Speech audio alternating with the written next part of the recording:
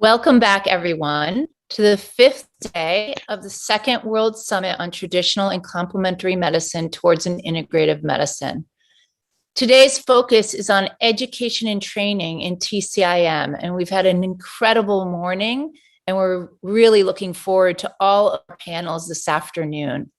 So I'm going to turn it over to Jessica Price from the Academy of Integrative Health and Medicine, who will be introducing our first panel. Thank you, Tabby. Yes, we're taking our theme of education in TCIM and we're moving now to North America. So I have the pleasure of introducing the panelists for this third panel of the day and the first of our afternoon session. So first, we will hear from Dr. Erica Capilouti, the Fellowship Director at AIHM and Medical Director at Humanity Healthcare Choices.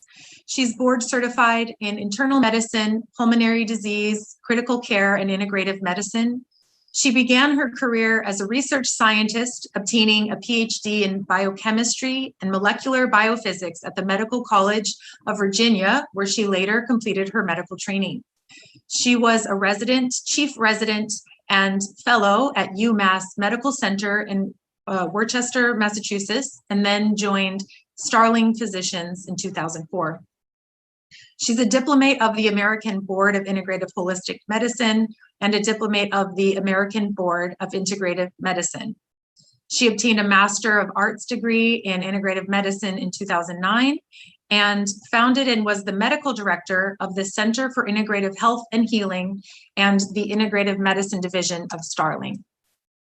She has served as the medical director of the Integrative Medicine and Respiratory Care departments at Hartford Hospital during her tenure in Connecticut and brought integrative modalities to the medical ICU and inpatient floors.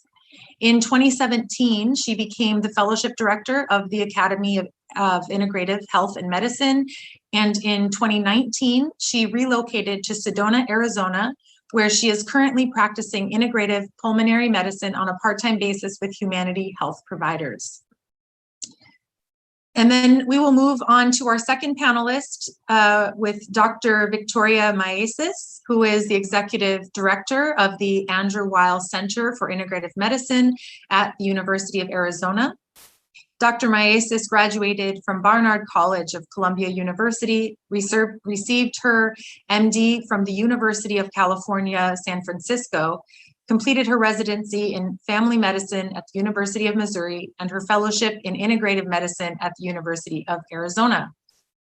She is internationally recognized as a leader in integrative medicine and is committed to helping individuals live healthier lives and to pioneering change efforts that address U.S. healthcare system challenges.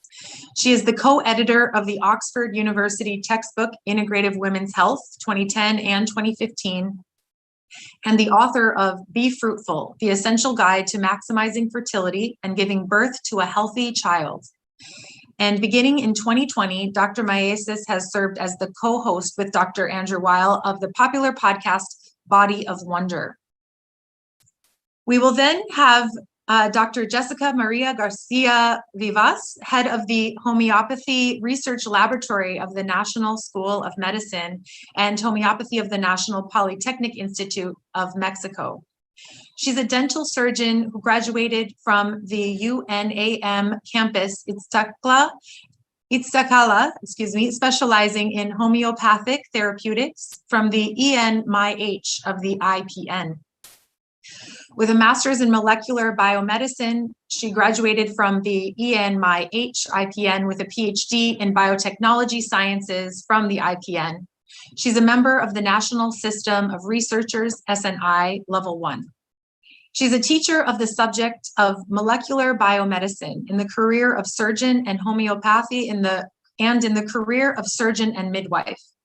She's a professor of the specialty in homeopathic therapeutics. She's an author of national and international publications and a speaker at national and international conferences, and currently is in charge of the Homeopathy Research Laboratory of the ENMIH of the IPN. A big welcome to all of our panelists, and we will first begin with Dr. Erica Capilouti. Welcome, Erica. Thanks, Jess. It's a real honor to be here and be part of such an important summit. Let me go ahead and share my screen. But before I actually dive into the slides, let's see here. There we go. I thought I would just take a moment to start with a personal reflection. You know, I first had the opportunity to start teaching when I was 16, and it's been a lifelong passion for me.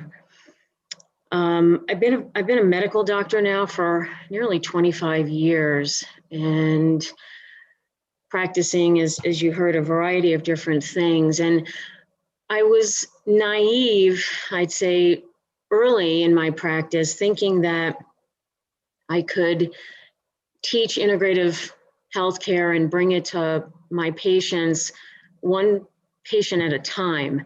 And while that was an effective way to do it, it was fairly inefficient. And many years later now, and particularly since I've been with AIHM, I've realized my far greater purpose, and that is to teach the teachers, which is also extremely effective, but far more efficient in being able to get integrative healthcare to a much greater number of people. And I'm thrilled to be a part of this team. You may know that there are a growing number of integrative fellowships in the United States. Each year there are more and more. And while these programs may differ to some extent from one another, I think our collective purpose is the same and unified, and that is to bring high quality integrative education to our healthcare providers so that we can get this to people all across the world. And AIHM is committed to that in a very unique way.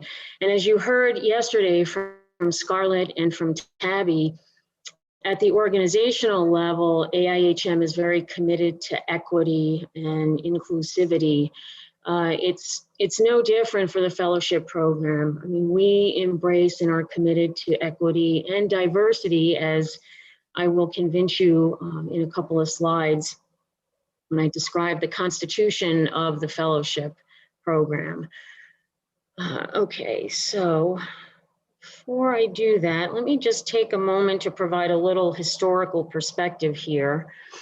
So AIHM, as you probably have heard, is a global interprofessional integrative health association with a commitment to transforming healthcare globally, starting at the body, mind, spirit, community, and planetary level. And AIHM has been leading the leading professional organization in the integrative and holistic community since the founding organization's formation back in 1978. And that was the American Holistic Medical Association.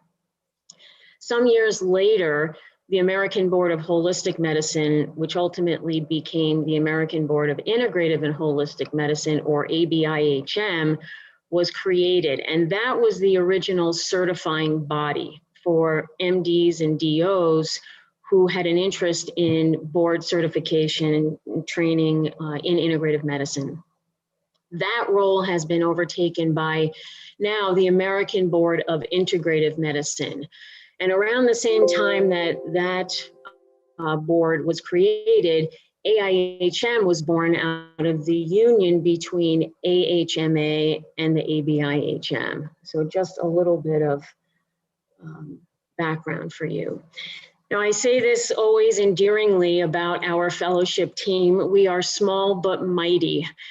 There are 4 of us, myself, April Grzinski, who's our Director of Admissions, Jess Price, our moderator today, who is also our Academic Success Coordinator, and Brian Hoff, who's our Associate Director of Online Education. We are always supported in an ongoing way by Dr. Tabby Parker, our Executive Director, and we of course also have support from our marketing and our accounting and membership divisions within AIHM.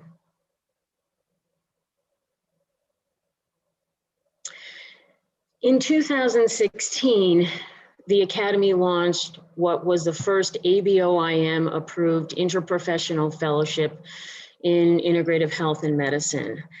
And I will say this over and over again throughout this presentation, that one of the most unique aspects of this program is the fact that it is interprofessional. And you'll see that momentarily. It is also an international program, and those 2 aspects of this program really just make it so unique and a rigorous and vibrant program. It is a 1,000-hour hybrid program that combines primarily online learning with in-person retreats and a clinical component, a clinical immersion experience that has taken on a variety of different forms since the COVID pandemic. And this is generally done within a 2-year time period.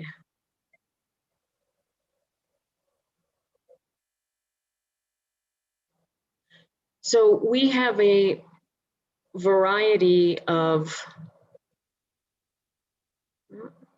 sorry about that, variety of different professions that are represented, not just doctors, medical doctors and DOs, but naturopathic doctors, chiropractors, physician extenders, nurse practitioners and PAs, physical therapists, licensed acupuncturists, pharmacists, those in behavioral health science, such as clinical psychologists and licensed clinical social workers, certified midwives, registered dietitians, dentists, and Ayurvedic doctors.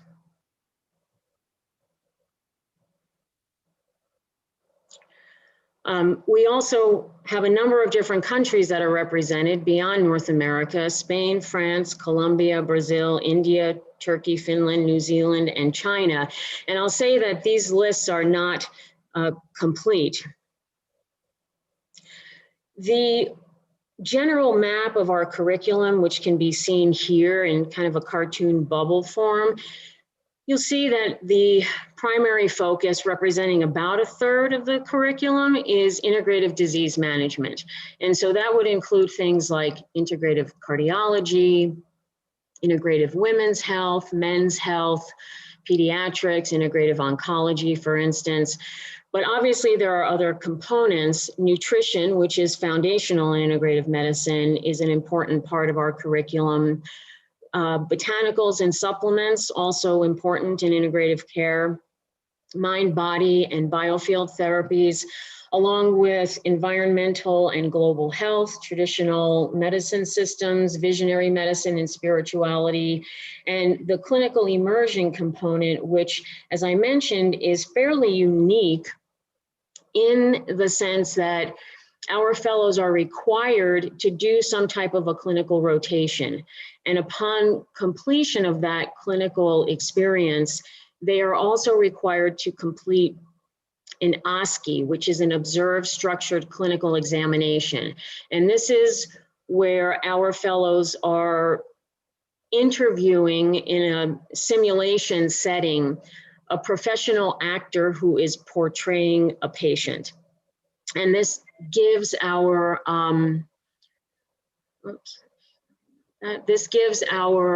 fellows the opportunity to demonstrate their knowledge and their expertise that they have acquired during the curriculum experience.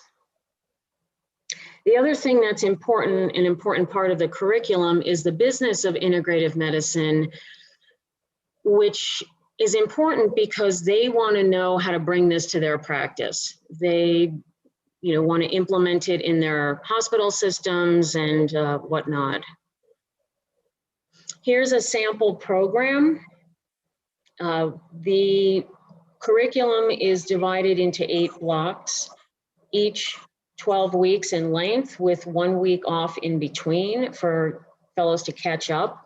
There are 3 retreats, the last one being where they graduate, which is always exciting.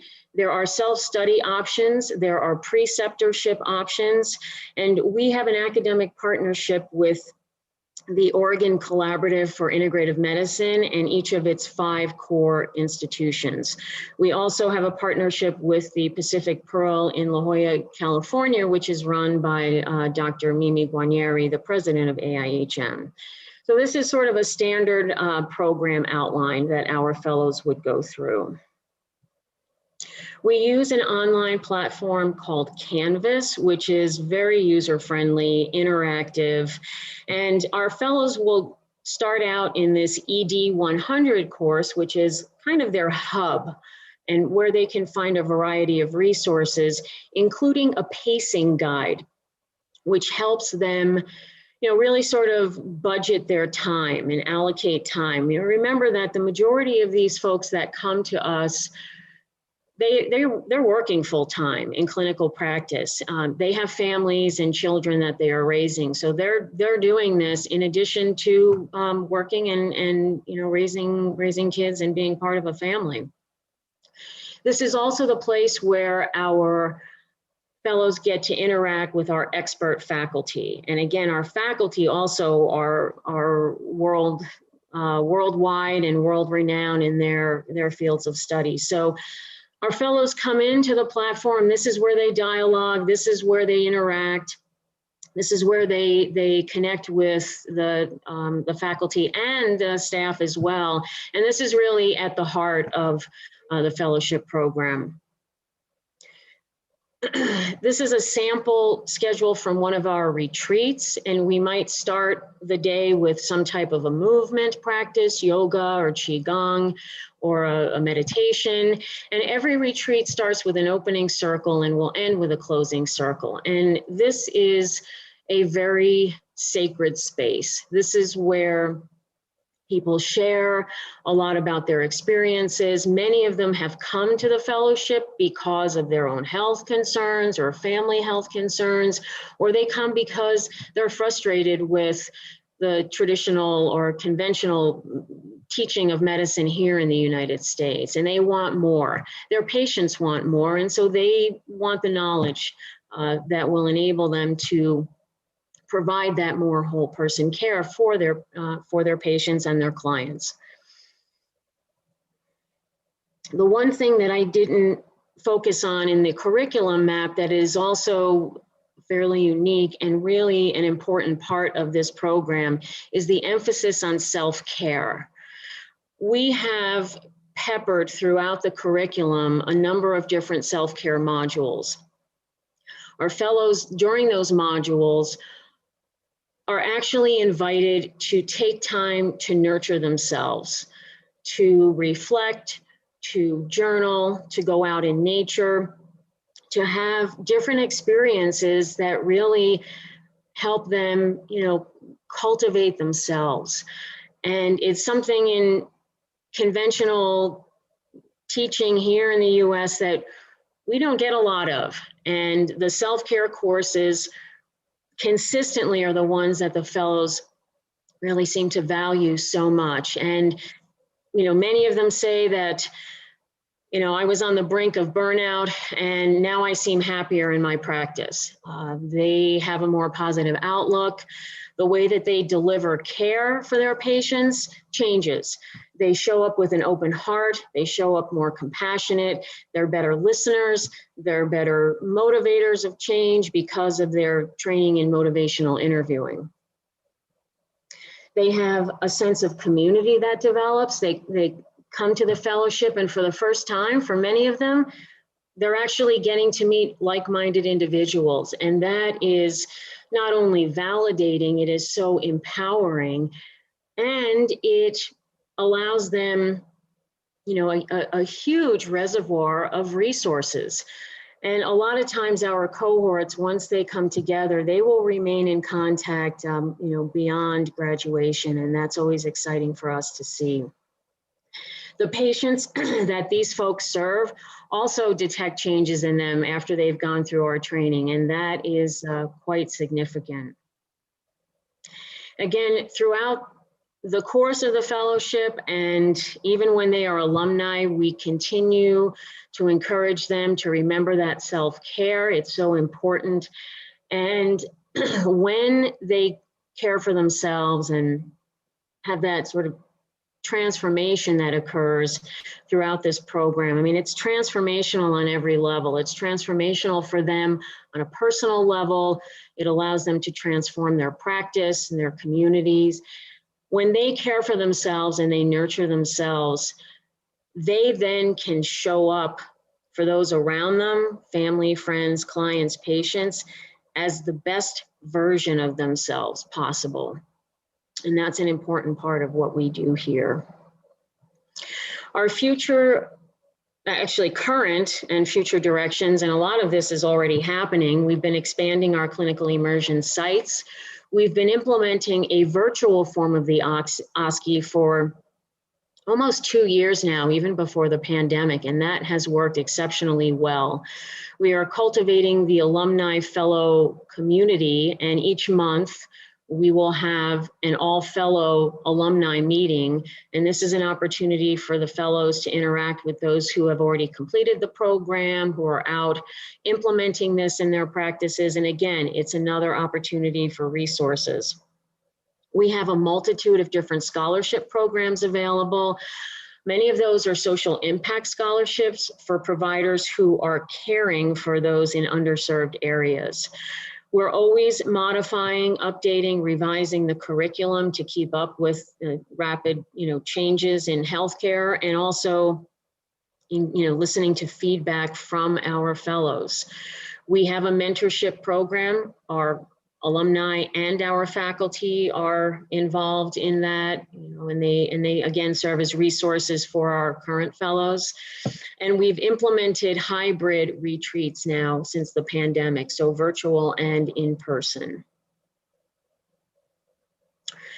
Our classes start in April and October, so a spring and a fall cohort. Applications are reviewed on a rolling basis, and once class is filled, applications are no longer accepted for that cohort. If a prospective applicant has an interest in connecting with a fellow or an alumni to learn more, we are happy to do that. We also are always answering questions about scholarship opportunities, and we invite folks to schedule a call with admissions at any time. You heard about our conference, I think, yesterday and perhaps last weekend, but AIHM is proud to announce our annual conference will be a hybrid event this year in October in San Diego, and this will be where we will be graduating our 7th cohort, which we are very excited about. So we hope that we'll get to see some of you there, either in person or virtually. You can connect to us via all the prominent social media platforms. You can, here in the US, join a local chapter, although we, I believe, also have some international chapters and a student alliance. You can become a member of AIHM. And for those that have participated in any way in the summit who have an interest in joining the fellowship, we have a special discount code that we are offering for $1,500 off the tuition if you mention this. In closing, I would say, and again, kind of a reflection on my part, this program is truly transformational. It's transformational for the fellows, and it's transformational for us, as staff.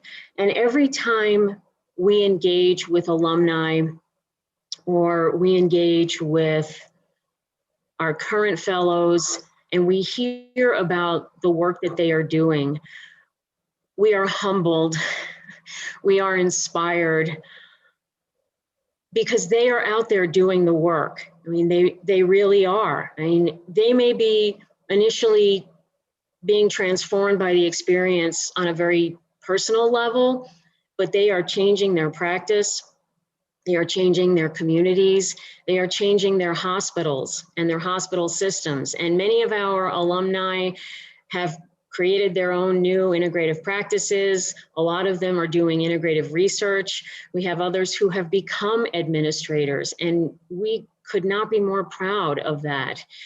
And further, I would say that we are reminded of the importance of this work that we do and that other integrative fellowship programs do.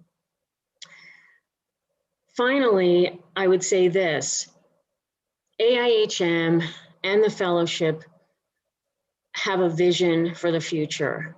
And that vision is that this type of healthcare, whole person care, TCIM, ancestral, whatever we choose to call it, everyone has a right to this kind of care, no matter your skin color, no matter how much money you have, no matter where you live. And we are absolutely committed to that. And with each cohort that we graduate, we come one step closer to achieving that realization. I just want to thank the organizers for the opportunity to speak. And Jess, I will turn it back to you. Thank you, Dr. Capilouti. That was really great to get to hear a lot more about the Academy and share what we do and what our fellows are doing. So now we will move on to the next panelist, which will be Dr. Victoria Maeses, who has a pre-recorded video for us.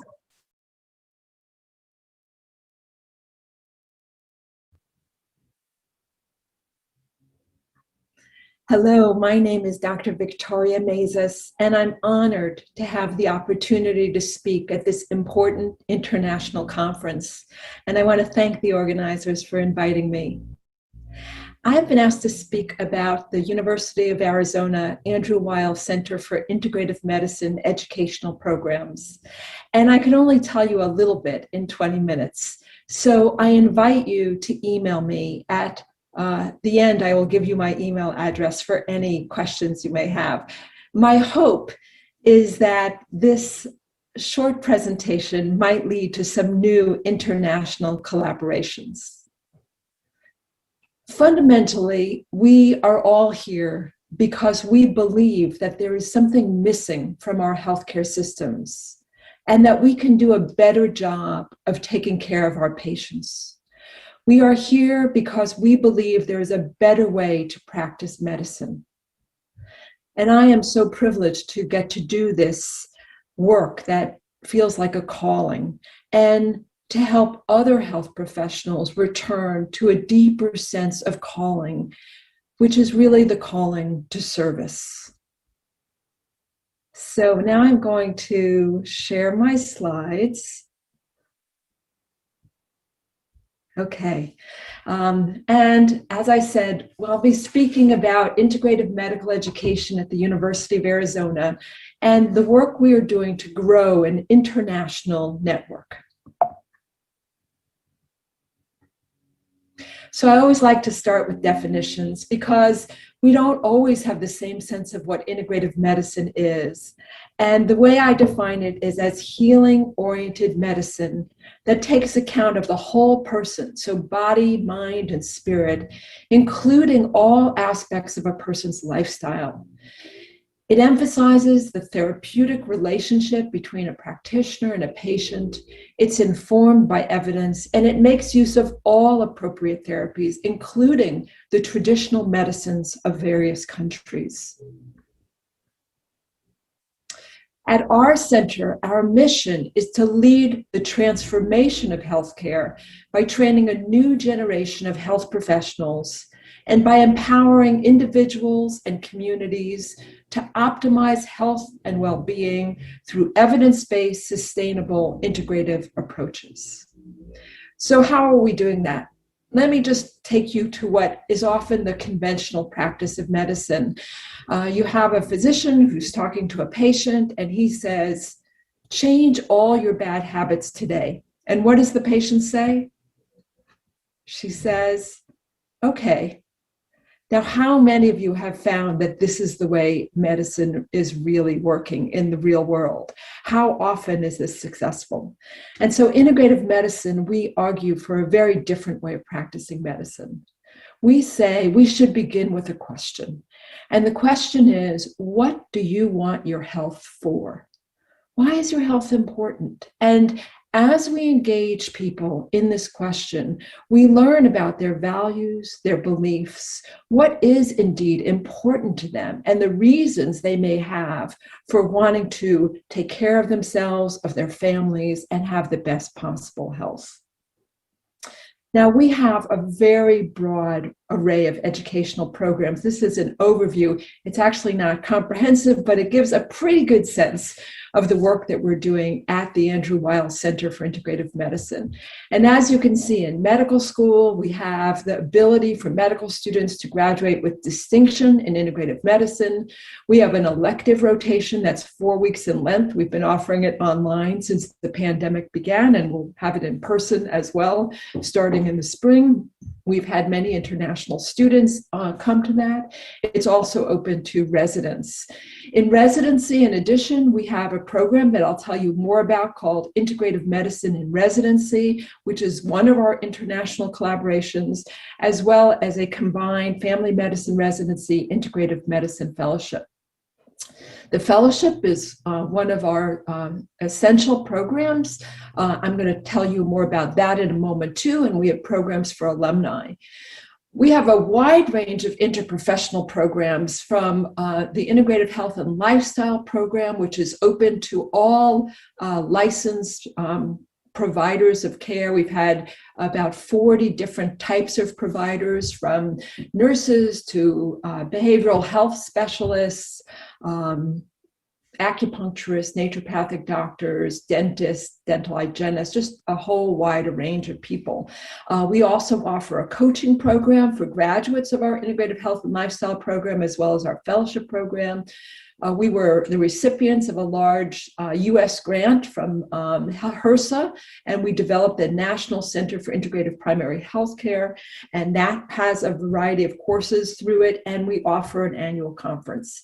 And then I believe that you have attendees from the public, so please know that we have an app that helps people look for their own motivation to be healthy. It's called My Wellness Coach. It's in English and Spanish. We have a program called Can Heal for people who are newly diagnosed with cancer. We have a new podcast called Body of Wonder that's available on all the places people find podcasts. And we have a series of courses in wellness and lifestyle that people can engage deeply in integrative medicine topics. So to go in depth around a couple of our programs, our Integrative Medicine Fellowship curriculum looks like this.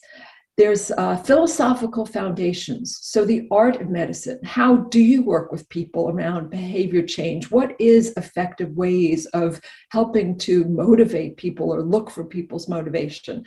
Lifestyle. And we define that broadly. So not just nutrition and physical activity, but sleep, environmental influences, relationships, resiliency.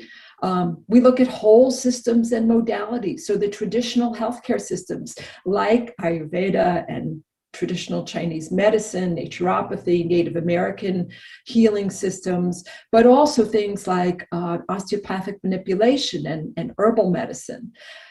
It's not only about looking at traditional systems, but also emerging topics such as genomics and epigenetics and the importance of the microbiome. We teach our fellows how to look very critically at the research literature to make decisions about how good an article was that. Can you say something's ineffective if you've only tested it on 10 people, for example, or for a week or two when it may take months to see a change? We have leadership education as part of the fellowship, personal reflection as people consider the training they've been through and the kind of healer they wish to be, and then clinical integration, including a clinical mentorship training program, so that this is not just theoretical knowledge, but it's intended to be put into use in practice. Broadly speaking, it's 2 years, 1,000 hours of curriculum. It's taught primarily online, which has allowed for fellows to come from all over the world using a faculty-mentored, highly interactive, and all linked back to the evidence. That's one advantage of online, is that we can link to the literature supporting what we teach. We also offer 3 residential weeks in Tucson, where we build community. We teach the things that really have to be taught hand-on, and we create a safe space where people can look deeply at who they are and who they want to be as physicians. This is also open to nurse practitioners and to PharmDs. So this gives you a little sense. We've been doing this fellowship since the year 2000. We have almost 2,000 graduates, and 128 of them come from countries all over the world. So we invite our international listeners to consider, would you want to do a fellowship in integrative medicine? We would love to have you join our fellowship program. Now, 1,800 fellows is a lot. It's a very large fellowship training program, maybe the largest one in the world.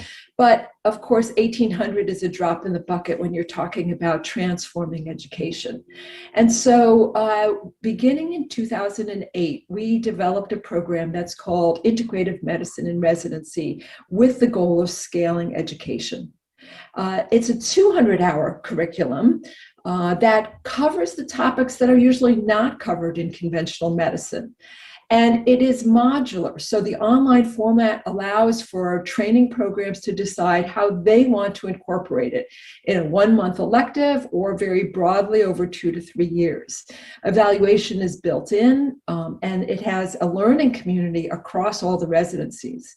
It also has a focus on physician well-being, and we offer an annual faculty development meeting for faculty, usually has about 100 people, and helps the faculty continue to develop their teaching skills and be a strong supportive community.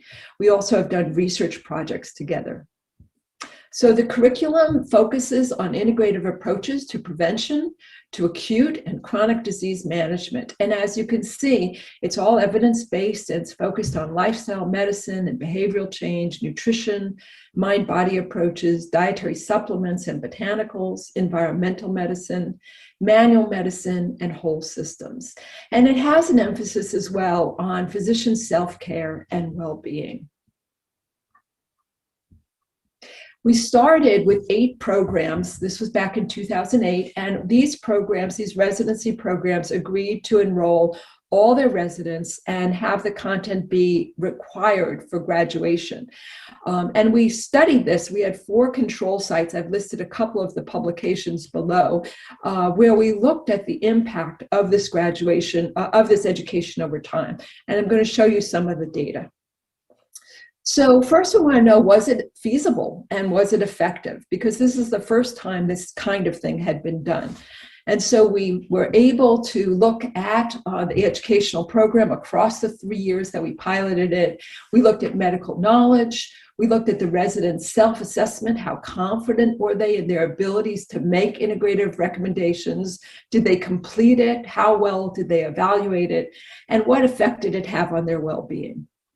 And here's some of the data you can see in blue, the IMR experimental group, and in orange, the control group. And so at the beginning, when they first started their training, this is the first postgraduate year, they were essentially identical in their medical knowledge.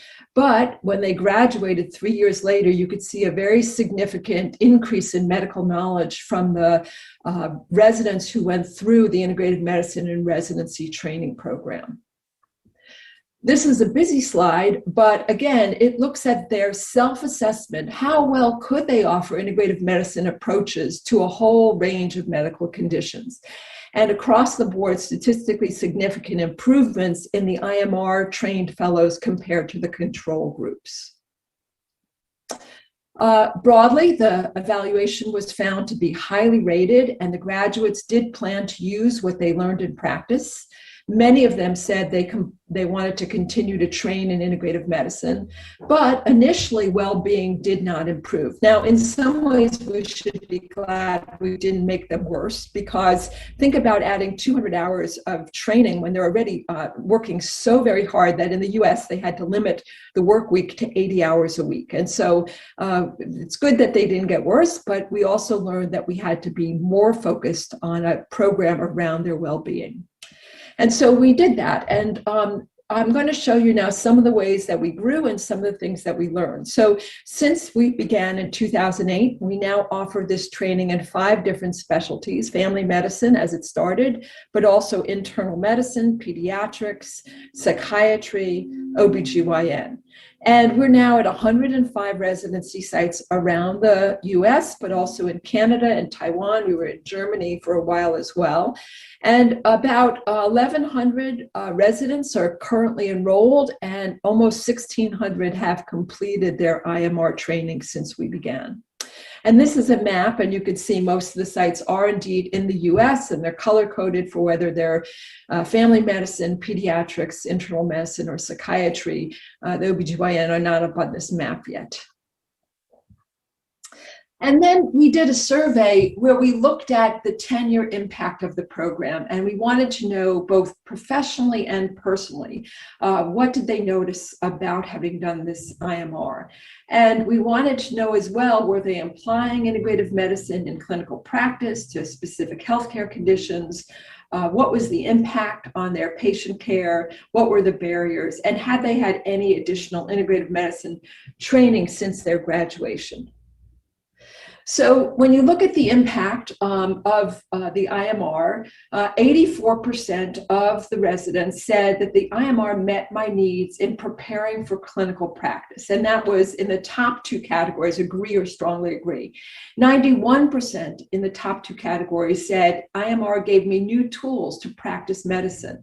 And 37% said it gave me some additional employment opportunities when I graduated.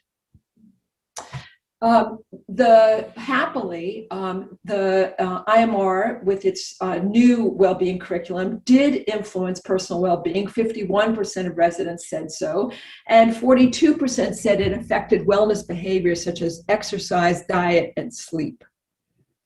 Now, this is another piece that I'm very proud of.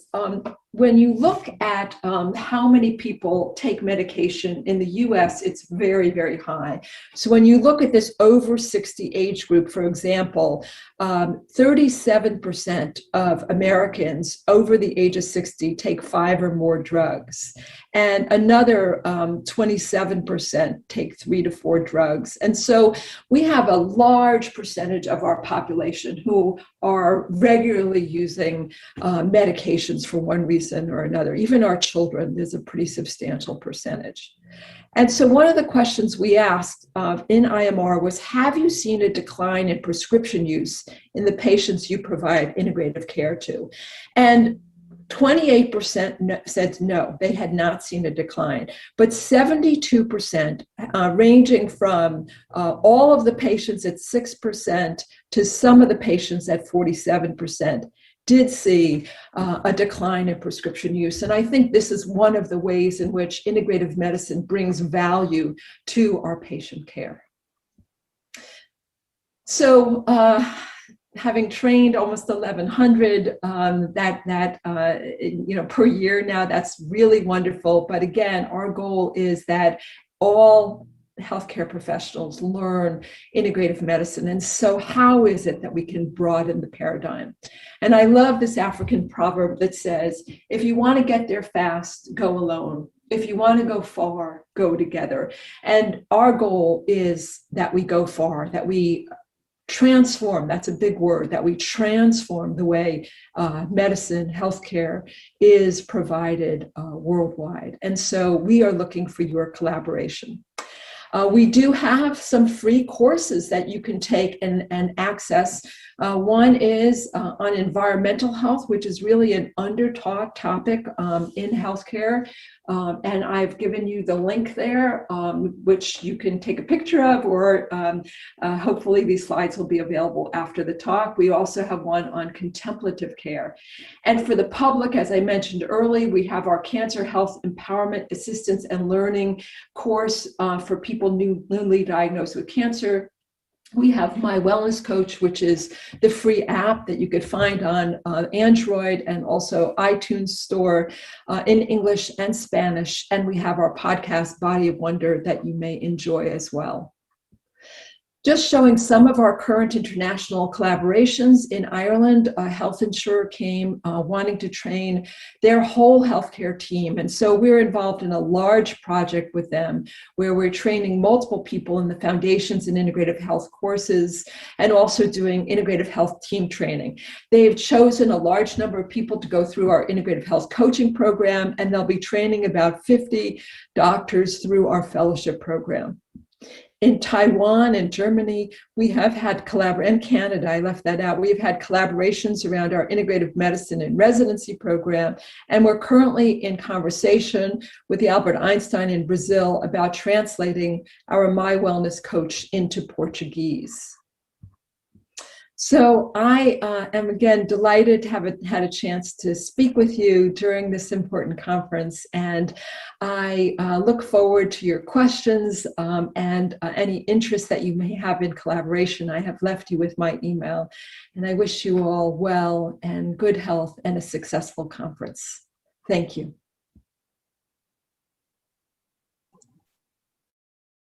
Well, thank you for that presentation from Dr. Maces. And I just want to take a moment before we move on to Dr. Garcia, our next panelist. But I want to remind everyone that we welcome your questions. Please, if any questions come up, we'd love to be able to have the opportunity to ask our panelists at the end of this panel. Some questions from the audience, just put them in the chat. We welcome them. Thank you so much. And now I will hand it over to you, Dr. Garcia. Thank you, Jessica. Well, at first I put my timer because like a Latin woman, I speak a lot. So maybe, so sorry. Okay. Second, I want to apologize with David, with Jesse, and with Dr. Erica because I start to speak in Spanish. I'm so sorry. Okay, thank you so much. Okay, bueno. Ahora sí, antes que nada, bueno, mientras hago Call mi for anything while I share my screen. I'd like to thank you. You don't have an idea of the work that this event has meant for us. There's 1,000 people just working behind this whole summit. Dr. Martha, who was the creator. We also have Natalia, we have Daniela in Washington and everywhere in Latin America. And we are working from Brazil, Mexico. We're in the chat rooms and working a lot. So there's a lot of people, and it's amazing to have this event do everything that it represents. And Natalia, of course, heading, and I'm sorry, She's always aware and she's amazing. But she's been working really hard. And last week I wasn't able to finish up and thanking everyone, but that's why I want to take advantage of this now. Talking about this education scope of MTCIs in North America, because Mexico is also part of it. Just like last week, and I've mentioned in Mexico officially, we have complementary medicine that can be used. We have herb, chiropractic, homeopathy, and acupuncture. These are the only ones that are really being acknowledged. These are official, or more, say something more precise. But in Mexico, we have a really broad story in homeopathy. Despite having a huge story of many years of traditional medicine, there's no school where anyone could go and learn traditional medicine, Mexican traditional medicine. However, homeopathy is the one that has had greater academic development. This is due that since 1949 in Mexico, we started to use homeopathy that came from Cuba, from some Spaniard medics and physicians, and it gained a lot of interest in 1954 with the epidemics of yellow fever, which has a specific and adequate treatment.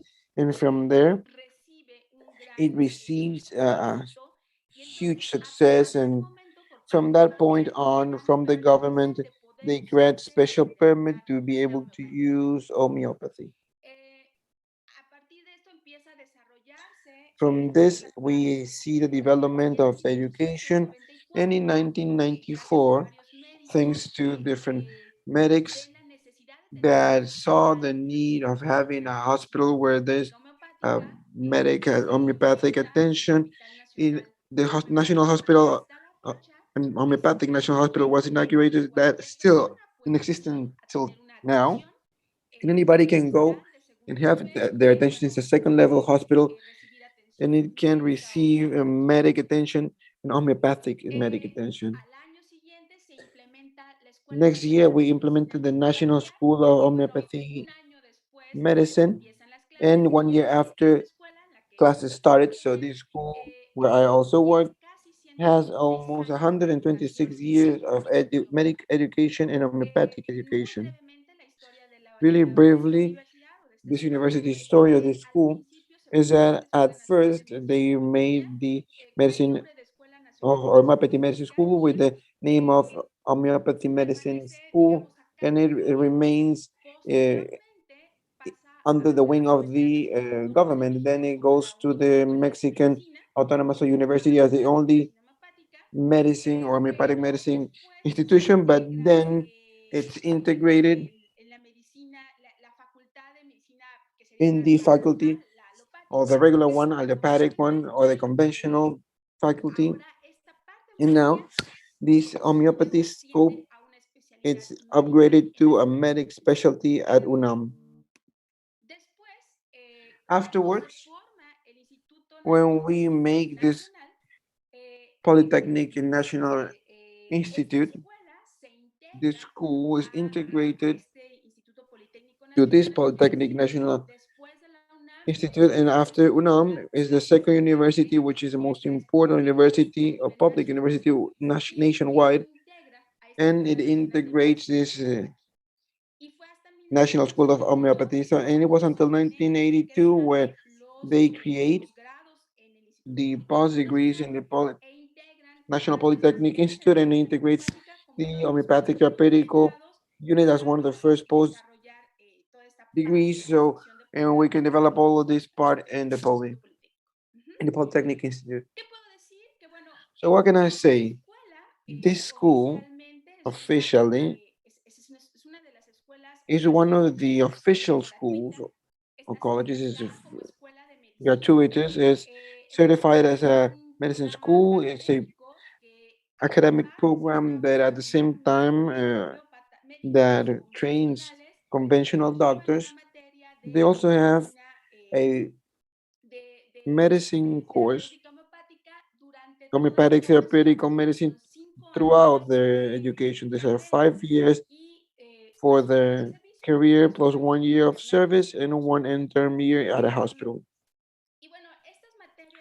So these homeopathy courses go from fundamental like philosophy, then everything that has to do with medical, homeopathic treatment, pharmacy, scientific basis, etc.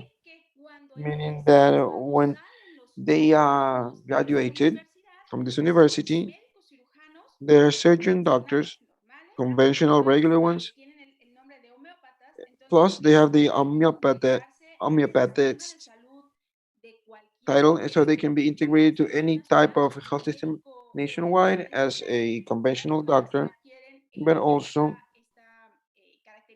they have these characteristics of having or being able to provide or providing homeopathic treatment, meaning they can develop specialties, work at any hospital with the advantage of having the tool of homeopathy.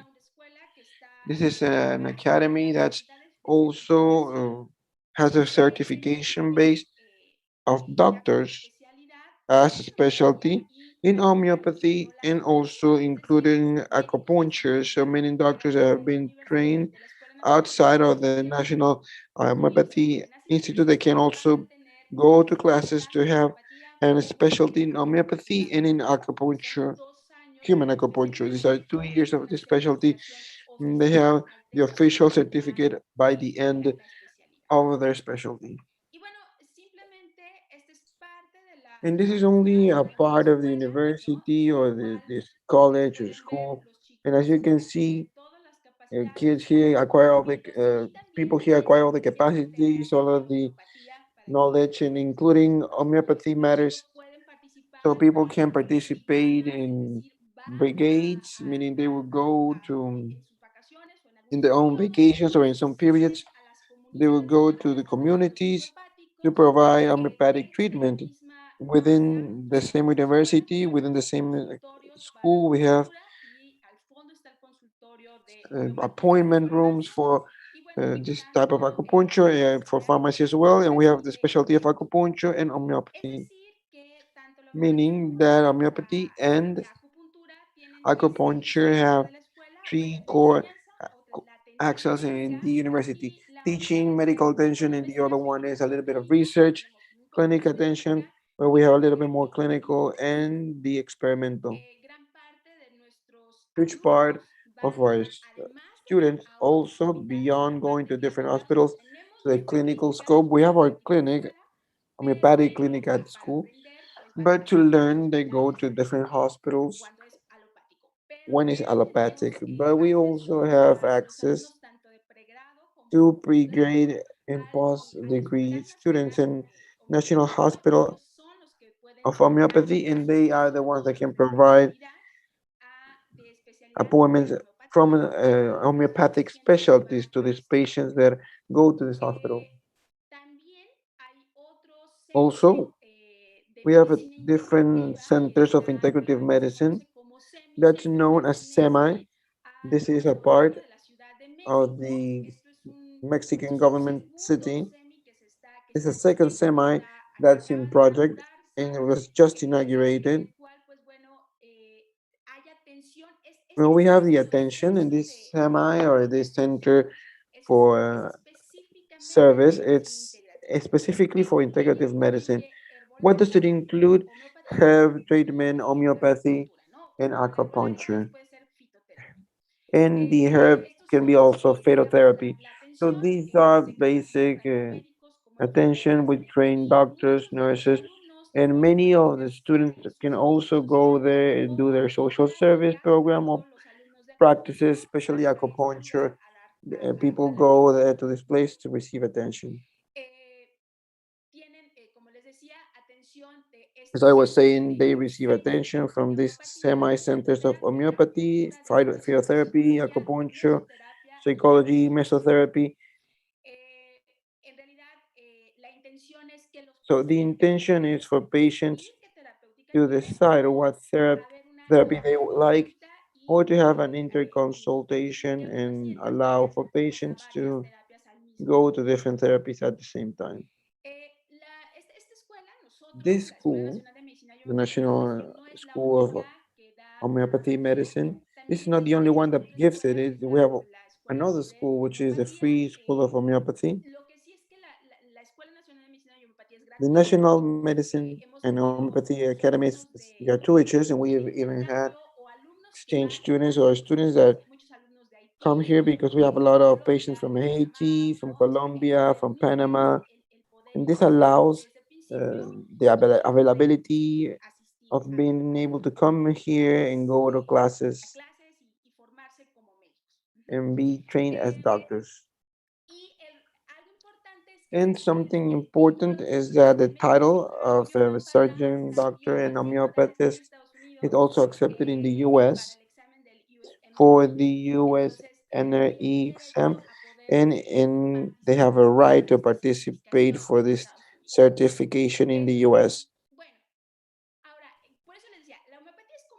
Well, homeopathy is like the strongest and the one that has more weight with acupuncture and medicine.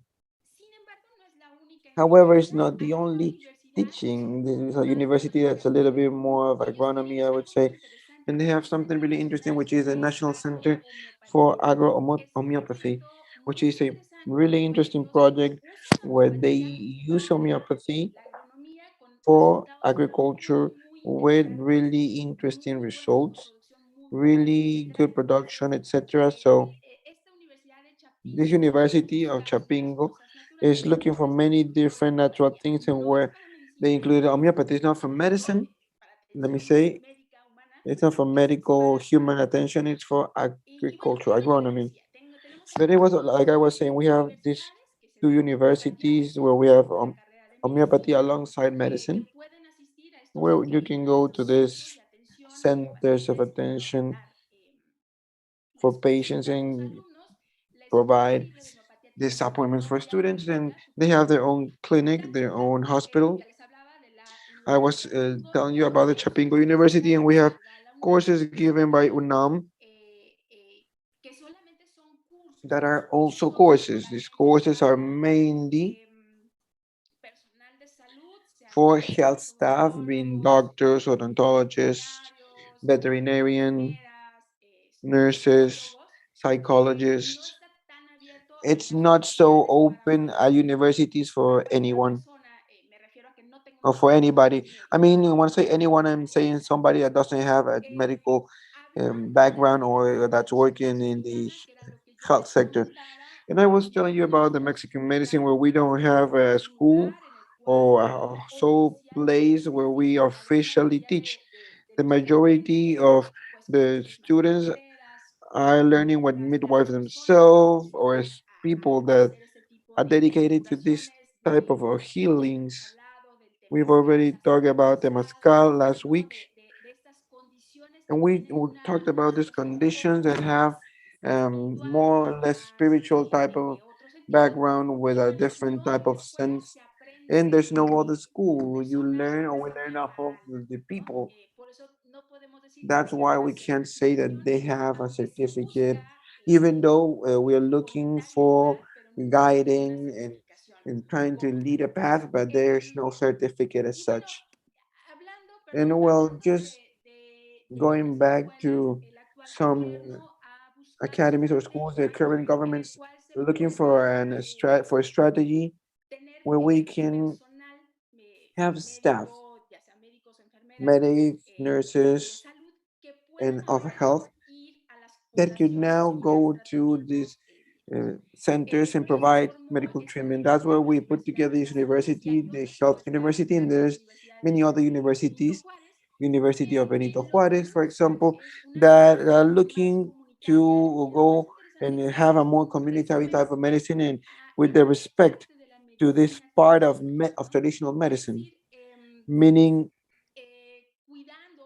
caring and taking care and respecting all of the customs of communities. We heard yesterday, for example, that there's many groups that the fact that we go to impose strategies of health are going to be closing down or because they don't need it or because there was no empathy, we weren't able to achieve this click with them, to be able to work alongside them. And now the intention is that with these doctors, medics, nurses, or with this staff, for us to be able to respect the cultural scope, the cultural or the tradition side of their culture, to be able to implement medicine, providing and giving me respectful. So I believe it's a really interesting project, which is a part of these universities as well, and I participate with them. I support it, and it's just starting, so it's only a few moments that this is happening. And the pandemics delayed these things, but students are already anxious to work on this, and I can say that there's a part that I was admitted to, and we like to implement and talking about certain things like complementary alternative medicine, etc., with the respect that we should for them to be implemented with students. So I believe that it's a good opportunity where we make or raise awareness to the population of health, to the medics, nurses, groups, etc. But it's not the only thing. This is sort of like the block of doctors and health staff. However, in Mexico, we have different type of licenses that are not necessarily for medics, meaning there's an homeopathy course, acupuncture course, we have the courses and diplomates that are given regarding all these complementary alternative therapies, even a little bit of traditional medicine. However, these are not medics. This is it's open for anybody, and well, now they are organizing classes for homeopathies, culturists. So there's a detail here with the regulation scope, because the responsibility is not of the medics. It's goes beyond that. It goes beyond therapists, and it's sort of like there's still something missing for us to be able to work together. So for the benefit of the population, that's something of what we're doing right now. But in Mexico, we're open. We have what's allowed, so to speak, to take these courses and to work with these areas or within these areas. So, but officially, those that lead the main teachings are doctors, and I consider that they should be the ones making and taking the responsibility. So I believe that I'm done on time. I think so, yes, looking at my timer. And thank you very much. We are at the National Homeopathy Medicine School. I'm dedicated to research, and I'm also supporting a little bit UNISA, University of Health. And we are putting together, we're training, and we are making this, and hopefully up to the official mindset or official expectations that allow us to be a part of complementary medicine. So, Jessica, thank you very much. Thank you. Muchas gracias. Wonderful. Thank you, Dr. Garcia. And we do have a question. I'm going to actually turn to the question for you, Dr. Garcia, first, and then we can get to some others. But the question is, how do you think traditional doctors or ancestral medicine health agents can be integrated into an academic training? So any thoughts on that? Lo voy a decir también en español. Yo creo que sí. I'll also say it in English. And well, I think that there is a piece of work that Dr. Hernan and Dr. Almaguer have been conducting, which are the responsible or the from the government and the Secretary of Health, to try and integrate them with the respect that they deserve. We can't make them and force them for this to be with the allopathic rules, but with the respect that they deserve. And we've had good response. I believe that a part of being able of integrating doctors is to invite them also to be a part of this regulation type of courses and saying, this is how far you can get, this is your limit, and making sort of a clinical type of guide where they can say, okay, this is our work, we are going to move within this range, and we are responsible for this, for good and for bad.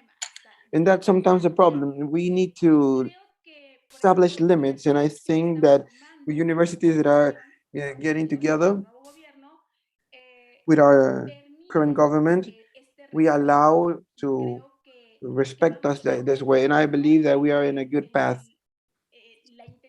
The intention is that from the moment that they're being put together and trained as doctors, as medics, they can understand this part of respecting their own beliefs and obtaining the best. For example, I've mentioned this humanized birth, where there's a whole nice environment for the women when they're going to give birth. And there's even some sort of aid of breathing together, of the midwife helping, you're reaching for her hand and helping her, being with her. And I believe that that's a whole part of the respect that doctors should learn. Sometimes we are just, okay, do this, do that, and everything is just quick. And yeah, my time is running. And we need to give them their time. We need to give them their space, their freedom as individual. I think that that's something that we need to um, encourage in at medicine schools, and I believe that this part of the new universities have this goal of being a little bit more social. Yes, thank you. Yeah, I agree. It's about the respect, right? There isn't only one, and it's we must learn to have a wider range and carry that respect across. It takes collective. So I really appreciate that answer. And I think, Dr. Parker, did you wish to add something to this? Yeah, I think, I loved your answer, Dr. Garcia. And I think we also need to think about how, the majority of global academic systems that we're talking about are really westernized kind of colonial academic systems. And how can we think about creating models that are more ancestral, where we actually elevate, there's one way that you can learn through a model that we've formalized, and that's great, but there's also other ways of learning. And one, I'll put in the chat for those of you who are in the Zoom chat, but there's a university in Nicaragua called the Universidad de las Regiones Autónomas de la Costa Caribe Nicaragüense. And it really is the ancestral community there that created their own pathways to education. So I think we should also be thinking about how can we create models that are created and co-created with those traditional medicine and ancestral leaders as we think about and rethink about education in this area. Thank you. And I saw Erica mention too, like allowing people to be faculty, allowing traditional ancestral medicine healers to be in the faculty. So thank you for that, Dr. Capilouti.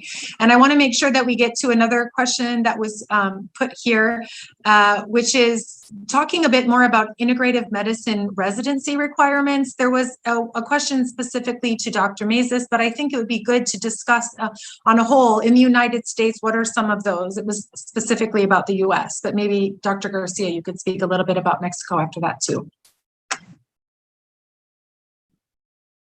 Yeah, so I'm happy to speak to the residency question. Getting and we're talking about a medical residency. To get placed into a medical residency in the United States when you have not received your medical education in the United States is a very complex process. The programming that Dr. Mays was speaking about, a lot of those residency programs are in universities within the United States. So they may have a pathway for residents to work with them, but I can say this is that, part of the goal of like our online fellowship, we actually have residents in our training, and we have residents and doctors from around the world. So that is one way to, if you're not able to physically come to do a residency in the United States, certainly there are online pathways to that educational training. And because the fellowship is created, the AIHM fellowship was created as a postdoctoral training. As soon as you have a medical license, you can actually, or an acupuncture license or a chiropractic license, or, whatever that clinical license that you have from your profession, you can apply to be a part of the fellowship and learn. So I'd encourage you to look into those types of options if you're interested in that type of training. Tabby, I would also add that, specific to those residency programs, the requirements will depend on what sort of field of study you're looking at. If it's in family medicine, if it's in integrative medicine within a family medicine, program versus an OBGYN program, those requirements may be slightly different. They'll be somewhat universal across programs, just primarily to keep it universal and make sure that people are getting about the same education. But there may be slight nuances across those programs, but totally agree with, your comments.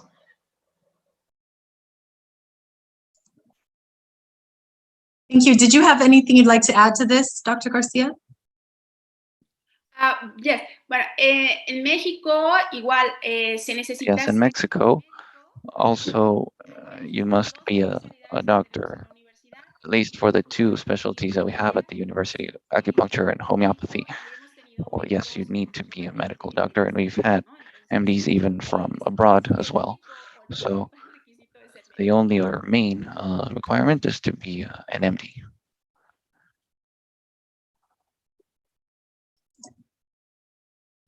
Okay, thank you. And is there other questions here? I think there is another one for Dr. Garcia.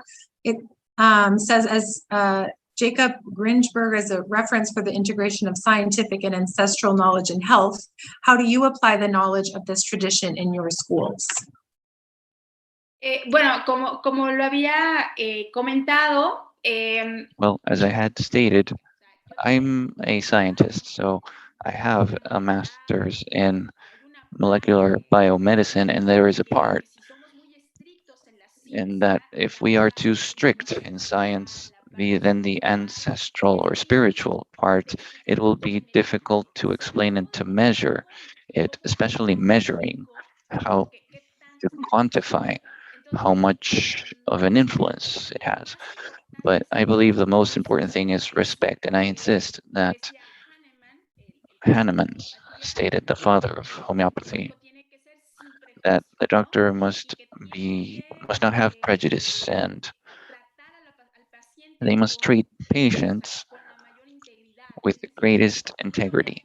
In other words, I will not judge them for their thoughts. I will not judge them for their beliefs. I will respect them because I will help them just like they are, as they are. So I do believe it is very important to foster, especially this respect. And there are things that can be included, as I was saying, as part of the humanitarian part. There are hospitals and even clinics which start to and take this, and nurses who start participating with a scientific training, and this ends up being beneficial. Perhaps the more spiritual part is not covered 100%, but the empathy and the support is more scientific. And to further, well, thank you for that, first of all. And to further continue with the question is, how do they integrate complementary and integrative traditional medicine if they only train doctors, right? as a question for anyone here who'd like to discuss that, where that happens. And this will be our last question.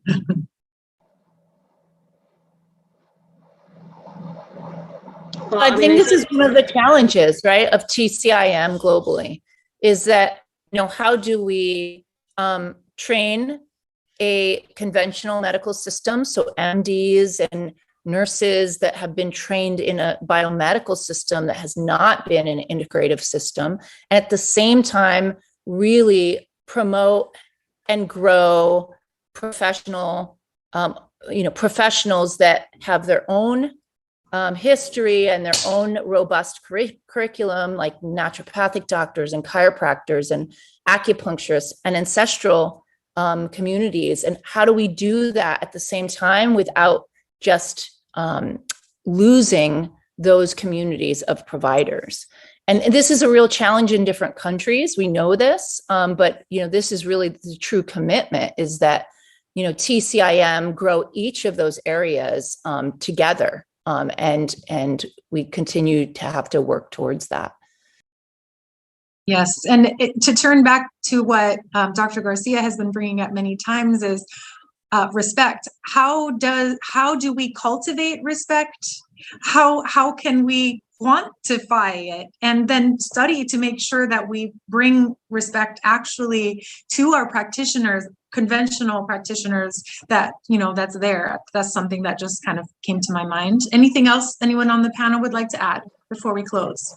I would just say that this is the importance of interprofessional training, right? I mean, this is exactly why, we do that. I mean, we value, we respect, those indigenous and ancestral cultures, teachings, and that is, it's just a critical part of, what we do at AIHM, and we'll continue to do. So. Well, go ahead. Yes, please. Entiendo la parte de I understand the part where doctors cannot only be the single most responsible party, and that we need to integrate more people. But in Mexico, we have a situation by which anyone can provide treatment, and so this is what is attempted to be regulated, so that a person who takes a course, so that they are always backed by a medical doctor, an MD.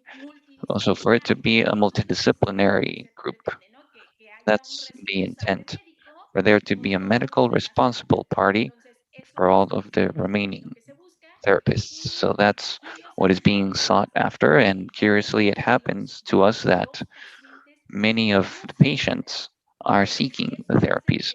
So this makes it so that many of the doctors should they start turning to ask what's going on. And well, it's much more of a humane medicine, so it allows you to interact more, know your patients more, etc. So well, it's a very difficult duty, and well, yes, indeed, that's where we're working, all of us.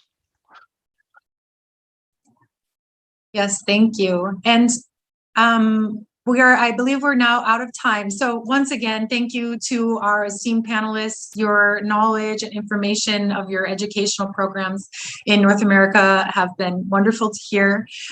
We will now move on to our active pause with Milady Menacho. So thank you so much and enjoy the movement.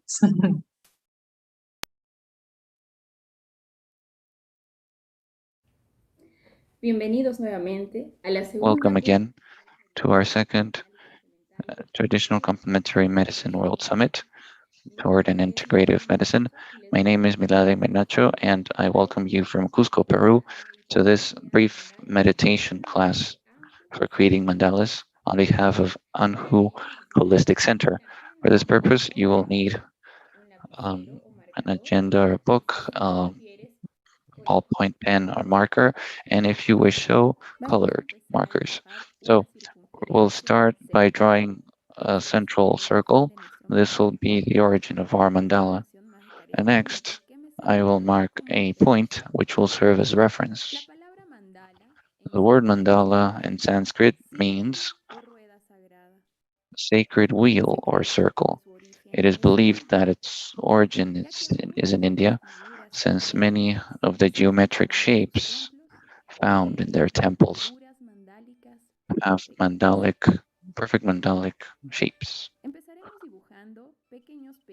We will start by drawing small petals around our circle. This will mark the first level for our mandalas. Don't worry if in the process you lose some symmetry. Each mandala is an expression of the soul.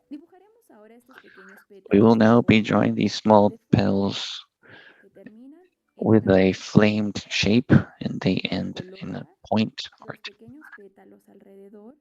These small petals are placed in the surrounding area, attempting to draw them each the same size. If you so wish, you may adapt your space with background music and essential oils. It has been shown that meditation, creating mandalas, has similar effects to traditional meditation.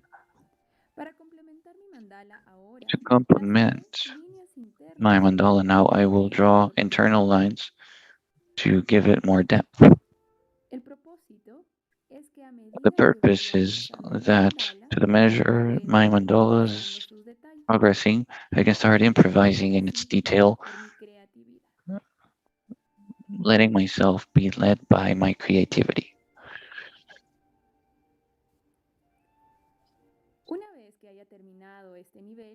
Once I'm finished with this level, I will now draw another petal pattern.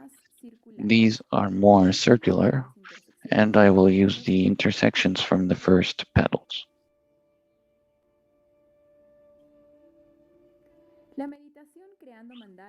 Meditation, creating mandalas, offers benefits such as helping to relax deeply, improving creativity, intuition, and concentration. It has also been shown that mandalas help us to synchronize cerebral hemispheres, the emotional hemisphere, and the rational hemisphere.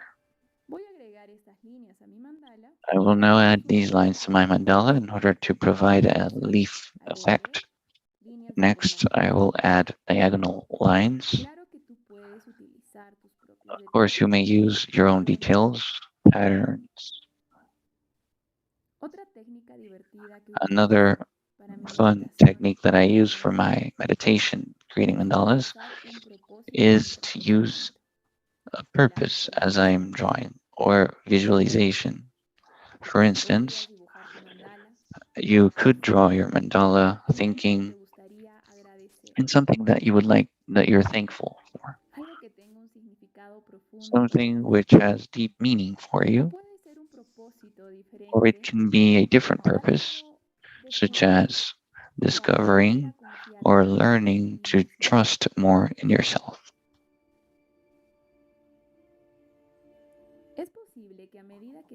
It is possible that as you advance, as you progress with your mandala, you become somewhat disconnected from reality. Time might fly as you're drawing and creating. This way, you will perceive your mind and your thoughts more relaxed and your body lighter. I will now move on to draw another petal similar to the last one, but with a longer tip. I will again use intersections.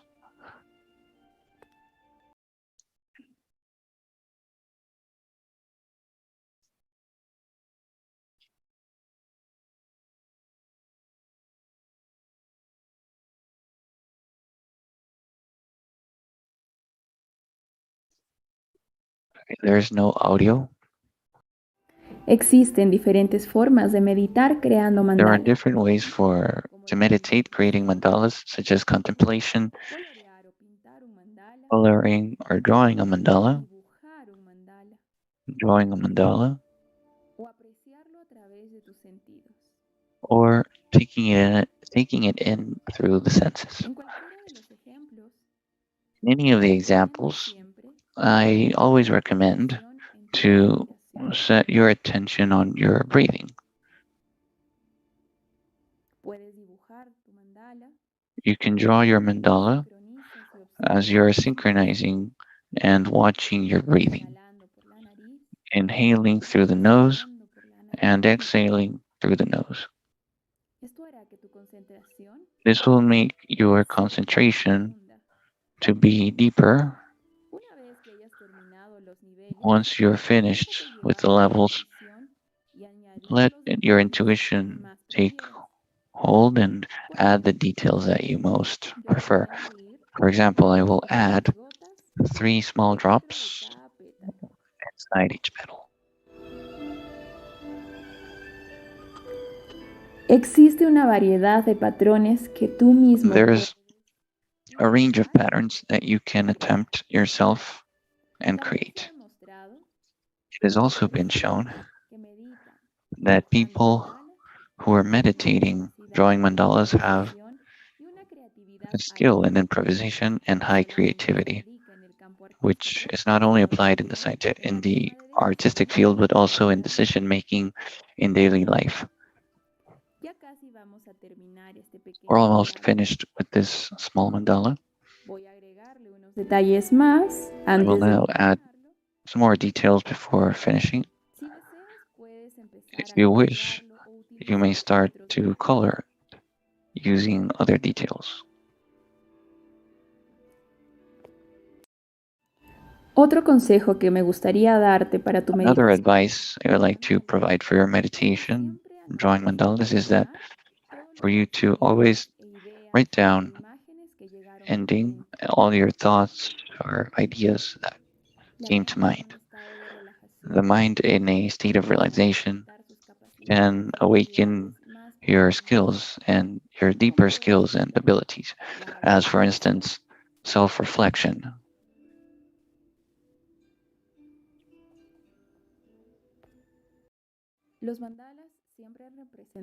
Mandalas have always represented the purest form of the human being's conception about itself, the world surrounding it, and the cycles of life, which is why the circular shape. I am now going to add these small spirals in each petal. You can add the details that come to your mind. Let your imagination flow. Now, I would like to take the opportunity to thank you for having participated and watched this class that I've designed in order to provide you with some tools and techniques that will surely be very useful during your day or your work. Don't forget to write down thoughts that might have come to your mind. I'm now finishing these small details, paying attention to my breathing and the pictures that come to mind. I'm observing my body sensations, and I will call this mandala medicine of the soul. Thank you.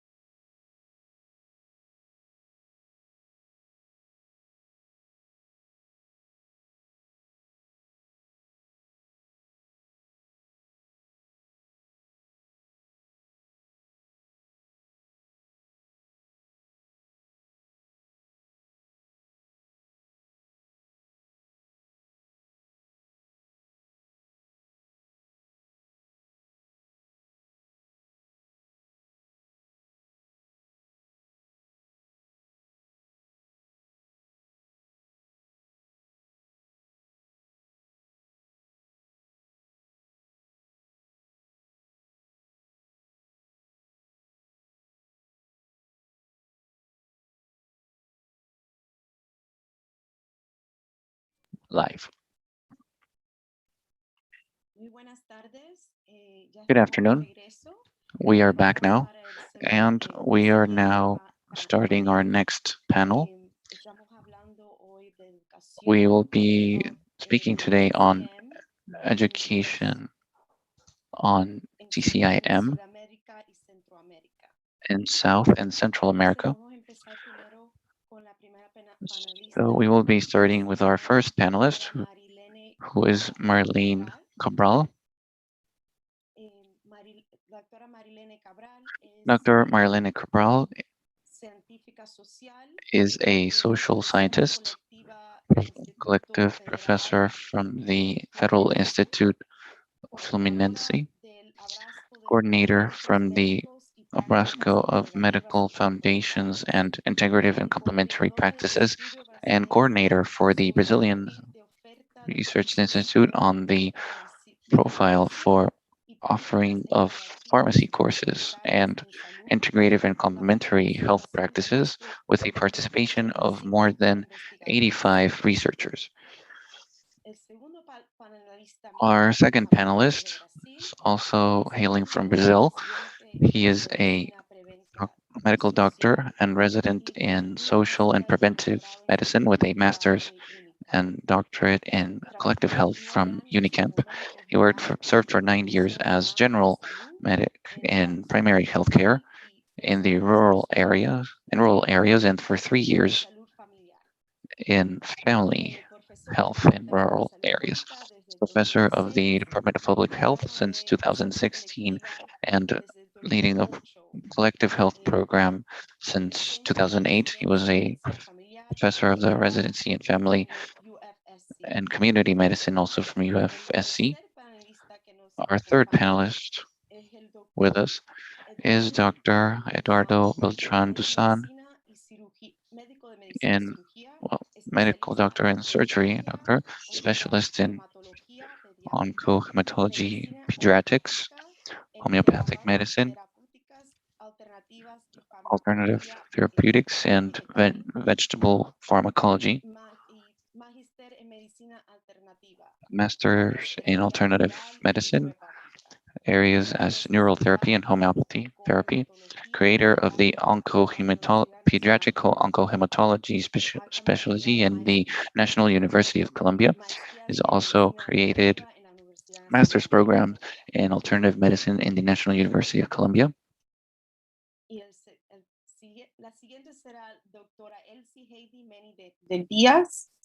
Médico cirujano especialista en gineco-obstetricia, profesor principal e investigadora, Facultad de Medicina, magíster en gestión sanitaria y salud pública, y doctorado en medicina en UNMSM.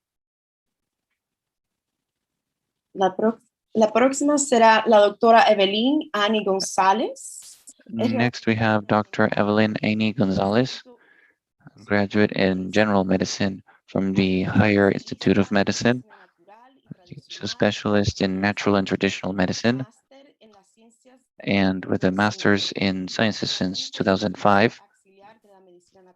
Currently, she's auxiliary doctor in natural medicine and traditional medicine in the Manuel Fajardo Hospital, president of the Cuban Society of Bioenergetic and Naturalist Medicine.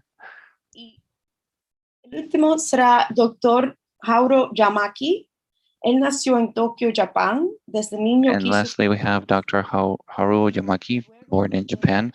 So as a child, he wanted to study medicine. As after baccalaureate, he got admitted into the Soka private law university. There he studied in the Tokyo Eisei Gakuen Oriental Medicine School under the lead of Dr. Fumiko Shirota in the Kosekai Nissan in the Tamagawa Hospital. And then he traveled to Nicaragua as a volunteer for Oriental Medicine, founder of the University of Japanese Oriental Medicine, Nicaragua. In 2011, the Ministry Accolades for achievements in medicine by the Ministry of Foreign Affairs in Japan, 2011. and working in the health ministry in Japan 2013. I welcome you all.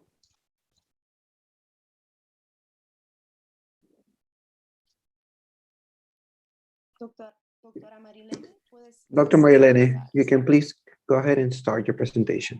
Saludos a todos e todas que nos acompanham. Eu vou compartilhar minha apresentação.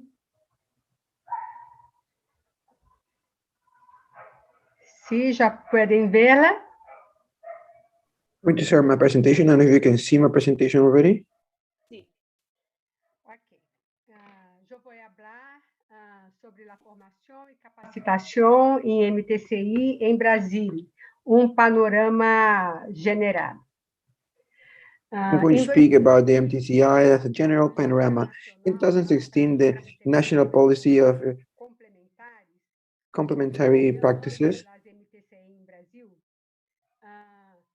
as we have the MTCI in Brazil, has established some guidelines for the permanent education of professionals in the national systems of health in Brazil. But after the guidelines for education of professionals of health in training, or in education, professionals of health in training at the superior level of pre-grade or technical degree, professional, livres de regulamentação do Ministério da Cultura. Então temos grande vazio de diretrizes em Brasil para a formação profissional em práticas integrativas e complementares. So we have a huge gap in the policy. The policy is just focusing in the courses, in the work of professionals that are already in the health systems. On the other hand, we have a huge increase of efficiency in the offer of courses in the training for MTCI in Brazil, and this demand or this supply or this offer is present mainly in private institutions. So it's private institutions that are offering nowadays the greater amount of courses of MTCI training in Brazil. And to have a general scope or view, we have free courses. And when I say free, I'm saying not regulated by the Ministry of Education. These are courses that don't have a prerequisite or defined prerequisite or a defined timely low. So these are the courses that are growing the most in Brazil. So the offer of these courses have more volume in Brazil. The technical courses are, or the offer is really small, almost insignificant. In the pre-grade courses, we have disciplines of the MTCI, and there is little only compared by for different countries in the medical schools. Almost 21% have MTCI disciplines, really far from what we see in different countries. And we have different courses of licensing as well, of some MTCIs, the musical therapy course, chiropractic, and naturology. The post-degree courses have to look at their big offer that they have, and this offer is also present mainly in private institutions. And we still have permanent education courses and services that are offered by the Ministry of Health and by the Secretariat of Health in the local scope. So these are free courses that are growing in the demand, and also with the post-degree courses. But the free courses, Given that they're not regulated, they have a huge diversity of qualities in the supply. Some have good quality. Generally, they are sustained or backed up by the professional associations themselves, but many of them are really doubtful type of quality, with a small loading, hour loading, with no practical hours, with no practice, and the post-degree courses as well. They go through a similar situation. Some of them are really good quality. Universities or public universities have a really small participation in these courses, but some of these courses don't have good quality, don't provide good quality. They have a lot of practices in the national health system that are acknowledged as a good practice from the MTCI currently, and many of those courses and a huge number of practices with a small loading of hours, a small educational hours that we don't think it's enough. So there's a huge diversity of formats of these courses with growth. We believe is important to be found online, especially in this pandemic context.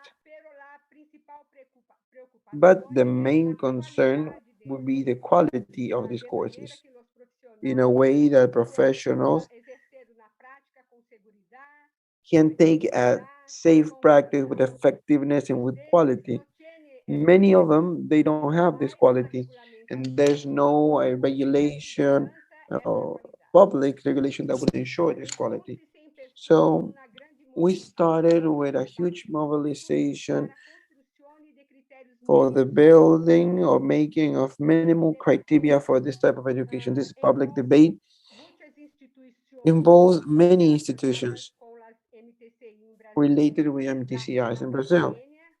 The Brazilian network, which is a network of Brazilian stakeholders, the Association, the Brazilian Association of Public Health, with its working group of MTCIs, COVI, which is the Brazilian Consortium of Integrative Health, and also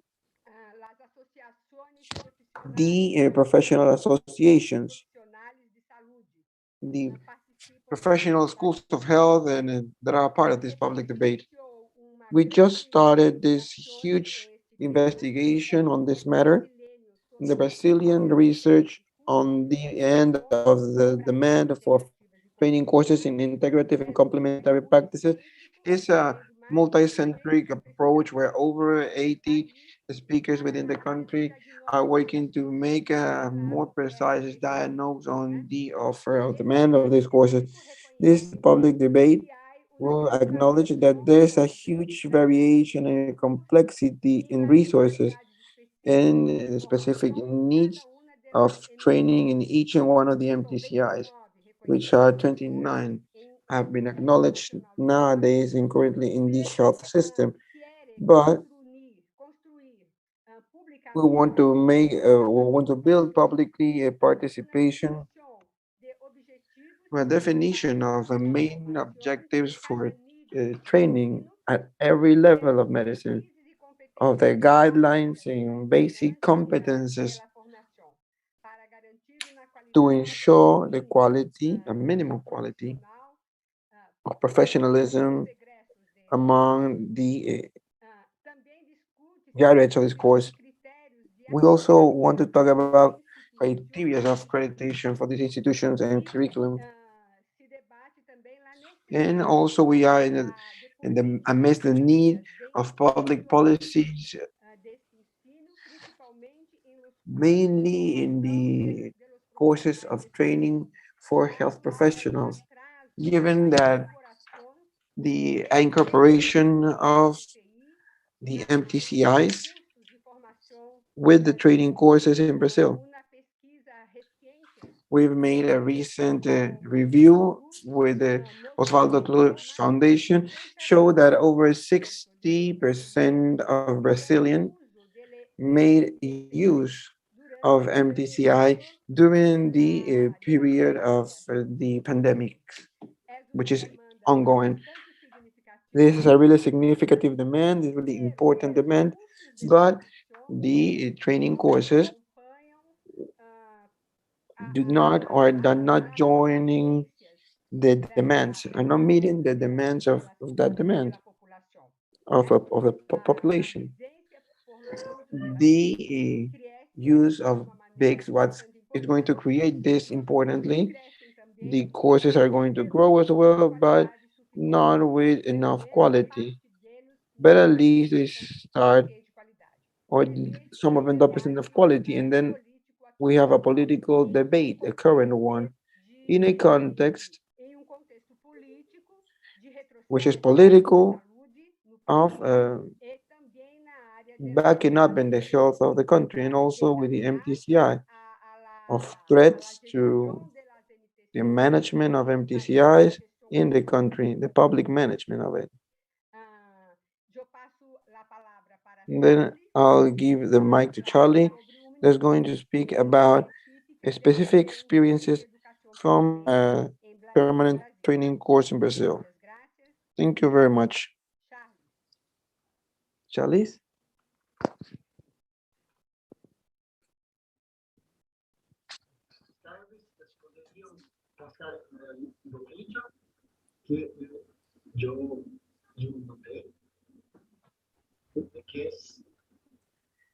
Sorry, but we cannot hear.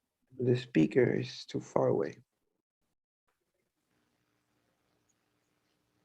Saudações a todos. Meu nome é Charles Tesser, eu sou professor do Departamento de Saúde Pública da Universidade Federal de Santa Catarina, aqui no sul do Brasil, em Florianópolis. E vou apresentar para vocês um resumo da experiência com a elaboração e oferta de um curso de auriculoterapia, que é voltado aos profissionais da atenção primária à saúde brasileira. Eu vou aqui a apresentação. Muito bem. Esse curso teve origem em anos atrás, com uma iniciativa local aqui do município, e criou cursos presenciais curtos de auriculoterapia que um médico acupunturista, esse rapaz de vermelho na foto, oferecia para os seus colegas da atenção primária. Ele era um médico de família aqui do centro de saúde. Isso chegou anos depois no conhecimento do Ministério da Saúde brasileiro, que nos convidou aqui na universidade para organizar um curso, inicialmente distância, que acabou sendo depois semipresencial, de auriculoterapia, voltados para os profissionais graduados já de nível superior, atuantes na atenção primária brasileira, sobretudo médicos, enfermeiras, mas também equipes de apoio, como psicólogos, nutricionistas, fisioterapeutas e etc. Em 2015, uma pequena equipe, essa que está na foto, com profissionais da atenção primária e também acupunturistas, elaboraram os conteúdos do curso, médicos, enfermeiros e farmacêuticos. Em 2016 fizemos um primeiro teste piloto, que permitiu aperfeiçoar muito o material audiovisual, e nos anos seguintes colocamos o curso no ar. O curso apresenta 3 abordagens da auriculoterapia: a reflexologia da orelha, a auriculoterapia conforme a medicina tradicional chinesa, que tem uma lógica própria de seleção de pontos, então é apenas uma introdução à medicina tradicional chinesa, que permite que se faça a auriculoterapia na lógica dela, e também, como não pode deixar de ser, uma discussão científica e acadêmica da auriculoterapia, enfocando evidências e mecanismos neurofisiológicos envolvidos.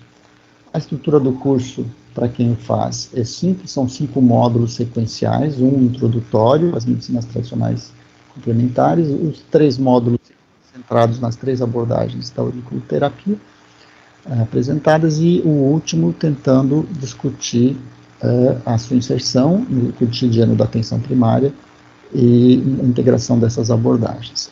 E são seguidos depois da aula prática.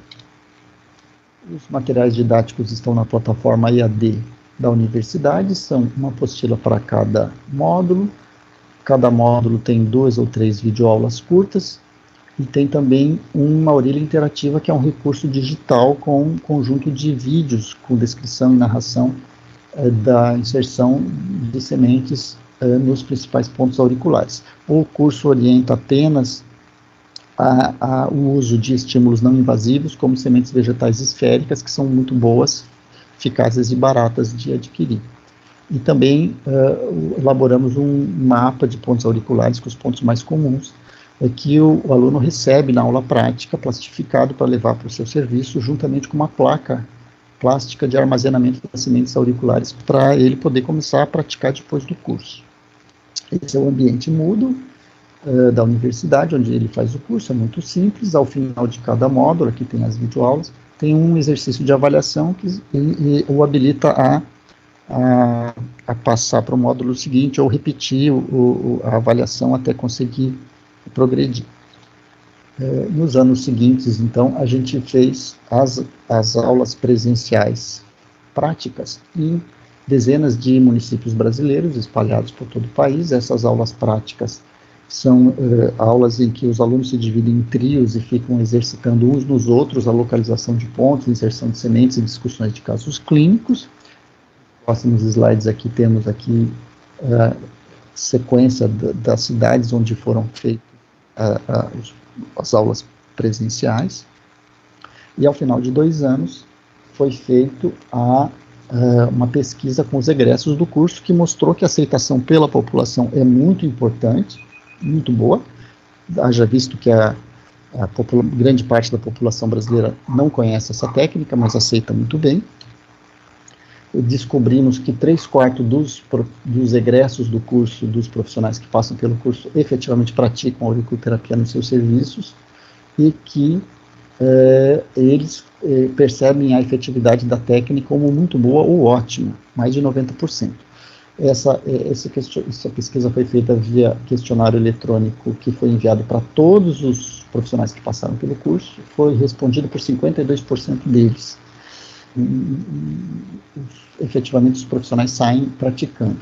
Essa experiência, então, com o curso está descrita com detalhe nesse artigo científico, e os resultados da pesquisa também estão publicados aqui nessa revista brasileira. Aqui tem um mapa com as cidades onde trabalham os egressos do curso, que são aproximadamente 30% dos municípios brasileiros. Um pouquinho mais de 10 mil profissionais já foram capacitados. Curvas ascendentes de produção de procedimentos auriculoterápicos registrados no sistema oficial do Ministério da Saúde, de registro de atividades da atenção primária, que foi crescente desde o começo do curso até o começo da pandemia, como mostra ali o detalhe à direita, que é proporcional ao número de alunos capacitados pelo curso, como mostra aqui esse desenho. Muito obrigado.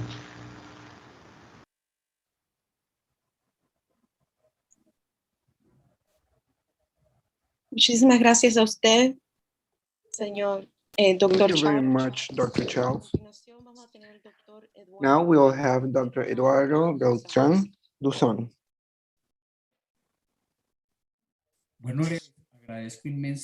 Thank you very much. I appreciate a lot this invite.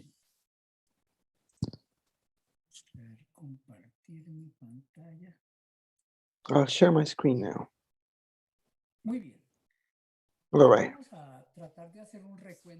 Today we'll try to talk about what's been in the education in complementary traditional medicine and integrative in my country, in Colombia. But first, we would like to establish what are the disciplines that we consider currently that are part of this concept. And we have the list on the right side where we have those disciplines. In the lower side, we have some others because the Colombian legislation has considered that as or in the means that we structure different disciplines and they acquire the category of being accepted, they would appear in the lists. I think it's really important to show you what is the structure of education overall in our country. We have the regulations, the latest regulations where we consider everything regarding education, and that's simplified in two ways of two methods of providing education: a no formal education and a formal one. Non-formal one, both of them are regulated, authorized, and approved Non-formal education is the one that's provided studying any type of knowledge to be updated, to obtain information, but never generates degrees or academical titles. It is only certifications and certificates, and they're only used to conduct, services. Informal education, which is the one that it's provided in completely approved institutions by the legislation with regular cycles, with approved programs that end up being titles and degrees. Taking into consideration this, formal education has three levels: a basic level, a superior level, and a post degree. The basic one is the elementary school, high school, which is a fundamental requisite to come into what we call in the country education for work, which could be of technical level or professional level. And from then on, the um, degrees can be elective and can be about specialization, medical, surgical specialties. We have two masters in our country, one master's of professional training and one for research. And the PhD in our country is still and just is generated in our country for investigation process or research process. So we take into account these considerations. You may say that the general history of traditional complementary and traditional medicine in our country has been the history of the Latin American country overall, and probably has been the story in the world. It has started with initiatives of people that have the knowledge and they teach others in their place of work, or maybe people that already call different people to give lectures or that are associated in these institutions or scientific institutions to give lectures, courses, so they're structured institutes of non-formal education that provides courses so the industry that without a doubt so was interested into providing information courses. And so far that the history of non-formal education, and lately it's in this century in additional countries where we start to manage training in this field at the formal education level with titles and certificates, formal certificates. Just to talk a little bit about homeopathy. Homeopathy in our country is going to complete 200 years of being present. And it started many years ago in 1835, just as it started in countries. We get people in Colombia, like for example, we have a Spanish doctor that got to the country, started teaching Colombian doctors, these doctors to learn, and then they replicate the process of Dr. San Miguel with different people that are interested until we established what we call the homeopathic study of the United States of Colombia, that for a long time, and look at this in 1914, received the name of one of the graduates of this institute, Dr. Luis de Paez, for its interest that grew in this character for educational processes. Further on, we have different institutes that were conducted, directed also by really well-trained doctors in the country or abroad, and the universities saw how at the end of the century the University Juanes de Corpas started generating courses for non-formal training in homeopathy. These associations appeared, they were structured, they were put together, and they started giving courses and the foundations as well. And through the end of the century, we had associations that dealt with trying to cover different disciplines. And we have the National University of Colombia, which is a state university in Tasnawar, where they started to given out these non-formal courses on homeopathy, which were taken by our universities like the Bosque or University Foundation of Sciences of Health of my country. Neural therapy, that's a social phenomenon in Colombia, or has been a social phenomenon. We started in the final part of the last century when a Colombian doctor specialized in Germany in conventional medicine. In areas of conventional medicine, and after being practicing in the country, he goes back to Germany for one of his patients to try to solve some of his problems that wasn't easy to solve, and he finds himself with this character at the left of the picture, Dr. Herman Duque to the right, and to the right, Dr. Peter Dosh, that solved this patient's problem, and then he stays in Germany learning neural therapy. And in 73, he gets here and starts making neurotherapy in its hacienda, in his ground, in his hacienda, which becomes a school in Popayan. And that's where doctors, odontologists, professors from universities, and different people were attending there to learn about neurotherapy. And this institution becomes the Latin American Academy of Biological Medicine, and the interest again is ignited to learn different disciplines. The interest on homeopathy is renewed of acupuncture and many others. Well, they create the first associations of neurotherapy where there's congresses and courses, and then from then on they get trained doctors, odontologists at the offices of the people that have learned. And in 1973, Dr. Germán Duque comes to Bogota to a special area where he creates a center, and he establishes the Hindu philosophy that he's learned, and he dies 9. Another part, another important part of the neurotherapy in Colombia is what Julio César Payán de la Roche does. There's a student of Germán Duque and the dean of the medicine faculty of the Cauca University. He has a lot of interest in neurotherapy, and he started giving it a social approach. He created the Association of Popular Communication, the Center of Research for Alternative Medicine in Popayán, which is a center called Nueva Esperanza that becomes a center for servicing and medic training, and they start giving out a lot of national and international courses, what they call symposiums, that were basically reuniting people from all of the disciplines trying to discuss on the social function of neurotherapy. And in 98, almost by the end of the century, they created an association of neurofocal neurology, biologic medicine by an odontologist and a doctor, and they started giving out courses for odontologists. University Juan P. de Corpas gives out free courses of 98 therapy, and in the National of Colombia University they also provide this extension courses in 2013, and then this goes to all of the other universities.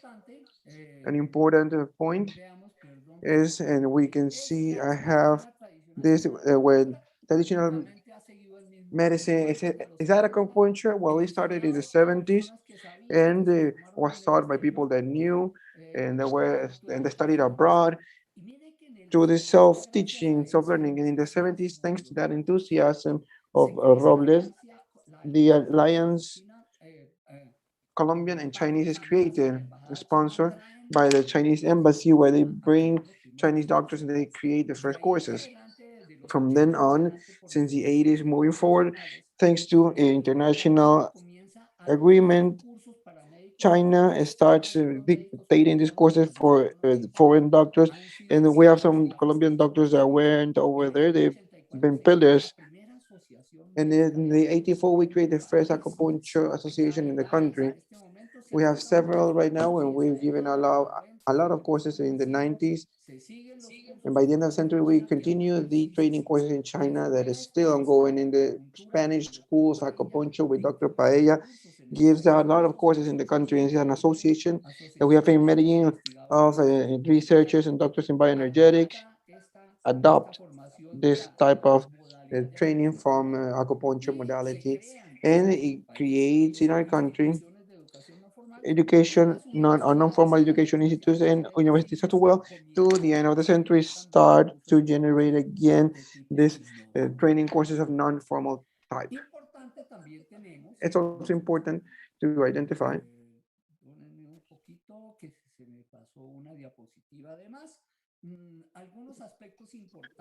Also skipping one slide on important aspects.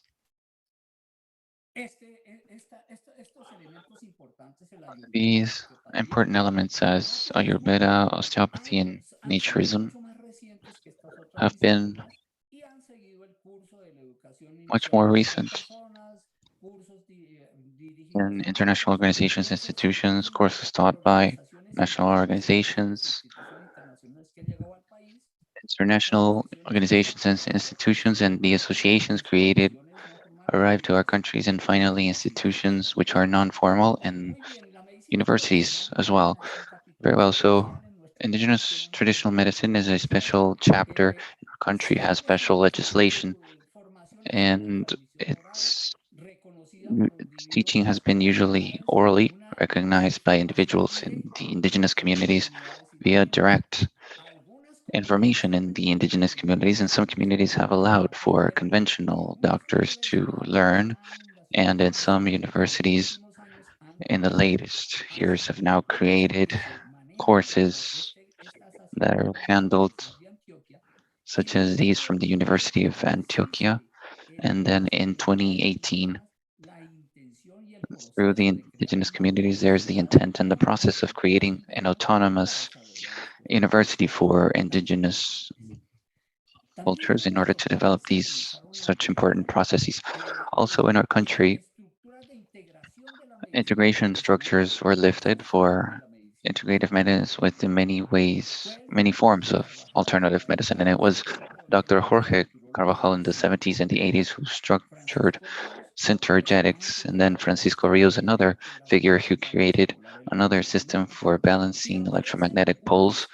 And then some orientations appear which are very important. Anthroposophic medicine, which is introduced to our country, and at this point, it's one of the most strongest integrationist currents, and also credit has been provided to the homeosymmetry, biophotonics, and others. And all of this has been under non-formal training. Now, formal education, about to wrap up, I'd like to say that in the Colombia National University, which is the public university by excellence in our country, the region for higher education in our country. In 2007, the first postgraduate programs, which are formal, are created for training postgraduate in the areas of homeopathy, neurotherapy, traditional Chinese medicine, and acupuncture and osteopathy. So there's now been considerations are for opening Ayurvedic medicine, which is a professional degree with 4 semesters duration. And in that same year, the Juan N. Corpas University creates a specialization in alternative therapeutics and vegetable pharmacology and integration with other disciplines for doctors as well for 4 semesters.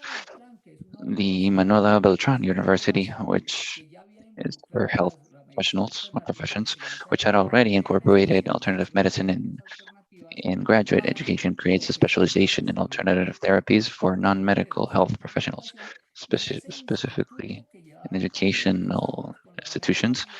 And this course, which had so many years under homeopathy, receives a category for higher education in 2011 and creates a specialization program in homeopathic medicine for doctors and veterinarians. All of this is structured in Colombian legislation, which in 2007, under what has been called the Law of Human Talent in Health, which is the Bible for all requirements of health professionals and health practices. In Article 19, it refers to the practice of alternative medicine and complementary therapies, stating something which is very important, that all authorized professionals for practicing any profession in health may practice alternative medicines or complementary therapies, as long as first this is done within the domain of their specific specialization and with training training degrees which credit them as such by legally recognized higher education institutions. So this makes it so that not only medical doctors but all professionals to participate, but within the domain of their professional skills. Now to finish, since all of this time has now passed, how in 4 years where formal education appeared, there were already 4 programs with very different orientations. So government entities stated we want to formalize and to have consensus on what is going to be taught and how. And so the Ministry of Health created the Committee for Human Talent in Health or Alternative Medicine as a component from the Council of Human Talent in Health. And it creates working groups in order to propose training programs in alternative medicine, complementary, traditional, and integrative medicine, with the participations of all universities and higher education institutions. And those proposals are now set so that the Ministry of Education assess them via an entity which is called CONACES, which is the Intersectorial Commission for Quality in Higher Education. And this analysis brought about recommendations of restructuration of the proposed programs, and it is open to the possibility so that those corrections are performed as to start openings in all universities that have accepted training in this such an important area, opening up to the possibility for all disciplines that are structured and in training to the different health professionals in our country. We currently have about 18 different professions with their own skills and features, and these are the references of the written passages that we've seen in order to bring a summary of TCIM in education in Colombia, and I greatly appreciate the invitation. Thank you so much. Muchas gracias a usted, doctor Eduardo. Thanks to you, Dr. Eduardo. Next, we have Dr. Evelyn Ani Gonzalez. Apologies. Before that, we'll have Dr. Elsie Heidi Diaz.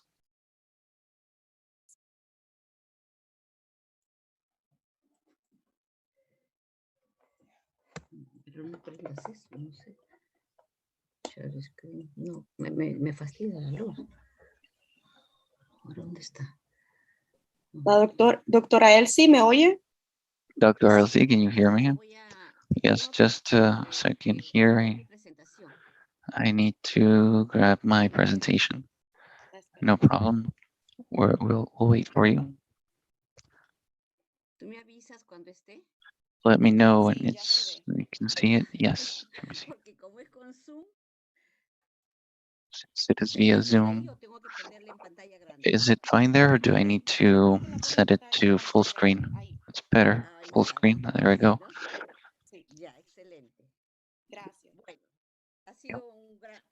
Well, it's a great pleasure today to be in this panel today with nice friends from different countries.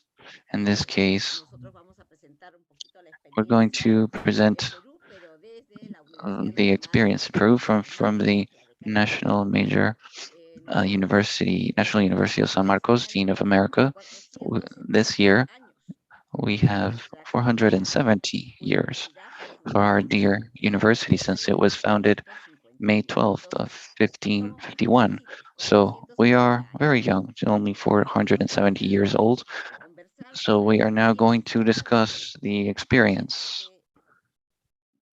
on this education training in graduate as well as postgraduate regarding MTCI TCIM in Peru. So I will now start posing a question. At the San Marcos University Faculty of Medicine, are we really training with the required skills the health professionals that Peru requires? I believe that it is important to start from this question in order to see whether we are really providing the best from our professionalism in order to wholly develop we and postgraduates. I wanted to remember Paulo Freire. There's one book of his that I love, which is on the teaching of the oppressed. He's talking about banking, teaching as banking, and he proposes transformative education when we're transforming or providing input to the students, and with skills we have them based on reality to start working in a learning teaching process. So it will be quality education with skills, a profile of skills. And in this case, I've said doctors and nurses because there's a law which has said recently the skills of the doctors and nurses profile in first level attention. And this is very important because I'm not sure if it happens in other countries, but we have inclusivism.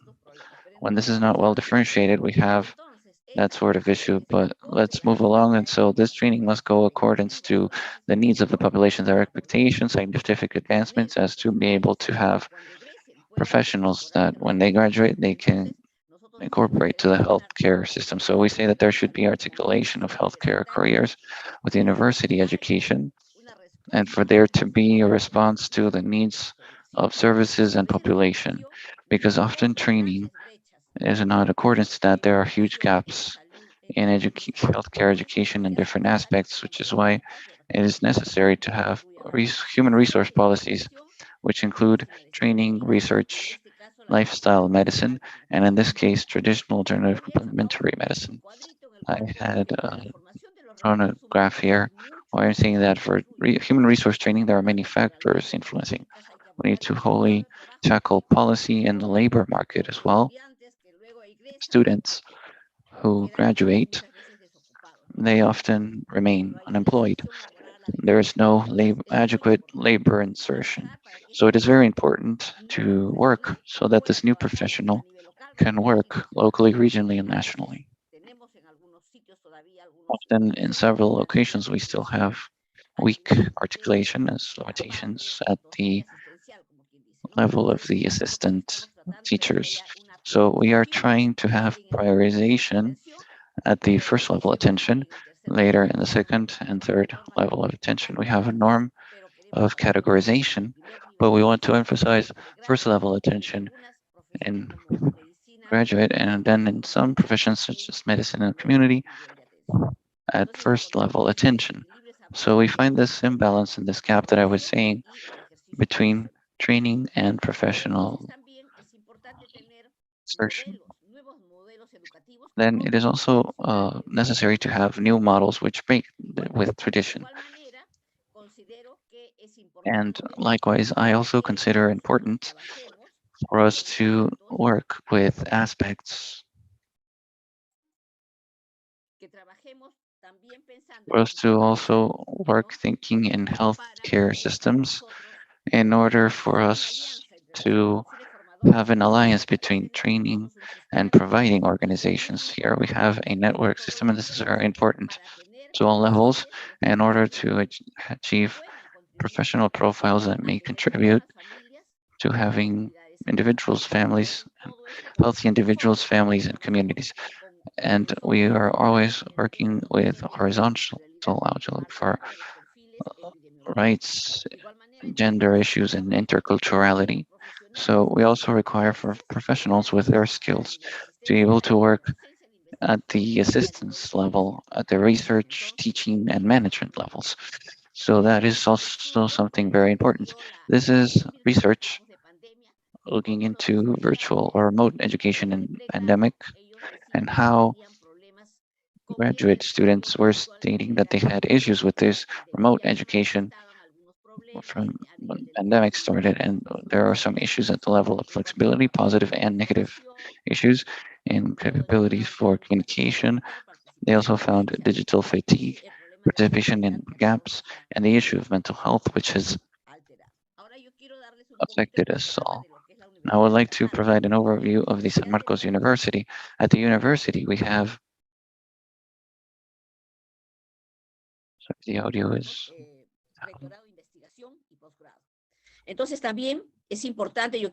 also, it is important, I want to highlight that starting from this point, there is, as it is called, the General Unit for Social Responsibility, which depends on the dean, and the CERCEL, the Center for Social Responsibility and University Extension.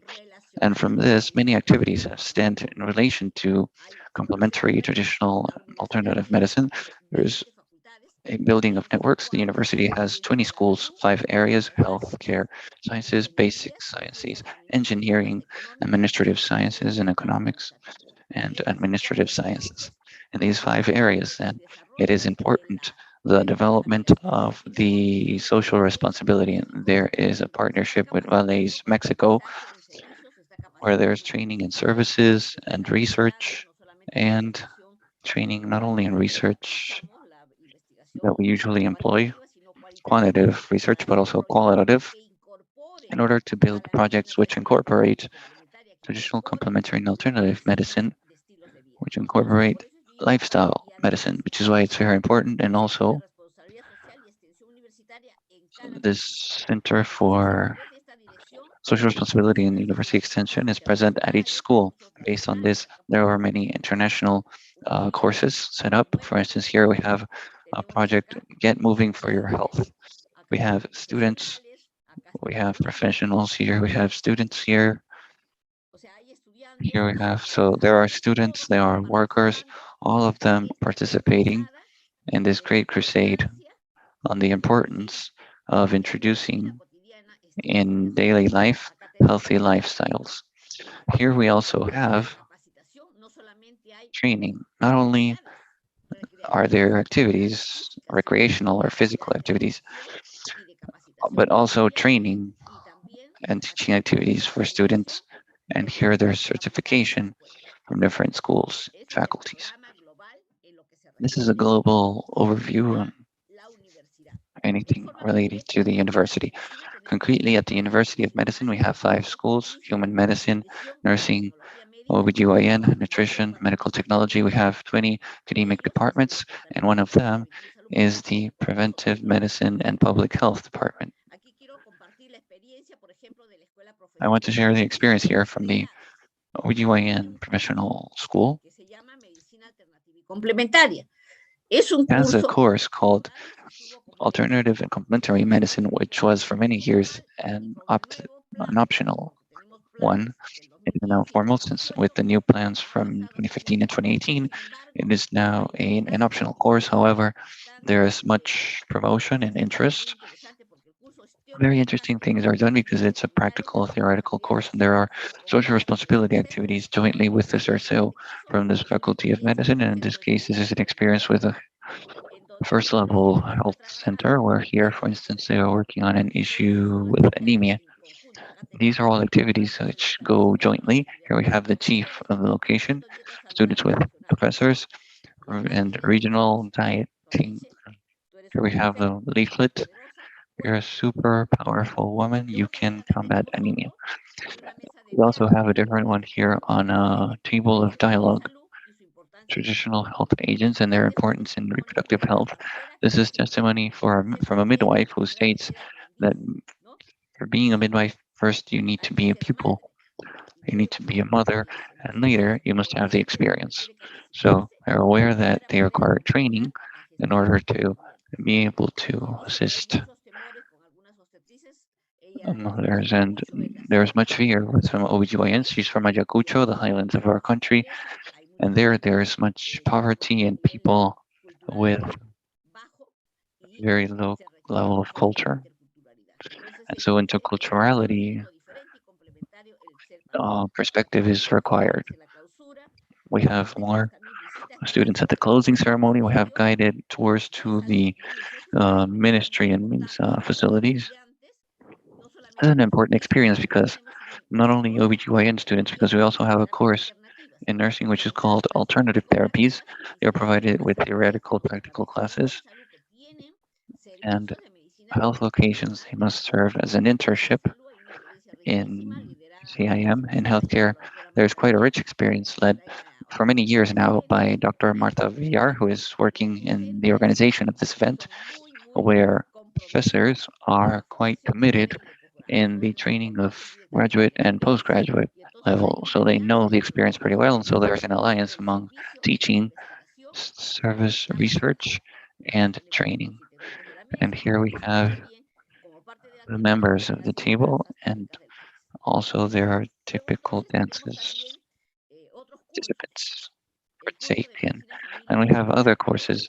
The course for family medicine and community. This is all pre-graduate. We have 14 modules currently. There are 4 relating to traditional, alternative, complementary medicine, the traditional interculturality module, and the lifestyle medicine module. These modules are taught every Saturday from 8 to 12, and students then are go through different activities. In the first module of traditional medicine, they make videos regarding traditional, complementary, and alternative medicine.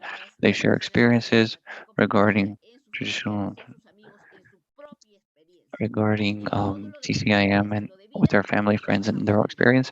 And in the lifestyle module, we work on healthy lifestyle, physical activity, musculotherapy. We work on dance, singing, love, affection, meditation, and students are asked to review articles regarding these different topics, and even as how with traditional, alternative, complementary medicine and with integrative medicine we can face COVID. There are quite interesting and nice experiences from students because many of them are living in the provinces, and so they have family experiences and community experience as well. And likewise, they are motivated so that they listen to music and determine what message we're working with. For instance, we were working on Reins de la Vida from Violeta Parra, also Facundo Cabral, just to mention a few examples which are motivating for students. In the same manner, we also have another course which is at the level of the university with medicine students, which is called Holistic Attention of Community, where we also work in areas of extreme poverty. And there we teach students to have a direct relationship with the family. And they will propose the diagnostics via a family form, and their biological risks, psychological, and social risks are determined. And when the holistic plan is made, as we call it, it is a plan which integrates the biomedical aspect, the promotional, prevention, and rehabilitation aspect, and it also integrates traditional medicine, alternative complementary medicine aspects, and even the students have some knowledge on medicinal plants. And also the plan sometimes includes prayer, meditation, yoga, and this is a very interesting experience in this community course. Another course we also have is at the nutrition school on nutrition and healthy eating. Likewise, at the medical technology school, there are courses regarding physical activity.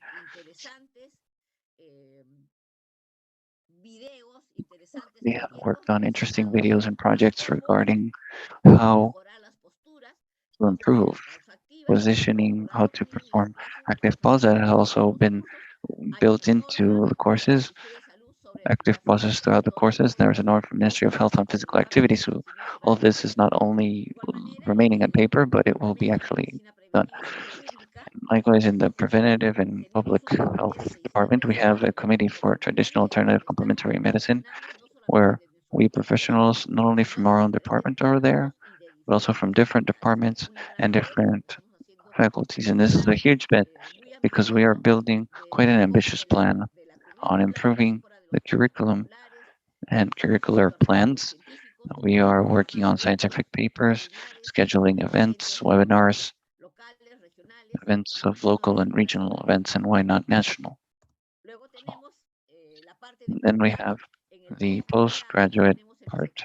In postgraduate, we have research, which have doctorate, masters, sections, ongoing medical education, test with international and national courses for postgrad and diplomas. Currently, we have 4 diplomas. One of them is the Alternative Therapies Diploma, which is a diploma which has 15 cohorts currently. We're currently in cohort number 15. And in August, we are now calling out to the 16th cohort. So it is important. The goal here, which is to contribute to the training of professionals who are competent and committed to prevention and promotion, the individual and family and environmental survival, applying alternative medicine concepts with rational use, with the end of preserving homeostasis. Here we have the profile of skills, applying scientific concepts and philosophical ones as well to promote human potential. A person achieves their psychosocial and spiritual well-being, planning, executing, and assessing processes of alternative medicines, and planning, executing, and evaluating alternative medicine processes, just to name a few. This diploma has modules, physiological and scientific basis in alternative medicine, promotion of health with a focus on alternative therapies. This is a module test that I developed myself. And here we also include diagnostics efforts on how human health promotion is at on traditional, complementary, and integrative medicine locally and internationally. And students also work on projects for preserving health with a focus on alternative therapies and alternative medicine, and also integrative medicine. Quite interesting projects at the teaching level, at the health services or working institutions. We also have a course for Peruvian traditional medicine, natural medicine, Chinese traditional medicine, research methodology on therapies, where they are working on a research project, which is very important for them to have a product, like a pre-thesis, not in itself, but a product that they develop, and also methods and techniques for therapies. All diplomas have at least 24 credits. However, this one has 40. It's a diploma which has from 30 to 50 healthcare professionals from different branches who later will contribute at their institutions where they are working. Here we have mentions. We have here conventions on natural medicine, homeopathy, phytotherapy, bioenergetic, microsystems, psychology, psychogenetic therapy, design of intervention, psychotherapeutical, robotherapy, and transpersonal therapy in nursing. We have holistic care, microsystems, energetic, and healthy nutrition. We have here for physiotherapists, energetic massage, natural methods, osteopathy for chemists, making of products, natural resources chain, surveillance, alternative medicine, phytotherapy, and homeopathy. And for nutrition, natural medicine, growthotherapy, and phytotherapy. Then it's also important to acknowledge that this diploma is for doctors, psychologists, chemists, pharmaceuticals, nurses, technologists, doctors, and Dr. Marta Villa. To share here just a simple picture of one of the graduations of the diploma number 11. This is the closing ceremony of paraninfos from the auditorium. As I mentioned, Dr. Villar is a coordinator, where we are as father and godmother, Dr. Casanova Valenti. He has now 100 years. He's 100 years, and he is an encourager of natural medicine. And is the famous natural medicine of Dr. Casanova. And here, he accepted to be the godfather, and he gave us a really nice speech in the closing ceremony. That's a really beautiful picture to commemorate Dr. Casanova and Dr. Marta Villar as a coordinator and the students after being in the ceremony. Thank you very much, Dr. Elsie.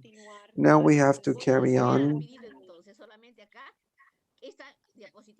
This slide, I just wanted to highlight here that when they're done, and we have them in the exercise, they're really well inserted in the institutions and they have a lot of positions. And then the challenges and perspectives. We have a Tibetan review and just one final reading because I'm the bicentennial and I couldn't stop and we couldn't leave this opportunity. We turned 200 years, and this is a meeting that we've had yesterday in the family course. These are the members and the teachers to show you and desire and wish you a happy Independence Day. Let's celebrate the way that we should celebrate the bicentennial. Thank you very much for this opportunity. Blessings to all of you, and I think that we're all happy for participating in this. Thank you very much and good afternoon. Thank you very much, Dr. Elsie. Thank you very much, and a lot of blessings and happiness to you too. Now, up next, we have Dr. Evelyn.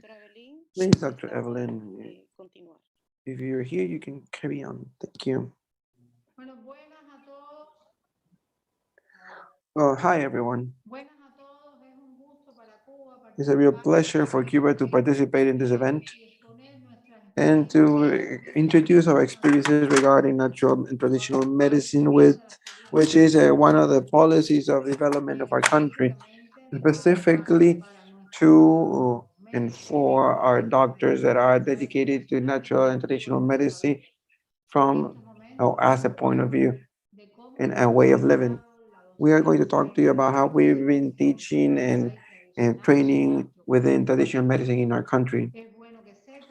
It's good for all of us to know that it's been some years already developing this teaching activity since 1962. The Argentinian Dr. Carvalho started the first course of post-degree for acupuncture of doctors in Cuba with the headquarters of the medical school, which is currently Ministry of Public Health. Dr. Carvalho was the starter of teaching in this scope in our country. And we know that your daughter, Diana Carvalho, is doing the same thing in Argentina. We hope that in a short term we can receive her and celebrate one more anniversary of the starting of this type of teaching in Cuba. This training becomes, and we retake it with a lot more of strength in the decade of the 90s, where we started to provide training basic courses at a grand scale. We started getting basic natural and traditional training courses for doctors and different professionals of health, physiotherapy, ozonotherapy. Also, we established different figures of training, such as diplomats, especially for biomedicine, traditional homeopathy, and we updated the first by energy and bio earliest medicine classes. We had a lot of titles such as natural medicine and traditional medicine, but this bioenergetic and naturalist was the last one. It was the most generalized, and the majority of those that are working in the specialty for years, we are masters of this same type of training. Afterwards, in 95, it was approved and they started the specialty of natural medicine and traditional medicine. There were many countries that helped us to be able to conduct, to develop this specialty. Among them China, Vietnam, in acupuncture, Brazil, Mexico, Argentina, Italy, in homeopathy, and specifically in fluorotherapy. Argentina gave us a huge support. Right now, we are still thanking all of these countries for this initial training that allow us to have this type of training that we want. This post-degree or postgraduate type of training has a legal base at this point where we acknowledge the natural medicine and traditional medicine as medical specialty, which is an integration and holistic of the health problems that it uses methods to prevent diseases, to undertake diagnose from the medical traditional systems and different modalities of therapy that are integrated between one another with the conventional treatments of Occidental medicine. This conceptually is a broader concept because it really, we don't practice it in an isolated manner, but it's integrated to the rest of modern Occidental medicine. In the first Congress of Integrative Practices and Complementary of Public Health that we've conducted in Brazil, the director of the uh, Pan American Health Organization and the organization helped thank Cuba for this specialty, specifically making and recalling that Cuba had acknowledged natural and traditional medicine as a specialty, as a medical specialty. This specialty, and as we said before, it started in 95, especially in two hospitals of the capital. We had a 4-year duration, and in 99, we had these new scenarios of training like a mother wing, and in the 2000s, we spread it out to Mansa and Clara. Currently, it's developed in 13 of the 16 provinces of the country, which makes it to be broader for more professionals to be trained in this specialty. At the beginning, the training plan was for 4 years, but since 2015, and corresponding to the regulated modalities and taking into account international trends, we reduced the training plan to 3 years. The general scheme of the plan of teaching, as I said before, was a 3-year duration. In the first year, we dedicated to an assistential type of function mainly, specifically in traditional medicine from Asia. And then the in research function start, the beginning of the research itself that will conclude in a thesis.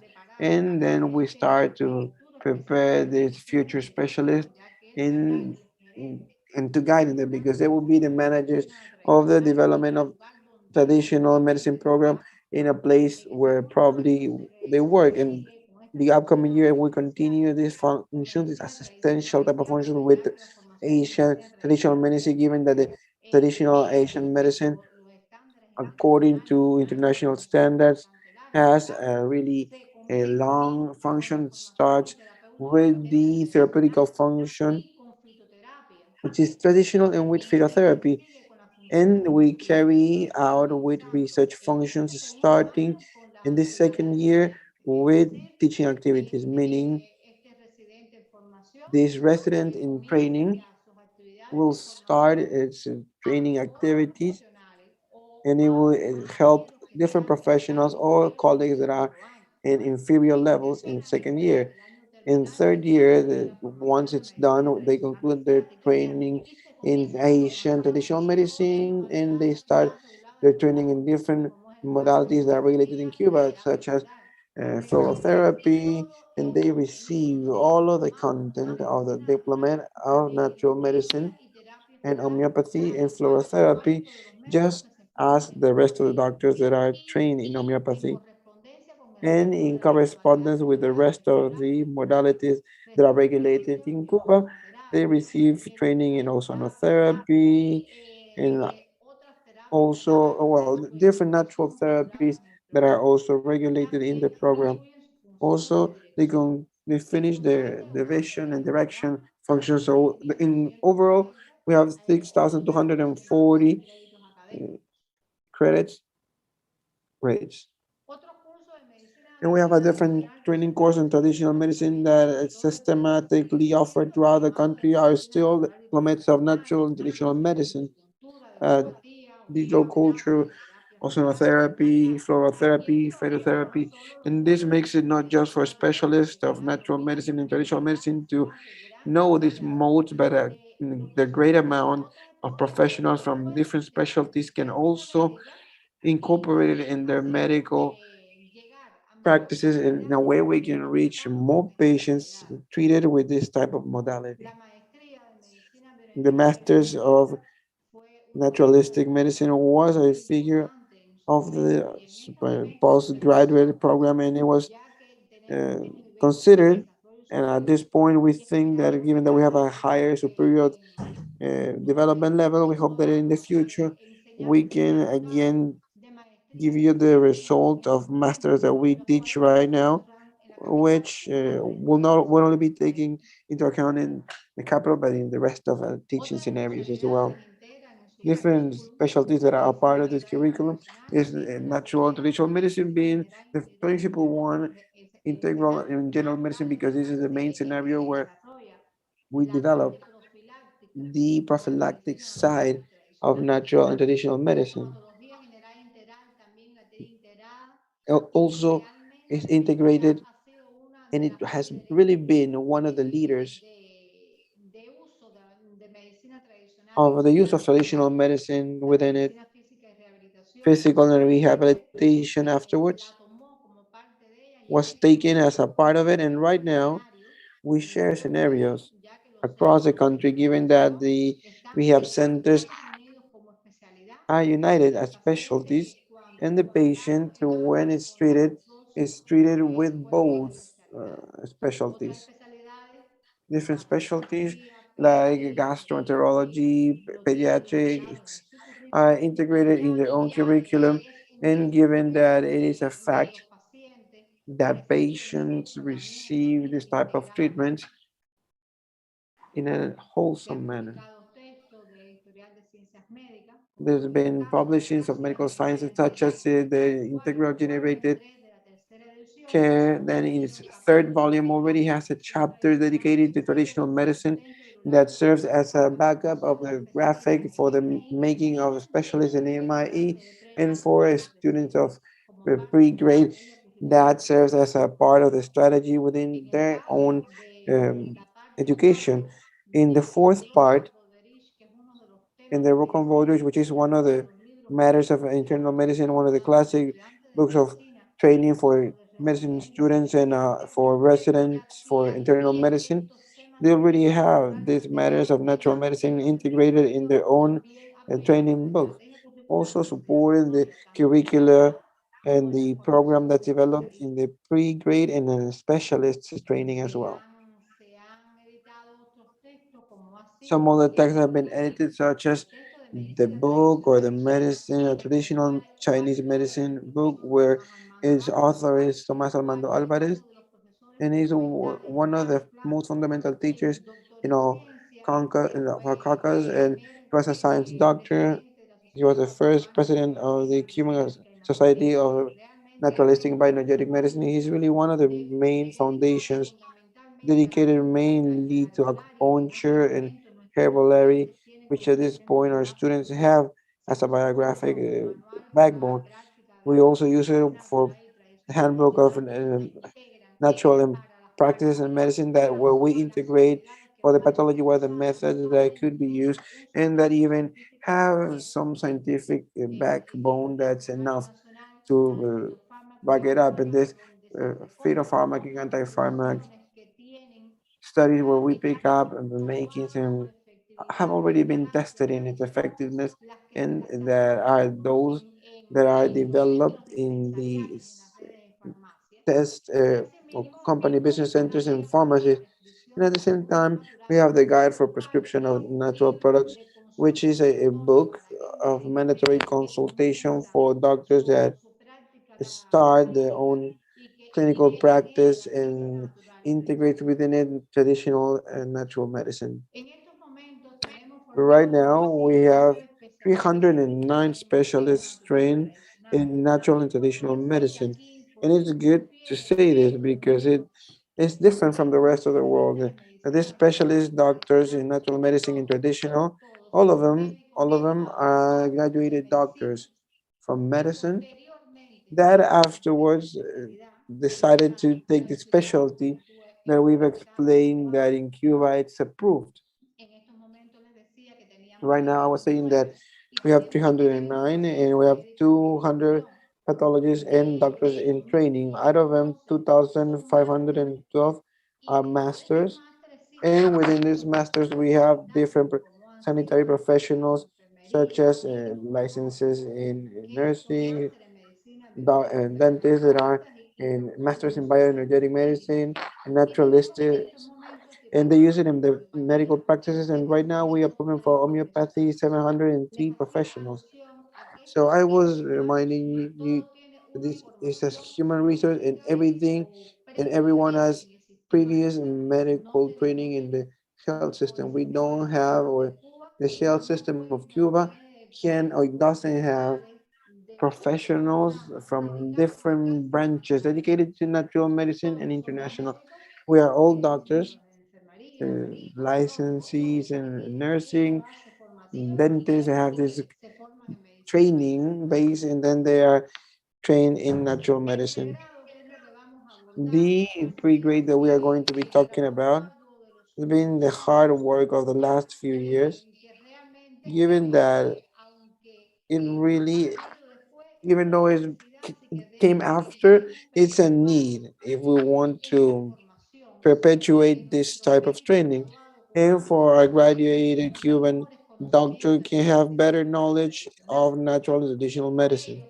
And that's why that we included since 2000 a strategy across health career. This strategy ensured that from 2000 that all over the curriculum, all over the um, teaching grade, be in medicine, dentistry, licensing, and nursing, we have all of this educational path and using all the technologies that are approved, the students that were trained for them to receive as a part of their training knowledge that would be necessary for them of natural and traditional medicine.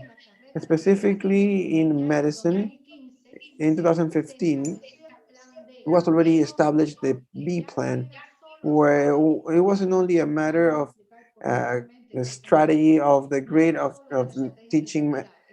So it wasn't only about this. We also have this curriculum strategy added up to the plan B, where we already have our own course of natural and traditional medicine in this same path. And in 2019, there's an E plan where even though it looks a lot like it, they perfected this plan, this B plan. And this strategy includes the matters of the disciplines themselves of all the careers, elements of natural and traditional medicine. These were part of the assessment of the student, and they are invested and given by the teachers themselves of the discipline of that career.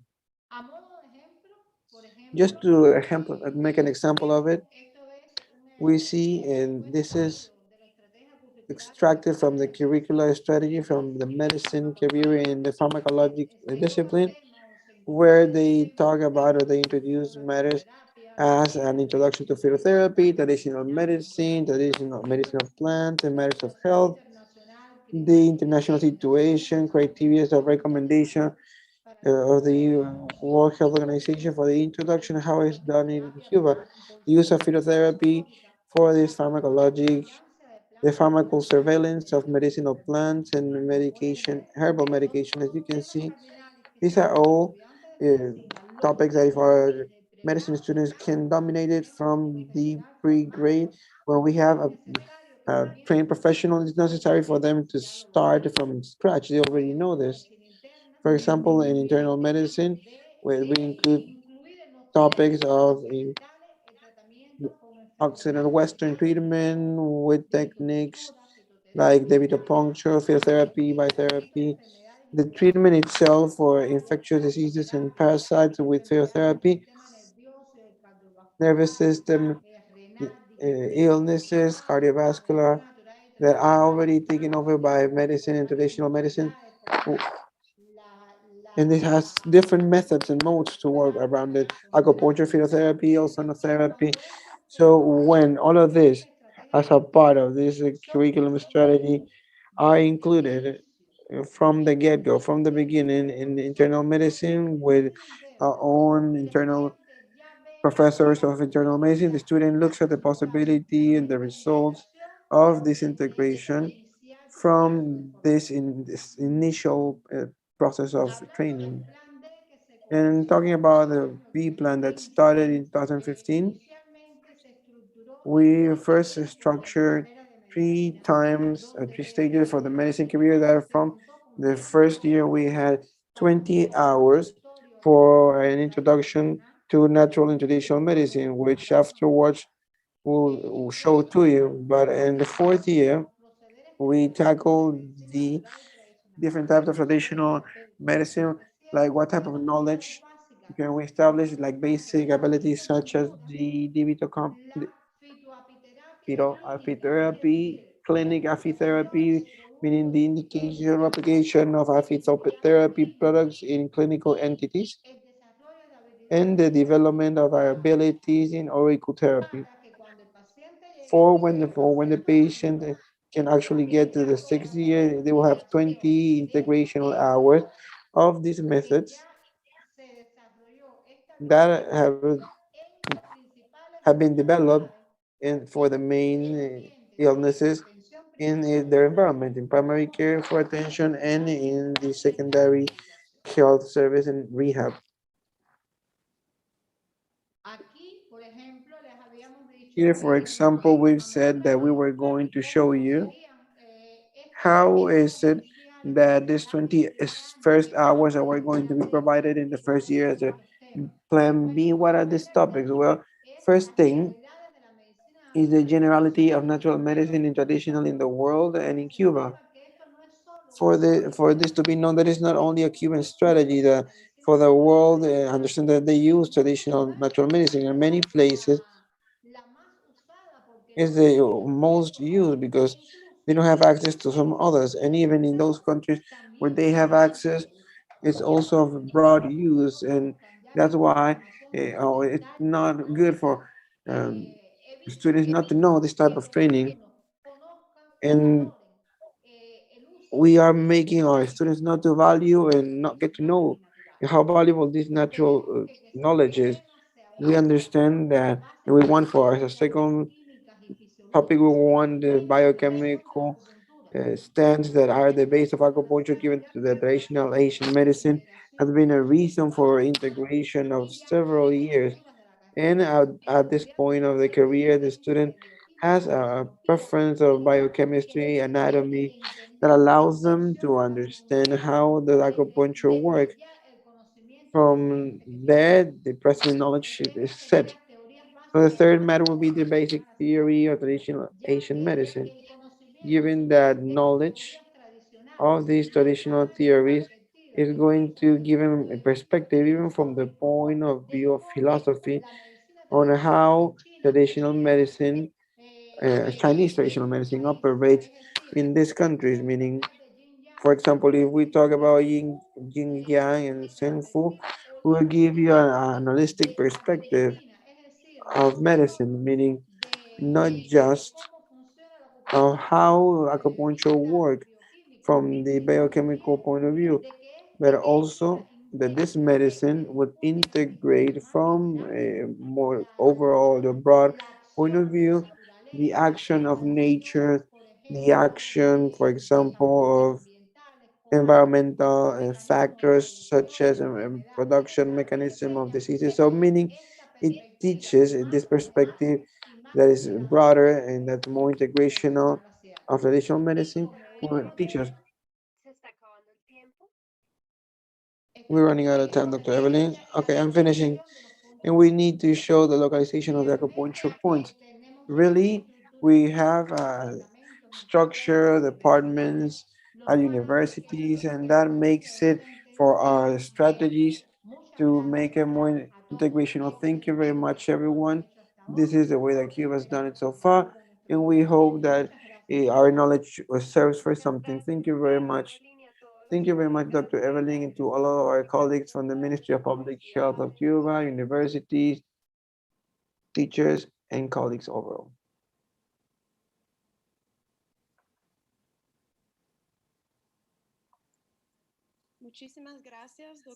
Thank you very much, Dr. Evelyn. Up next, we have Dr. Aaron Jamaki.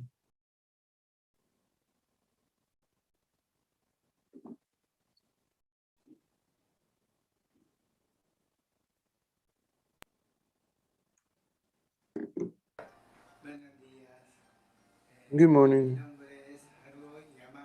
My name is I'm Yamaki. I'm from Japan. And today I would like to talk to you about the history of our Asian medicine in Nicaragua. I came to Nicaragua in 1987,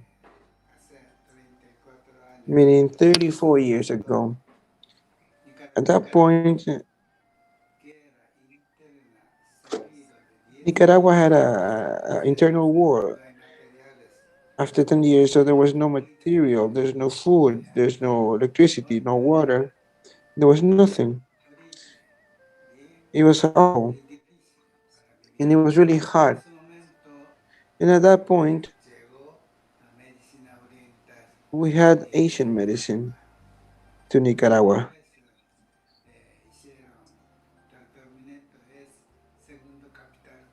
They established treatment in Leon, in Managua. So the first patient had really good results. So, given that there were no medicine, patients started bringing more patients and more patients. So it was a really good experience, really good results, and that's how we started helping patients this way. Thinking about training in acupuncturists from in Nicaragua. So 2 times a year, we decided to do this training for Nicaraguans. So when training people from Nicaragua, we decided to stay and to base further or from the capital. That way, we established over 10 clinics and we've held over 30,000 patients annually. So this is a really good result because every farmer was happy with treatments and with the results that they were gaining.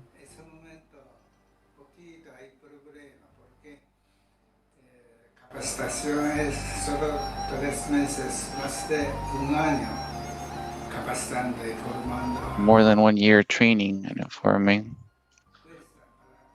but it's an effort gaining trust with the patient. So I would like to provide good quality consultation in Nicaragua,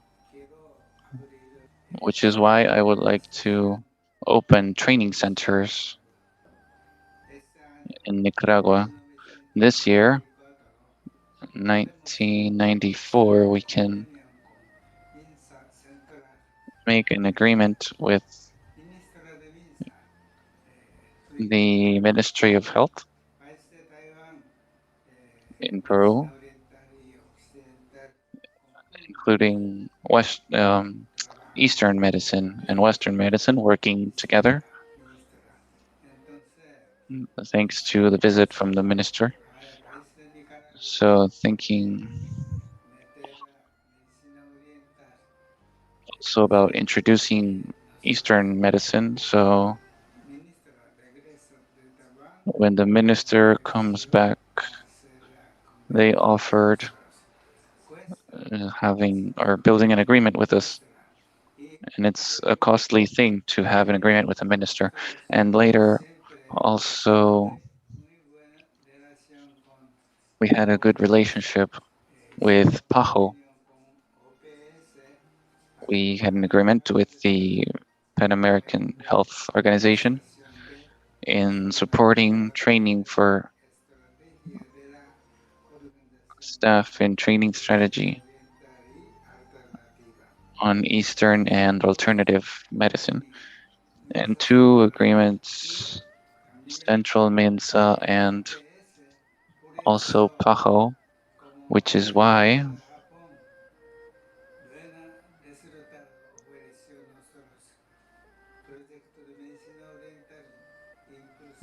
Japanese persons can benefit from this Eastern medicine benefit, fostered by strategy from the Japanese embassy.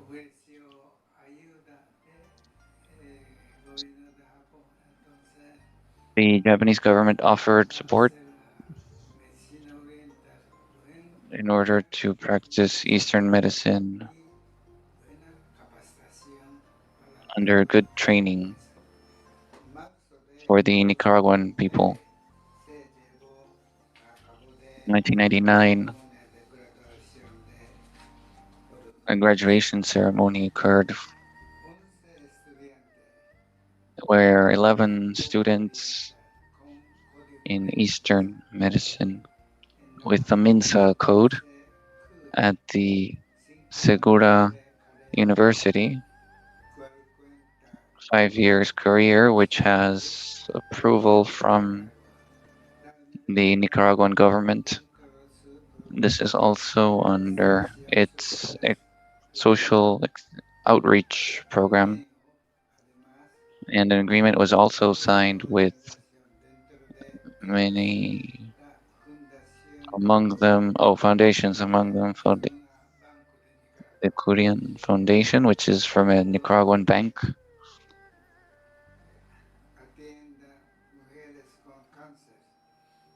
which tends to cancer patients for free, as well as providing scholarships to said organization for training and insertion in labor life for these patients. It is also offered massage therapy as a way for training people with visual disabilities. So blind persons and visual deficiencies individuals are trained. The course has a duration of 2 years, and this is the second country, Japan and Nicaragua, where said training is held.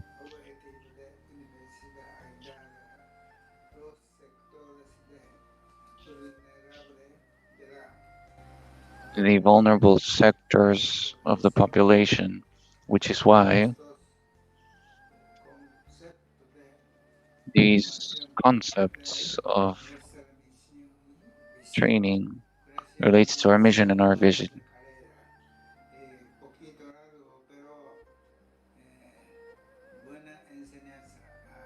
Good teaching to students.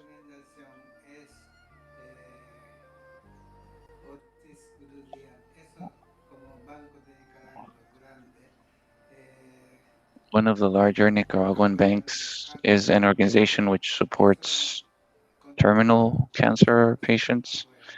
They reached out to us in support to that kind of patient, and another agreement as well with blind persons and support for social labor, free training for 2 years in teaching massage techniques and therapy people. As an important fact to support more the labor market, that's our vision, supporting professionals in Eastern medicine. To this point, about 12 years in Nicaragua, in Eastern medicine, but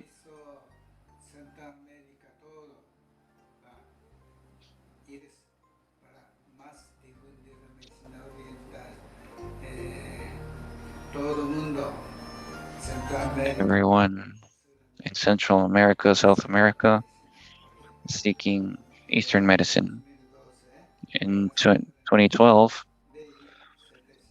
the National Assembly Law 1774, Alternative Complementary Medicine, and support in the therapy faculty by the president of this legislation is almost non-existent in other parts of the world. The only country, Nicaragua Assembly with agreement in Nicaragua supporting the education model adopted collective and large study which contained a balance of courses. Then in 2004 up until 2012, and modifying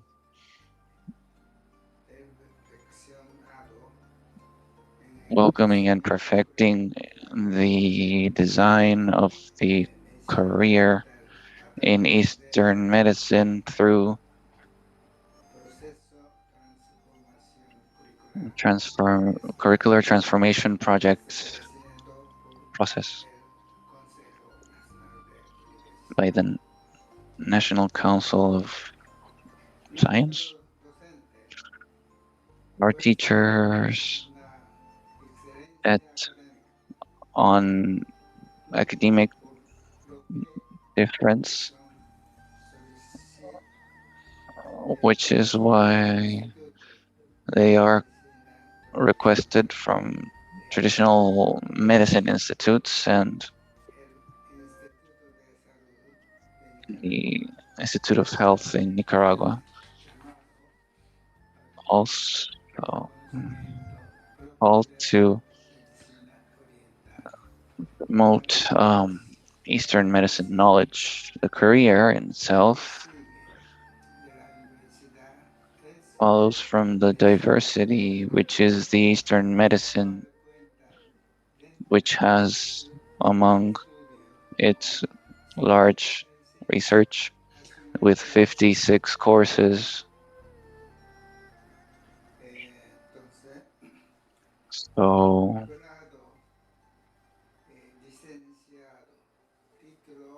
graduate license titled in Eastern medicine. Thank you so much. Eastern medicine in Nicaragua, but it is perhaps a model for Eastern medicine worldwide. I believe this would can be expanded to other countries. Thank you so much. Thank you so much. Next, we're going to start with questions. I'm going to start with one in Portuguese, and perhaps I will need some assistance, but here we go. This is for Charles. Which profession accepts the course of auditory therapy at the Ministry of Health?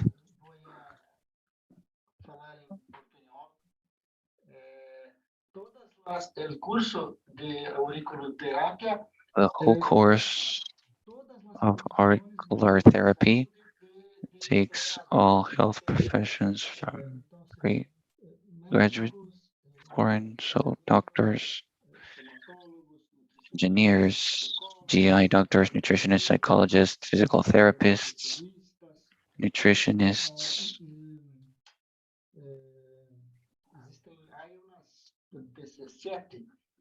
Pero no hay restricción. La restricción es ser de nivel superior, entonces no acepta. Higher education, so it does not take in nursing technicians that we have in Brazil. Health agents are not accepted. All right, thank you so much. The next question is for you, Dr. Eduardo. If you could tell us how you were able to achieve including traditional medicine in education and how this has been accepted at the institutions by traditional, or sorry, not traditionals, but conventional doctors? I greatly thank the question because it was not too much of a complicated process. At the National University, I was serving as professor, and initially, a process which was very interesting started for graduate level to include all these disciplines for graduate level students, which was pretty well accepted in the beginning. And the next step was the extension courses. So what we did there is an exchange of knowledges among conventional disciplines, along with professors from basic discipline knowledge. And this happened as a quite interesting openness for proposals. And for that, it was an effort which happened also at the university, which quite not accepted academically, but it opened the doors in order to promote postgraduate training. So this was a process which took force with time, with much strategy of integration of knowledge, surrounding knowledge and surrounding science to see how realities of patients from different perspectives can be interpreted, and each can provide input without excluding the others. And this allowed for this open process, which is why in the year 2007, as we proposed, the four areas of knowledge were open, which are still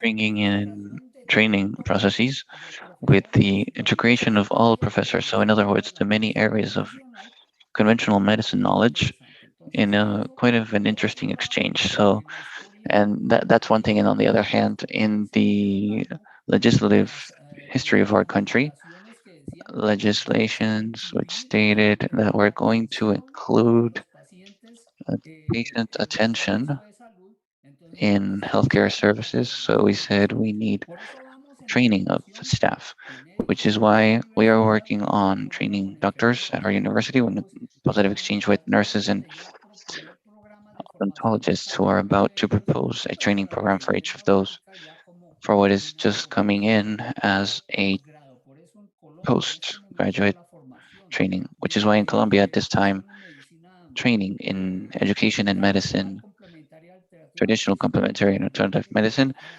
is a postgraduate mode, which is now there are now demands for in the latest legislation because the legislation which is applicable to this year, people can be enabled with non-formal courses that were already there, but now starting from this year on, there will be demand for people to have postgraduate training. So that's how circumstances occurred between an exchange between academics and government bodies. What can I say? With the people who had started generating this whole process of non-formal training, who were our own professors, of course, initially within the training processes. So it has been something which, to me, as a teaching staff from the university, it satisfies me hugely to have this. And we think that this sort of thing is in academia where it will be validated and supported by science and formality, which all these disciplines will require. Thank you so much. And one question which is related to that, which follows, is whether there is some sort of license to practice in naturopathic medicine or Ayurvedic medicine, or is it just conventional doctors?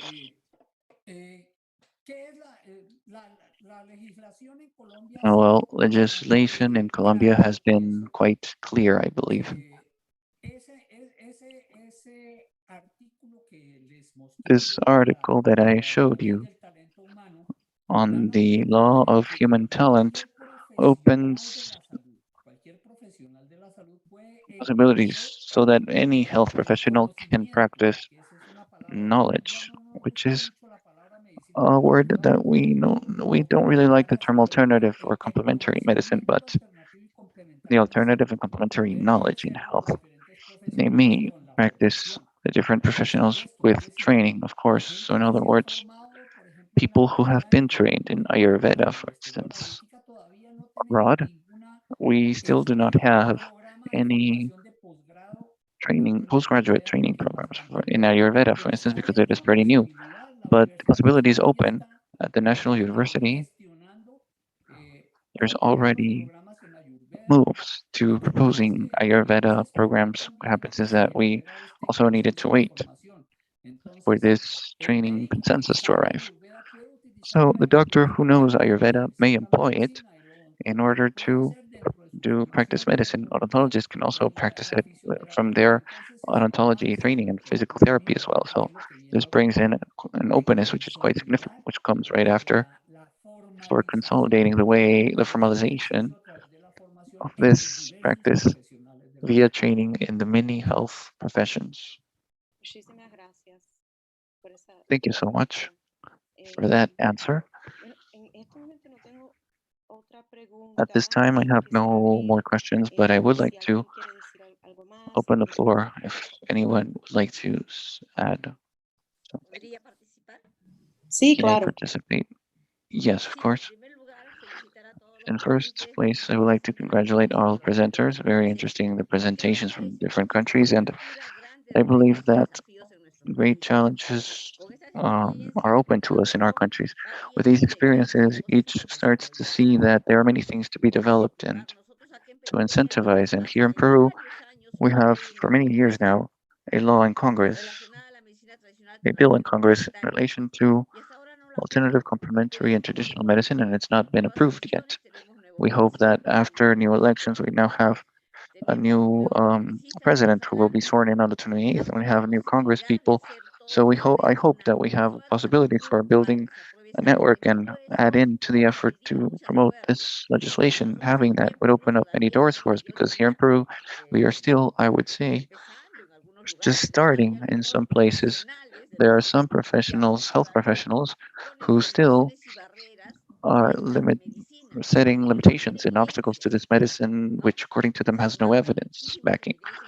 However, there is much evidence for those of us working for years now with traditional alternative complementary medicine toward integrative medicine. We do know that there is evidence. So the challenge is to train networks and to do collaborative research among universities, institutions, not only nationally but internationally, and for us to have the possibility of designing policies for the country and being able to have exchange, international internships that may give way to new programs at graduate as postgraduate levels. So this is like a healthy envy, seeing how beautiful that in graduate and postgrad they have diplomas, master's programs, and a second specialty. These are all dreams that we are also reaching for. And I hope that in a few years we'll be progressing there. Thank you so much for this nice opportunity. I believe this motivates us to continue, as it said, working together, pushing the cart. And there's much to be done in Peru, and we have much richness, not only at the level of knowledge, but also natural, with so many beautiful plants that we continue working with for our traditional alternative complementary medicine. Thank you so much, and God bless you all. Thanks to you.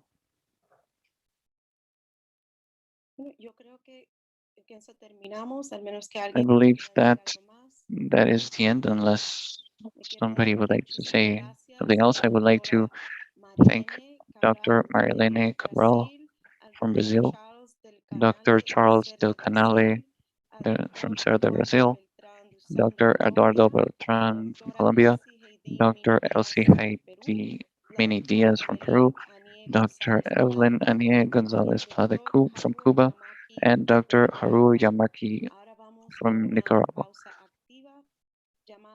Now we're going for an active pause called Wuhao Tai Chi, shown by Julio Shangarwege, director of the Serle Association Peruvian Chinese Cultural Institute. Thank you so much. Thank you and good evening.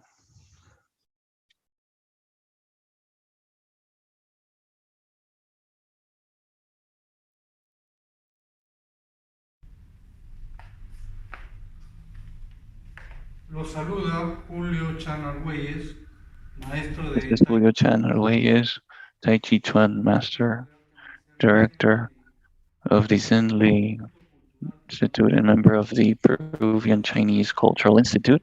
I would like to salute the Medical Association of Peru, organizer of this world-class event.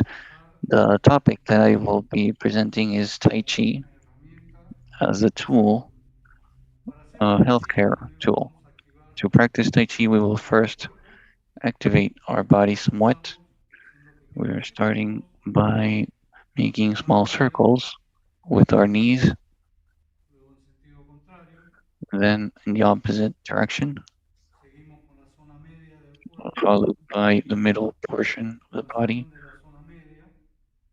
middle joints, middle area joints toward one side and then toward the other.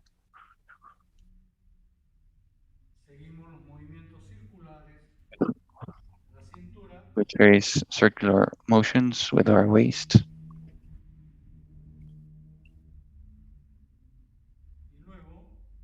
And then over the sides, we are still working with the middle portion.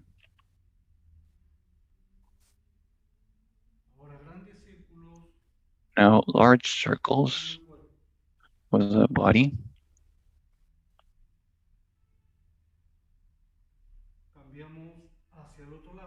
We switch to the other side.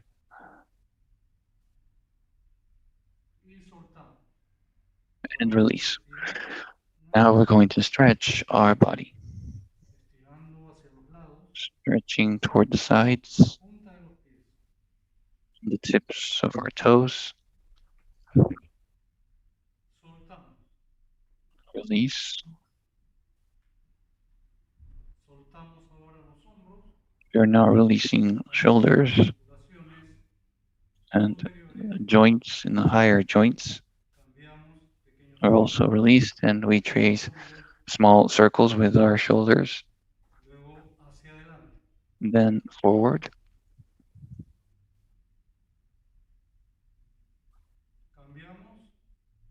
Switch. Arms extended. Tracing large circles. Switching forward.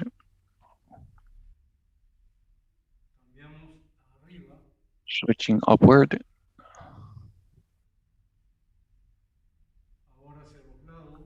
Now toward the sides.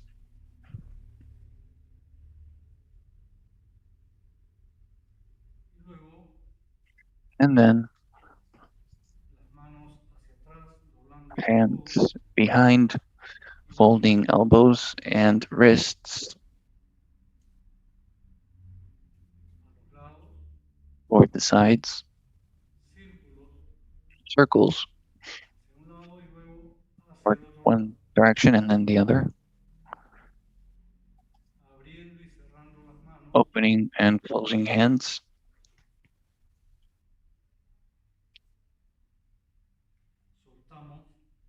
Releasing.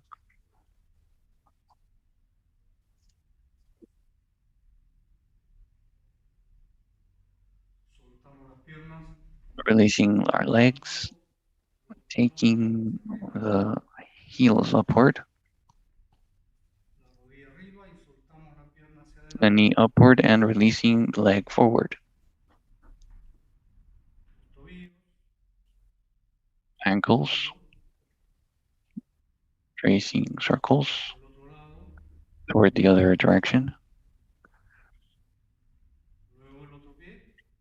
Then the other foot. Switching. Joining feet. Going down and up.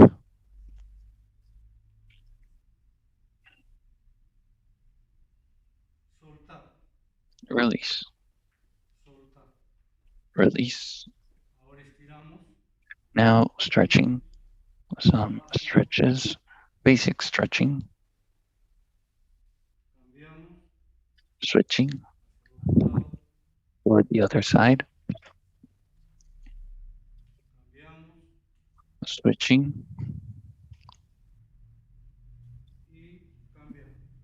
And switching. Now toward the sides.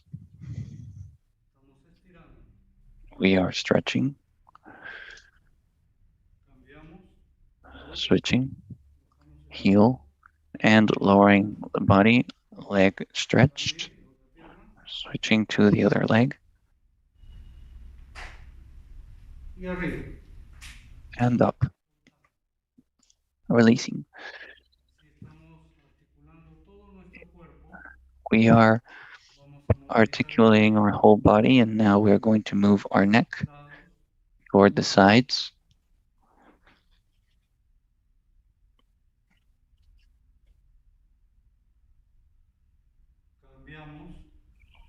Switching.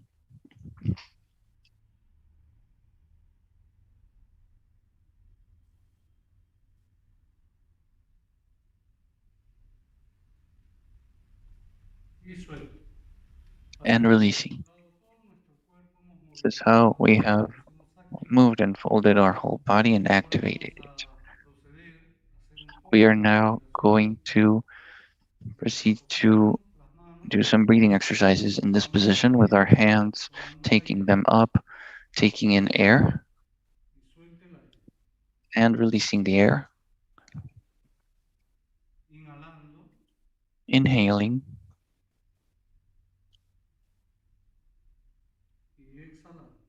And exhaling.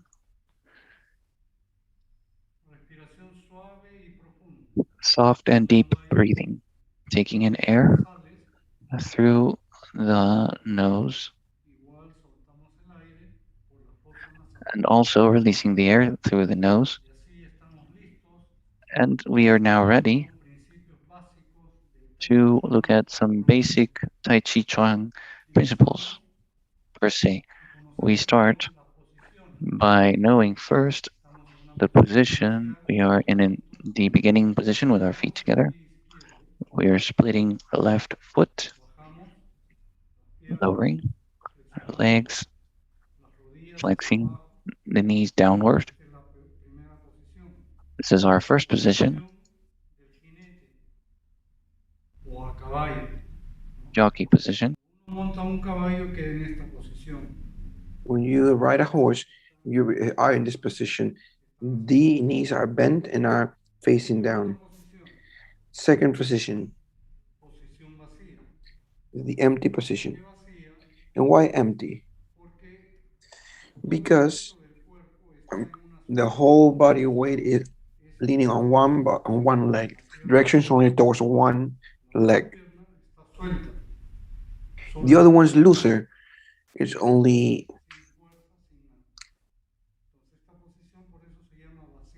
in the floor, placed there. But remember that this leg right here, the base leg, is flexed, is bent. The other one also, but is loose.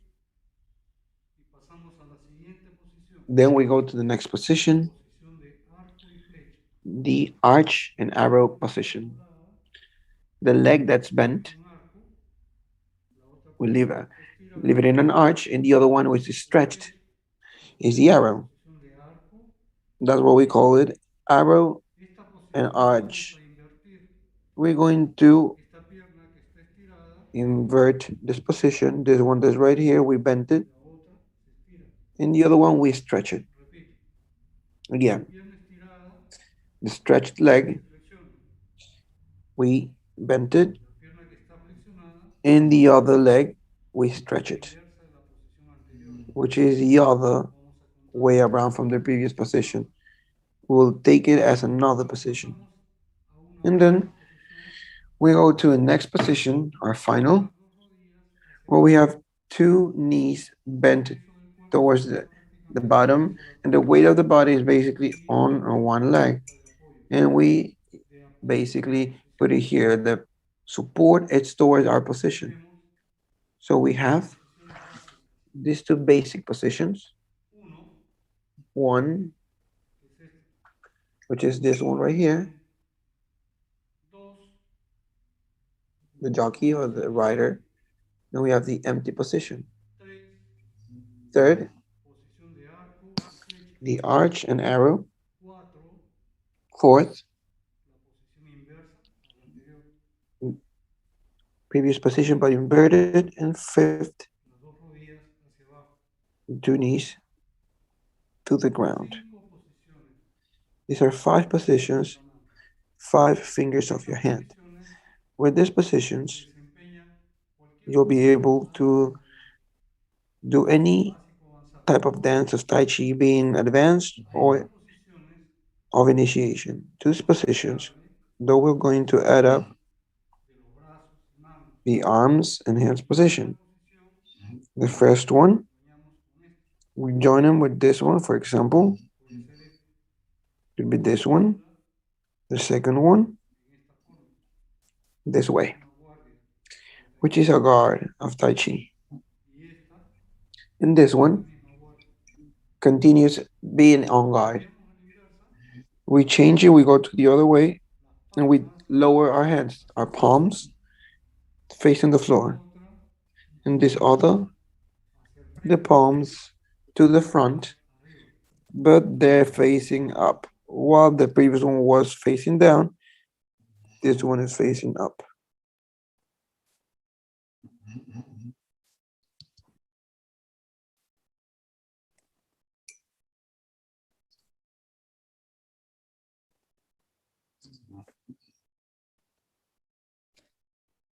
Wonderful, and welcome back to Muchas the gracias, general. genial, y bienvenidos de vuelta.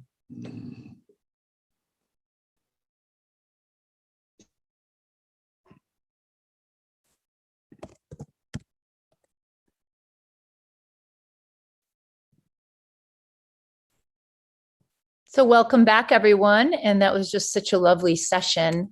It's been a really wonderful day, and it is truly my pleasure to invite the next set of speakers up for our final panel for the day. And this panel is an overview of TCIM education at a global level, a look from the World Professional Associations. Our first speaker will be Dr. Iva Lloyd. Dr. Lloyd is the president of the World Naturopathic Federation. She's Canadian and has been president of the WNF since its inception in 2014. She has participated in 5 WHO working groups and the Global Conference for Primary Health Care. She's the founder and editor-in-chief of the website ndhealthfacts.org and was editor of the Canadian Association of Naturopathic Doctors Vital Link Journal for 13 years. She graduated from the Canadian College of Naturopathic Medicine in 2002, where she's still a part-time professor. She's maintained a full-time naturopathic practice at Naturopathic Foundation's Health Clinic since 2002 in Markham, Ontario, Canada. Dr. Lloyd has written over 80 articles and has done various seminars, both nationally and internationally, on naturopathic and energetic medicine. She's the author of 4 books, including Messages from the Body, A Guide to the Energetics of Health, The Energetics of Health and Naturopathic Assessment, and the History of Naturopathic Medicine, A Canadian Perspective. She also wrote the chapter on naturopathy, homeopathy, and natural medicine in holistic healing, theories, practice, and social change. We also have with us today Dr. Ana Paula Ferreira. She's the chair and board of director, the chair of the board of directors of Osteopathic International Alliance, and is Brazilian. Her diploma in osteopathy is, and she also has a PhD and is the current chair of the Osteopathic International Alliance, OIA Board of Directors. The OIA was admitted into official relations with the WHO as a non-governmental organization in February of 2018. In 2021, the WHO Executive Board at its 148th session decided to maintain OIA's official relations status. Since its establishment in 2003, the OIA has maintained an active program of work with WHO, including the benchmarks for training in osteopathy, supporting WHO policies and programs, advising on matters related to the osteopathic profession. Ana Paula is an osteopath who graduated from the Instituto Brasileiro de Osteopatia and has been registered with the Registro Brasileiro dos Osteopatas since 2002. She's the former chair of the RBRO, which is leading the regulation process of osteopathy as a profession in Brazil, and has served on the board since 2007. She earned her master's degree in science of rehabilitation at UNISAM RJ in 2015, earning a PhD degree from the same program. She is a research fellow of the Australian Research Centre in Complementary and Integrative Medicine, ARCIM, who we heard from earlier in the week, and an international affiliate member of the American Academy of Osteopathy. We also have with us today, next slide, please, Dr. Iracema Benavides with the International Federation of Anthroposophic Medicine Associations. She is the vice president of the IVAA and is a specialist in general surgery, nutrition, family health, anthroposophic medicine, and homeopathy, and holds a master in international healthcare management, economics, and politics. Iracema has also collaborated with the WHO, PAHO, and UNICEF. She has worked as a general practitioner in private practice in Belo Horizonte, Brazil, since 2013. Previously, she served with the Brazilian Ministry of Health as a consultant, technical assistant, and project coordinator. She has also been a lecturer at the Faculdade de Saúde e Ecologia Humana Médica School and the Medical School of Pontificia Universidade Católica, both in Belo Horizonte, Brazil. Our next guest is Dr. Gustavo Alberto Cataldi, president of the Homeopathic International Group. And I'll read this in Spanish. Médico egresado en 1979. Doctor that graduated from 1979. Thank you. De Facultad de Medicina. Of the Faculty of Medicine. Okay. He's a graduate doctor from 1979 from the Medicine Faculty of the University of Buenos Aires, and a licensee in philosophy, graduated in 2010 from the Faculty of Philosophy from the University of Buenos Aires. I graduated in homeopathy in 1988 from the Argentinian Homeopathic Medicine School, Tomás Pablo Pachero. She has a specialization in medical clinic, legal medicine, and he is participated and was doctor for the therapy of intensive care at the hospital of Chucuruca since 1980 to 2000. He is a corresponding member of the English Academy of Homeopathy Physicians from Germany, and member of the editorial council for Mexican Homeopathy Magazine. He's the professor of the Canegabe Homeopathy University, which is an online type of education. He's the director of the Homeopathic Argentinian Medic School, Tomás Pablo Pachero, and president of the Congress of Liga Médico Homeopathic International in Buenos Aires 2016. Also has published many articles in homeopathic magazines, national and international magazines. He's the author of the book Encounters and Farewells, Reflections about History and the Current State of Homeopathy. He was afterwards the Vice President for Argentina, Secretary of Education, Vice President, and current President of the Medicom League of Internationalist Homeopathic since 2019.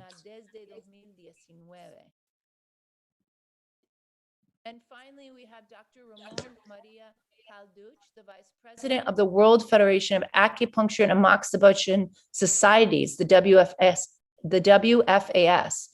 He is the President of the European Chamber of Commerce for TCM, the Chairman of the Supervisory Board of the World Federation of Chinese Medicine Societies, the Chairman of the Working Committee of the Promotion of TCM Regulation of the World Federation of Chinese Medicine Societies, the founding Vice President of the European Foundation of MTC, Spain, and the Vice President of PFOTS, which is the Pan-European Federation of Chinese Medicine Societies. He's the Vice President of the World Federation of the WFSA, and a member of the Executive Council of the Review and Evaluation Committee of the WFSA, of the WFCMS. He's the member of the Standardization Working Committee of the WFAS,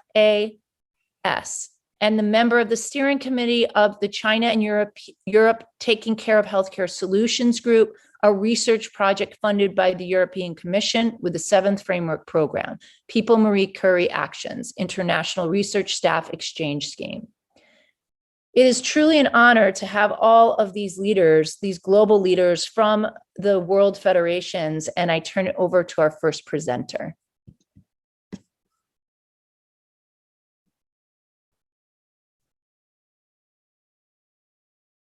Dr. Iva Lloyd, we just need you to unmute yourself. Thank you very much, Tabitha. It truly is a pleasure to be part of this wonderful group of speakers on this important topic. So I will just share my screen. Okay,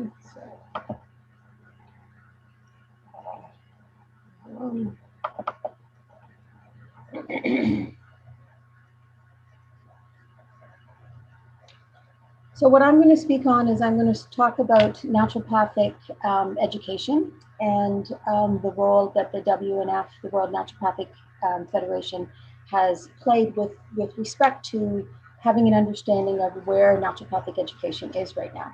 Sorry about this, I thought it was up, but it must have closed.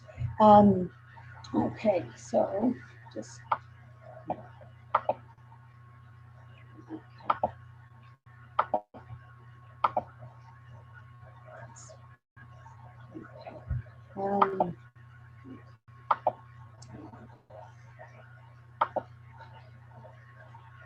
So the World Naturopathic Federation has been around since 2014. When we first started, the mission of the WNF, as it was set out, was to support the growth and the diversity of the naturopathic profession worldwide, to support the regulation of the naturopathic profession, and to promote education and the highest in educational standards for the global naturopathic profession, recognizing that there are differences in different world regions, to encourage and support quality naturopathic research, establish and maintain a database of naturopathic organizations, and then build international relationships. And that's pretty much reflected what we have been doing. To give you an idea of the size of the naturopathic profession around the world, we are aware that there are over 100 countries that practice naturopathy or naturopathic medicine. About 40 of those are current members of the naturopathic profession. There are 131 recognized naturopathic educational programs.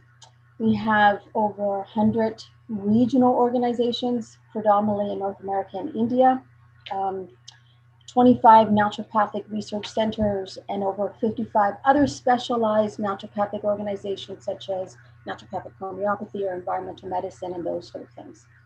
So the naturopathic profession is practiced in all world regions. We expect a lot of growth in Europe and Latin America and Africa in the next few years as well.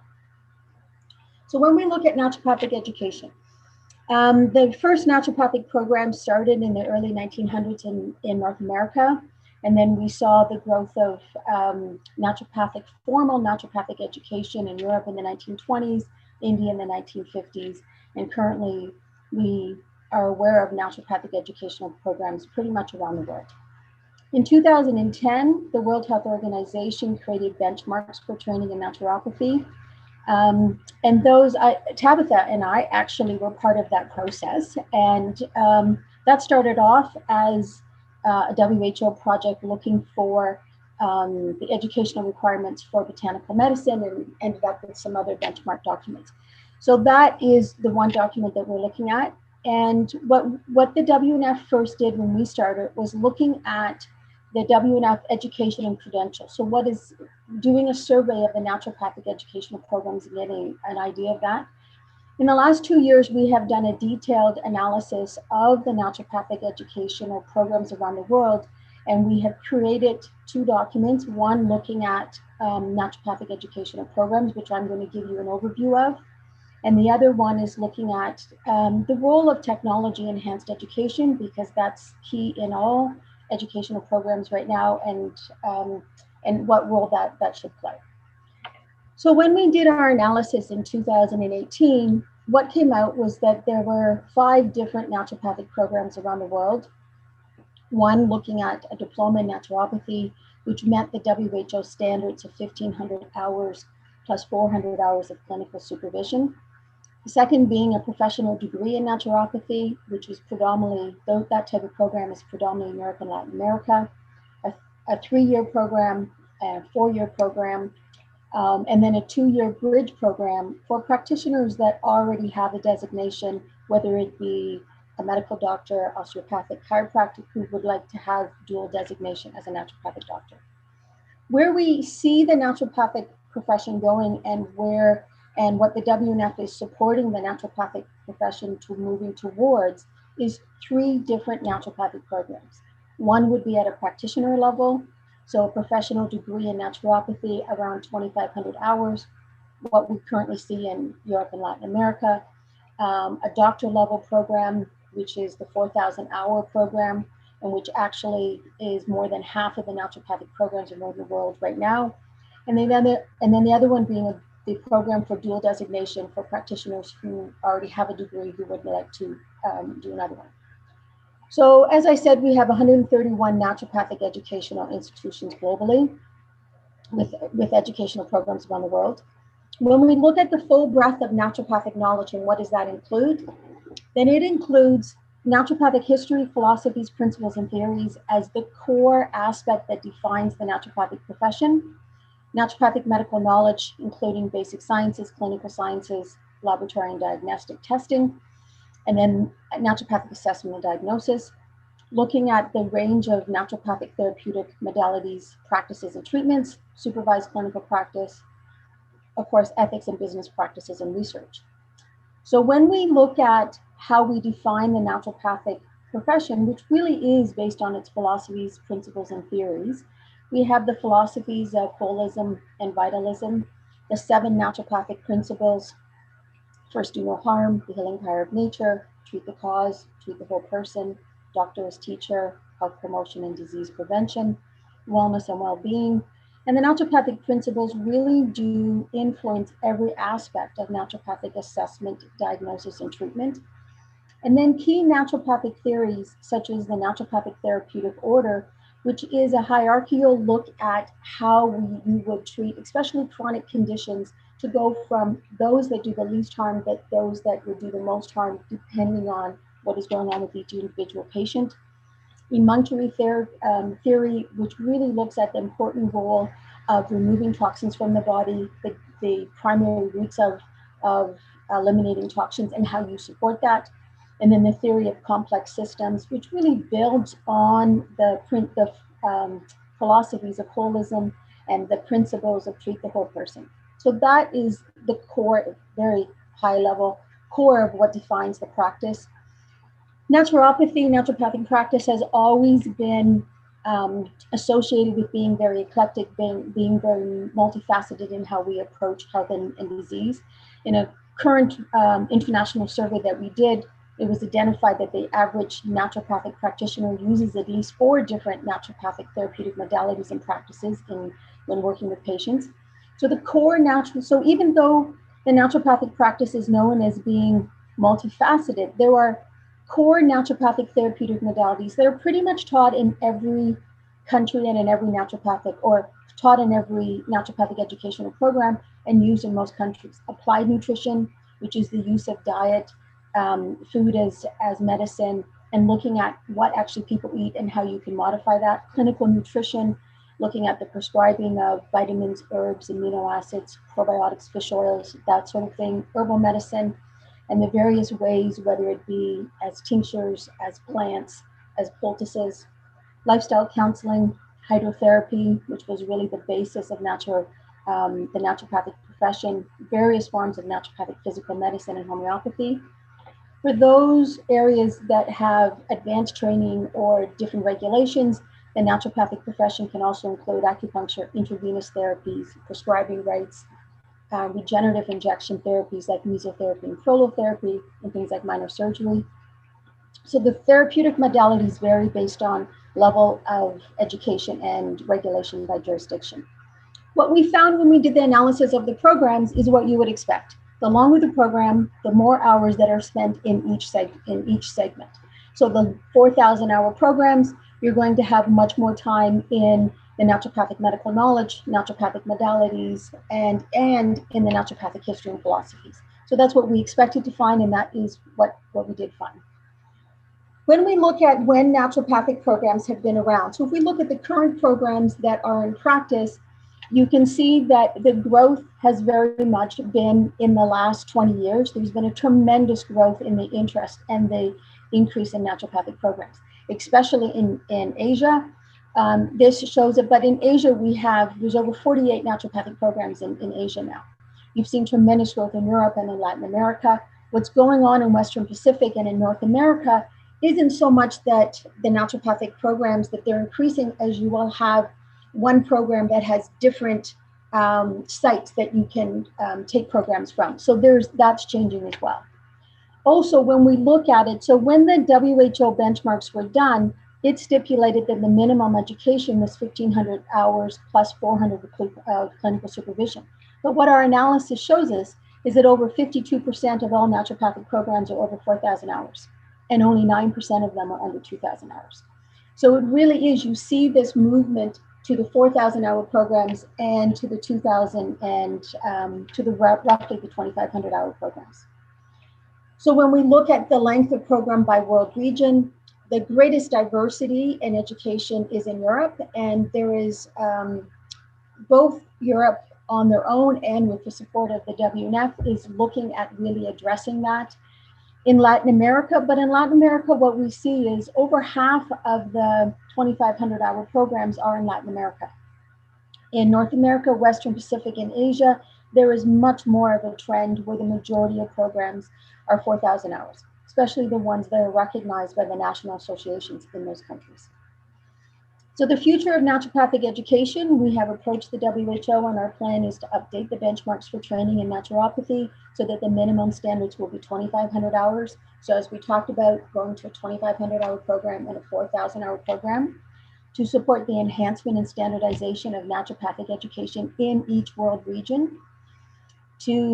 One of the things that we're looking at is we have in North America, for example, we have an organization called AIHM, which is an association of all the naturopathic programs, and they work together. We have the same thing in India.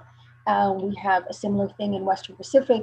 Europe is in the process of doing a similar process as well. So building alliances between naturopathic educational programs, both within world regions and between world regions as well, and then to support naturopathic research through the naturopathic educational institutions. Follow more information on the WNF, then that will give you some more information. So I hope that provides an overview as to what we are doing in the WNF right now. Thank you so much, Dr. Iva Lloyd. I'd like to invite now Dr. Ana Paula Ferreira from the chair of the board of directors of the Osteopathic International Alliance. Welcome, Dr. Ana. And Iva, if you could stop sharing your screen. Yeah. Great.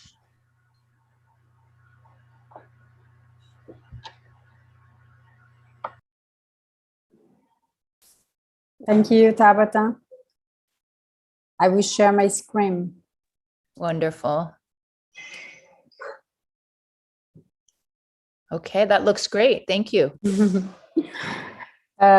Good afternoon, good evening, or good morning to all of you around the globe. Before starting my presentation, I'd like to thank the Second World Summit on TCIM and the conference organizers for the opportunity to present to you here today about osteopathic healthcare professional qualification. I have no conflicts to disclose. In this talk, I will present briefly the history and organization of the global osteopathic profession and give an overview of regulation before talking about qualification, as all these aspects help to understand and has impact on professionals' qualification. Lately, I will go deeper into educational standards for osteopathic healthcare providers. Osteopathy was developed by Andrew Taylor Still, a physician and surgeon in the United States of America in the late 1800s. Dr. Still was dissatisfied with the then current state of medical care. He experienced a number of life-changing events, including the death of several of his children from meningitis, and also he serves as in the US Civil War. This and other experience led him to develop the tenets of osteopathy with the aim to improve upon the practice of medicine and surgery and to place it in a more rational and scientific base, for that time. It's 1870s. He finally established the first independent school of osteopathy in 1892 in the state of Missouri. The first school of osteopathy outside the US was established in London, England in 1915 by one of Dr. Still's former students, Dr. J. Martin Littlejohn. Since then, the profession has developed along two distinct practice models, sharing the same principles and philosophical approach. The global osteopathic profession comprises two related professions providing osteopathic healthcare. Around the world today, there are osteopathic physicians providing osteopathic medicine and osteopaths providing osteopathy. In the US, the osteopathic profession developed in parallel with allopathic medicine or Western medicine. Doctor of osteopathic medicine, the osteopathic physicians, have a medical degree qualification and a post-medical training that enables them to practice as a licensed medical physician and surgery in all 50 states of the United States of America. In most countries outside the US, where osteopathy is regulated, the osteopathic professional scope of practices does not include prescribing medicines or performance surgeries. These professionals are typically referred as osteopaths. The osteopathic healthcare is based on perception that the body is an integrated whole and that person's well-being is dependent upon all structures working together in balance. Osteopathy is a person-centered rather than a disease-centered approach to prevention, diagnosis, and treatment. Osteopathic professions, both osteopath physicians and osteopaths, use their understanding of the relationship between structures and functions to optimize the body's self-regulating and self-healing capabilities. This approach to patient care and healing is based on the concepts that the human being is a dynamic functional unit in which all parts and all systems are interrelated and work together. Osteopathy emphasizes the influence of the somatic system, the body framework, in health and disease, and interprets that influence on the functions of the respiratory, circulatory, metabolic, and neurological systems. One essential component of osteopathic healthcare is the osteopathic manual therapy, typically called osteopathic manipulative treatment, or OMT, which refers a wide range of manual techniques that may be combined with other treatments or advice, for example, diet, lifestyle, physical activity, counseling, coping strategies, and stress management. Osteopaths deliver a multi-component package of care that, in addition to the manual therapy includes health examination, screening, diagnosis, where appropriate, referral, advice and guidance, reassurance, psychological support, self-management, general health guidance, and behavior change encouragement for a healthier lifestyle. The practice of osteopathy and osteopathic medicine is distinct from other health professionals that utilize manual techniques such as physiotherapy or chiropractic, despite some overlap in the techniques and interventions employed by all these professionals. Osteopathy is currently practiced in 46 countries throughout the world. In some countries, however, manual therapists use manual techniques and claim to provide osteopathic treatment, although they may not have received proper training. The OIA, Osteopathic International Alliance, is the only worldwide organization for osteopathic healthcare professionals. OIA is an organization of organizations, and its members' organizations include professional associations, regulatory authorities, and educational institutions. Currently, there are 72 members' organizations in 21 countries. OIA is headquartered in the US, in Chicago, Illinois. The OIA was admitted into official relations with WHO in 2018, and this state was renewed into 2021 this year. The OIA's agreement with WHO encompasses 3 projects. The project 1 is the production of a global report on osteopathic healthcare. This one's the last one published last year in 2020. And the OIA has to update this report every 5 years. The second project is updating the WHO benchmarks for training in osteopathy, published in 2010. And the third one is the creation of international glossary of osteopathic terms.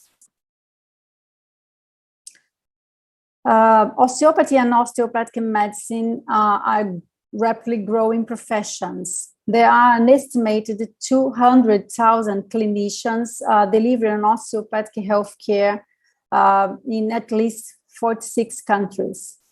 From those, there are nearly 8,000 osteopaths. Of these, over 45,000 are statutorily regulated or registered osteopaths.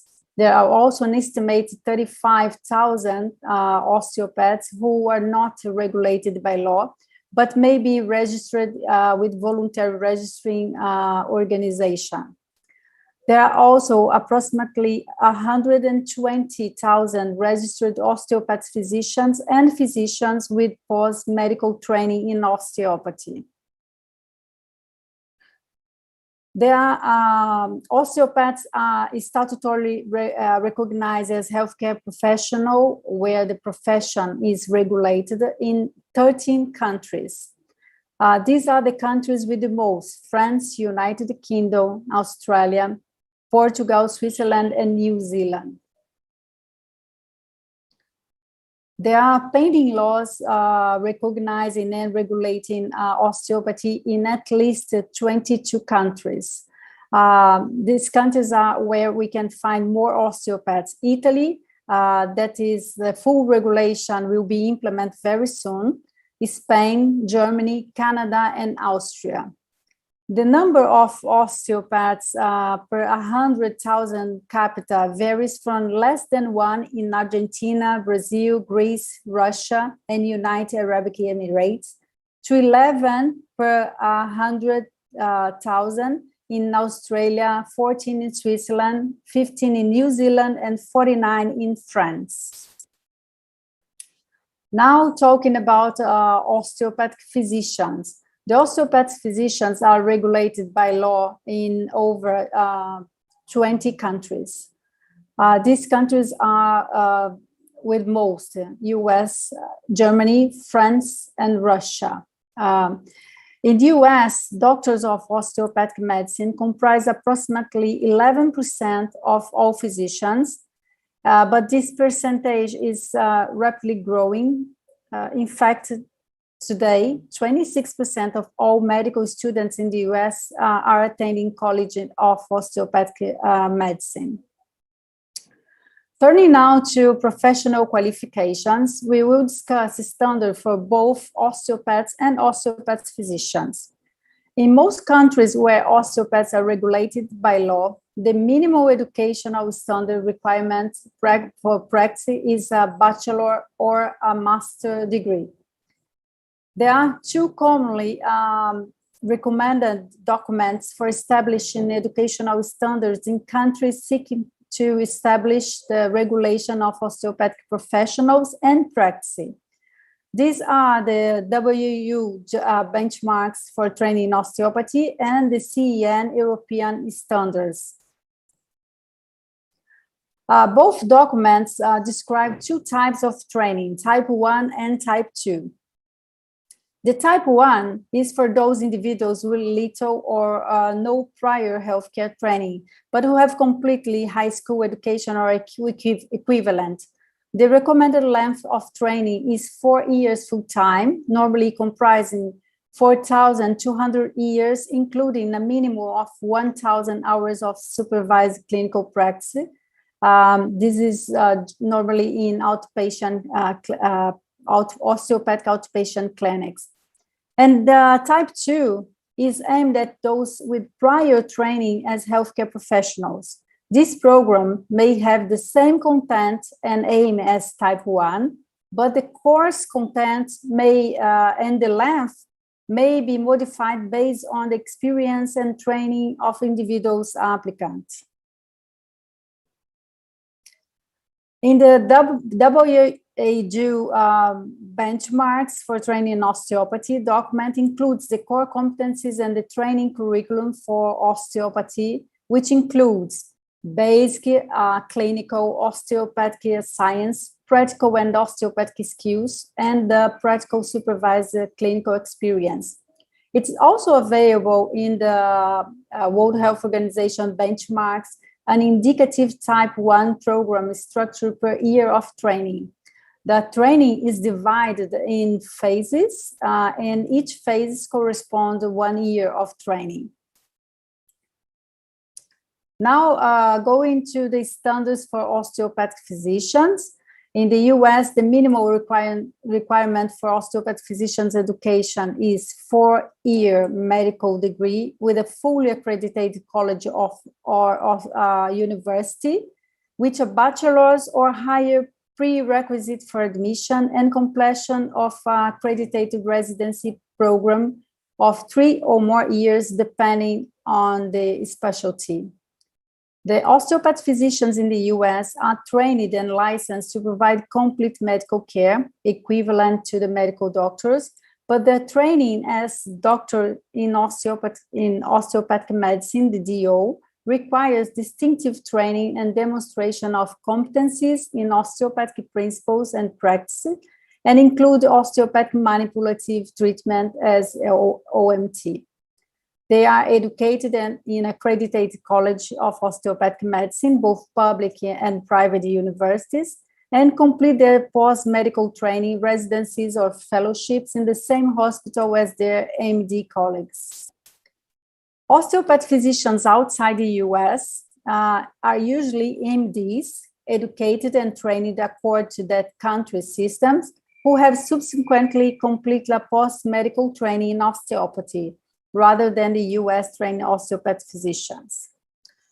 In some European and Asia countries, North America as Canada, and all South America countries, training in osteopathy type 2 has been provided for health professionals, mostly having the previous academic degree primarily in physiotherapy or sports medicine in some countries, and also for medical doctors. In fact, osteopathic training and education institutions are found in at least 20 countries. It's important to mention that In all countries where osteopathy or osteopathic medicine are regulated by law, in many where it's not, continuing professional development is a mandatory requirement for continued registration and license, which is evaluated and monitored. The specific requirement may vary by country.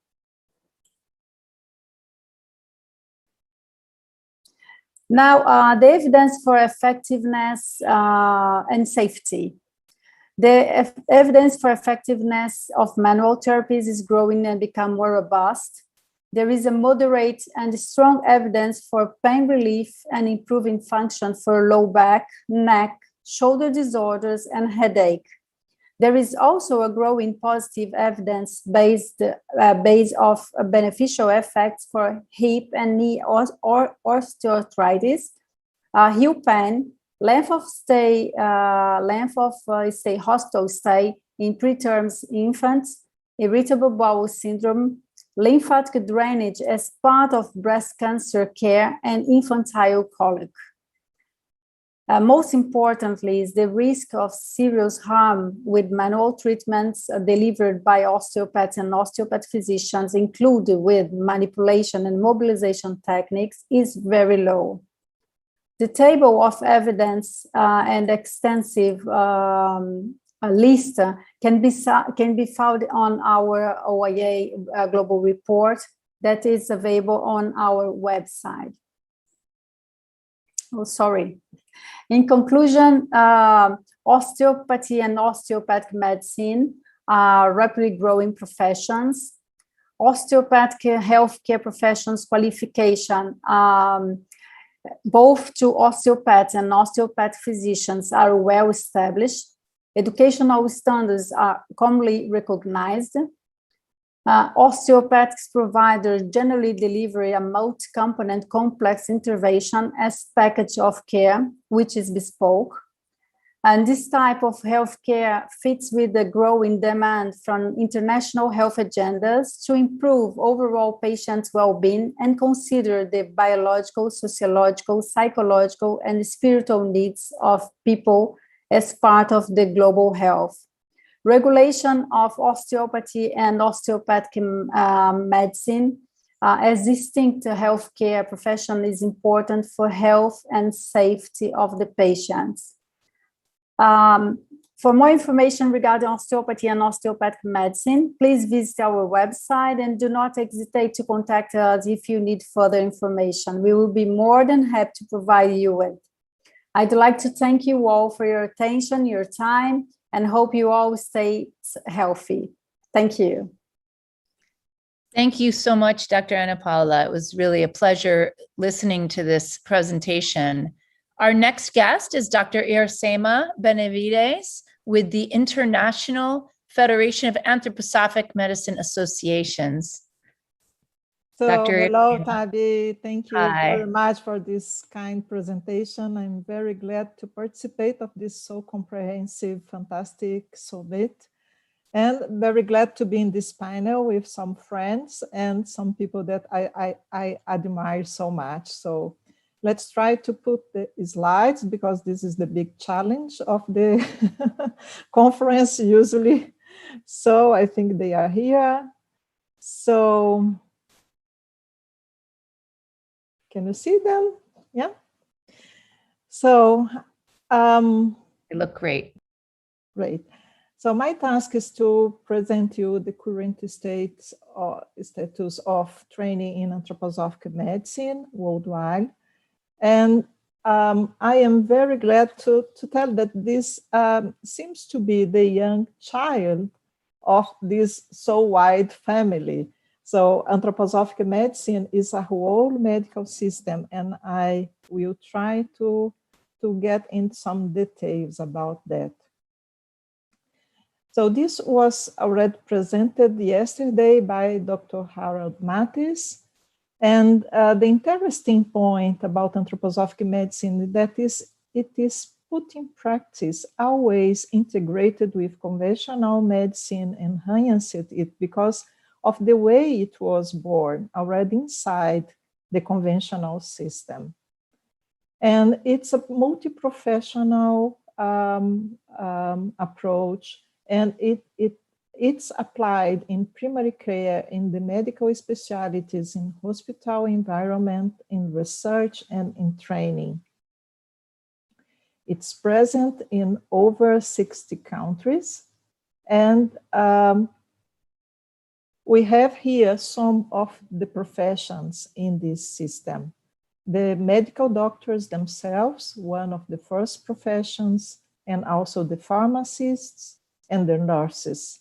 And we have also anthroposophic art therapies that includes not only plastic arts, but also singing and music therapy and speech therapy. And the body therapies also comprises massage and baths, and also different other approaches. And we have eurythmy therapy. And still we have the development of this system with dentistry, veterinary, we say about a anthroposophic psychotherapy, naturopathy oriented by anthroposophic medicine, anthroposophic nutrition, and midwife. These are the more established modalities. And we have two professions inside the system that are unique of anthroposophic medicine, and they are anthroposophic art therapy and eurythmy therapy. The main contributions of anthroposophic medicine, we can say that they are present in 5 main areas that we call care areas. And care 1 is related to pregnancy, birth, childhood, and special needs. Care 2 is related to fever and antimicrobial resistance. Care 3 is related to mental health with insomnia, anxiety, depression, and post-traumatic stress control. And the care 4 is related to oncology support, and care 5 with palliative care and death monitoring. And this is meant to be an interdisciplinary approach. So here in Spanish.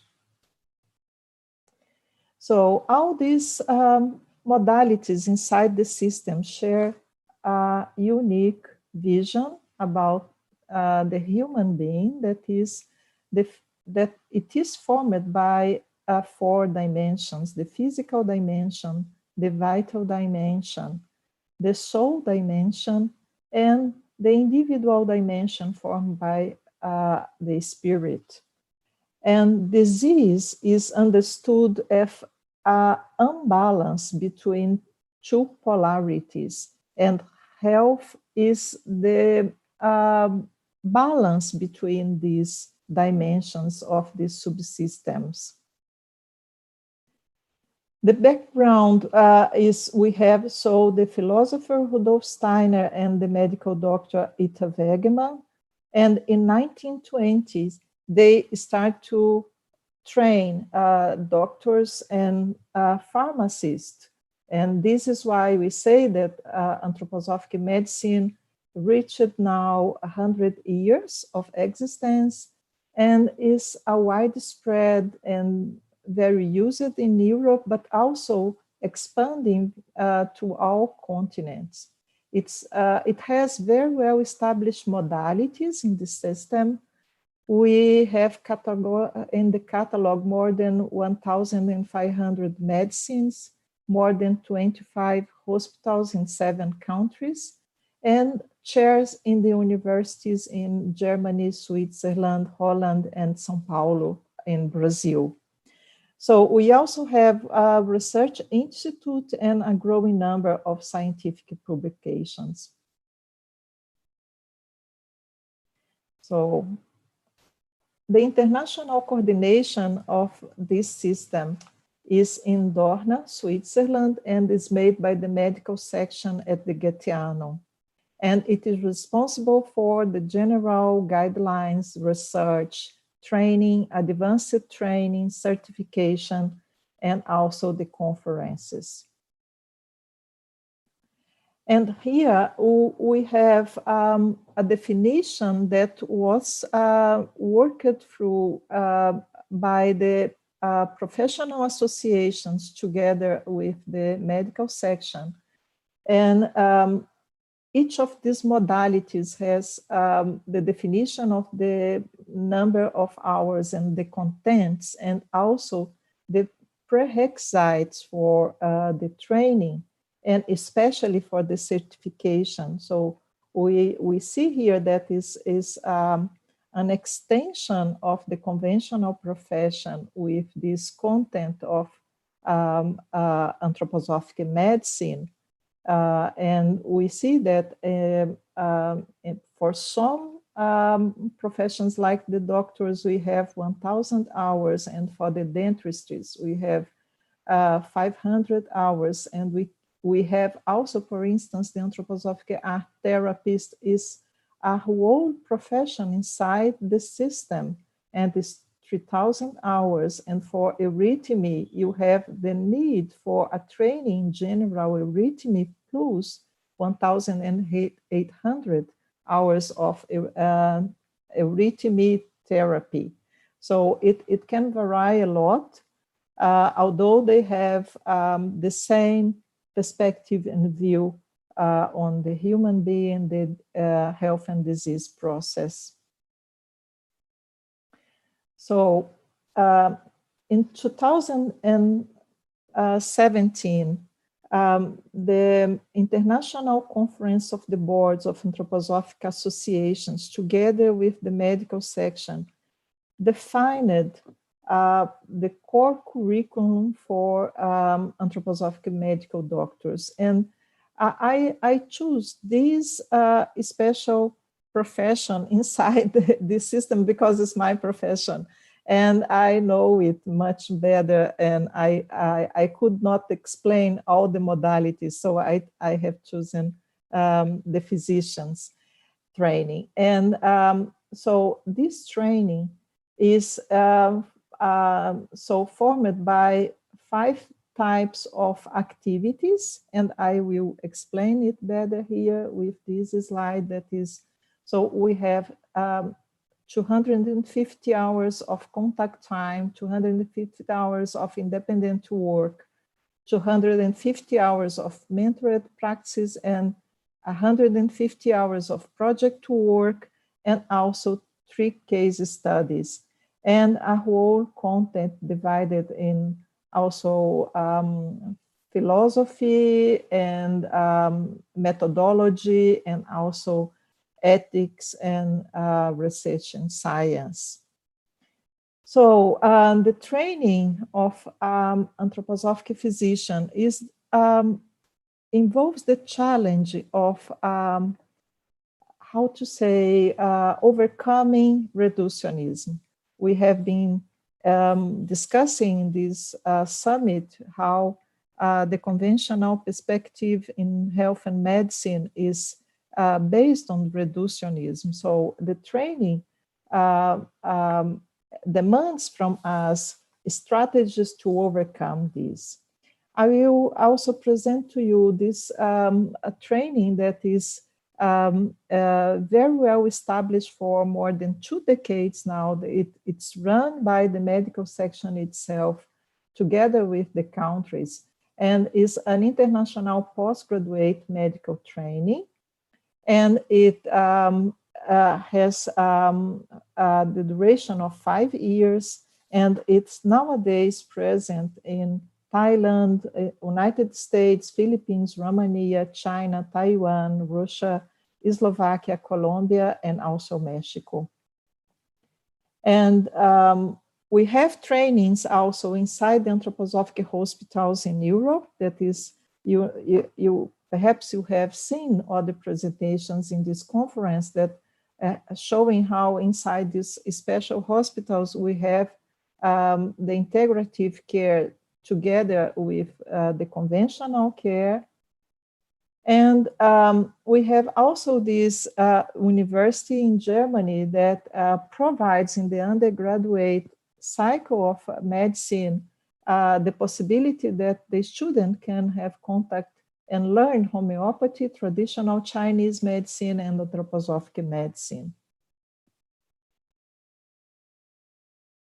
And the learning objectives of a physician training is that this physician be able to establish a trusting and formed doctor-patient relationship, and able to develop an individualized plan and implement it, and also adapt this treatment. So this is, let's say, the very objective goals. And how do we achieve this in practice? How can we overcome reductionism? So here and also in many other countries, we try to take these colleagues to a nice environment, to close to nature, that we can have some inspiration from nature, that we can walk on nature, that we can have these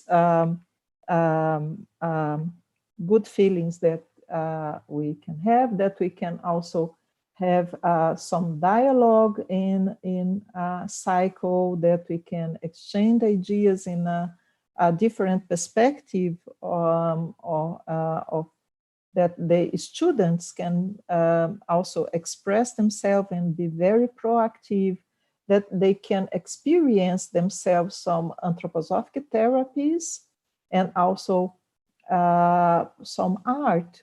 We use very much arts in our trainings to improve perception, to improve feeling, to improve aesthetic formation. And this helps a lot, that we can achieve this change, to help in this change. So here is the same slide. So here are some photos of our trainings in Brazil in the pre-pandemic era. And as everywhere now in the pandemic, we have this model that is based on different platforms online. So in Brazil, we have a special condition that is the national policy of TCIM, that is called PNPIC, and it completed now 15 years. And anthroposophic medicine is considered in it since the beginning. And inside this policy, they provided some first contact courses. This is not a professional training, but is more a first contact and course based on information, and is an 8 hours online free access course that exists since 2016, and more than 10,879 participants since its beginning. This is amazing. It's very, very nice approach to really present and perhaps create a curiosity in the professionals in the health system. And then I would like to now come close to a conclusion, but not yet, that anthroposophic medicine in itself, we can say that prays very lot One Health, and is in its essence deals a lot with this integrity, this unicity with nature, and the theme of the International Annual Conference of the Medical Section this year, that will happen in September, is Human and Planetary Health, the responsibility of medicine for people in nature. And I would like very much to invite all you, if you are able to see. And I would like to present to you the Vadimekon experience that, so here is this collection of experience of doctors with the medicines, the anthroposophic medicine. So we have a very alive evidence pillar with this, that we confirm or we deny the experience with the medicines, and this is often updated. And we have also the Vadimeco of external applications. And I encourage you to go to the website and to visit it. It's really amazing all the possibilities that we can do with external applications, because it's much more accessible. And this is also a very interesting tool, that is the Anthromedics, that we have specifically literature, but also we have the basic concepts and is open. And for those interested in Mistoto, this wonderful website now that is in 3 idioms, not only in Germany and English, but recently it was translated to Spanish thanks to my colleague from Peru, Dr. Ivan Villegas, that did this amazing work to translate this website to Spanish that is available. And some of our trainings are specifically shaped to focus on Mistoto therapy. And last but not least, I would like to talk about my institution, that is IVAA. And some of the participants of this conference perhaps know and have contributed to the revision of the benchmarks for training in anthroposophic medicine. And IVAA since 2017 has been working officially with WHO. And I hope our benchmarks are on the way and we will arrive safely to a publication.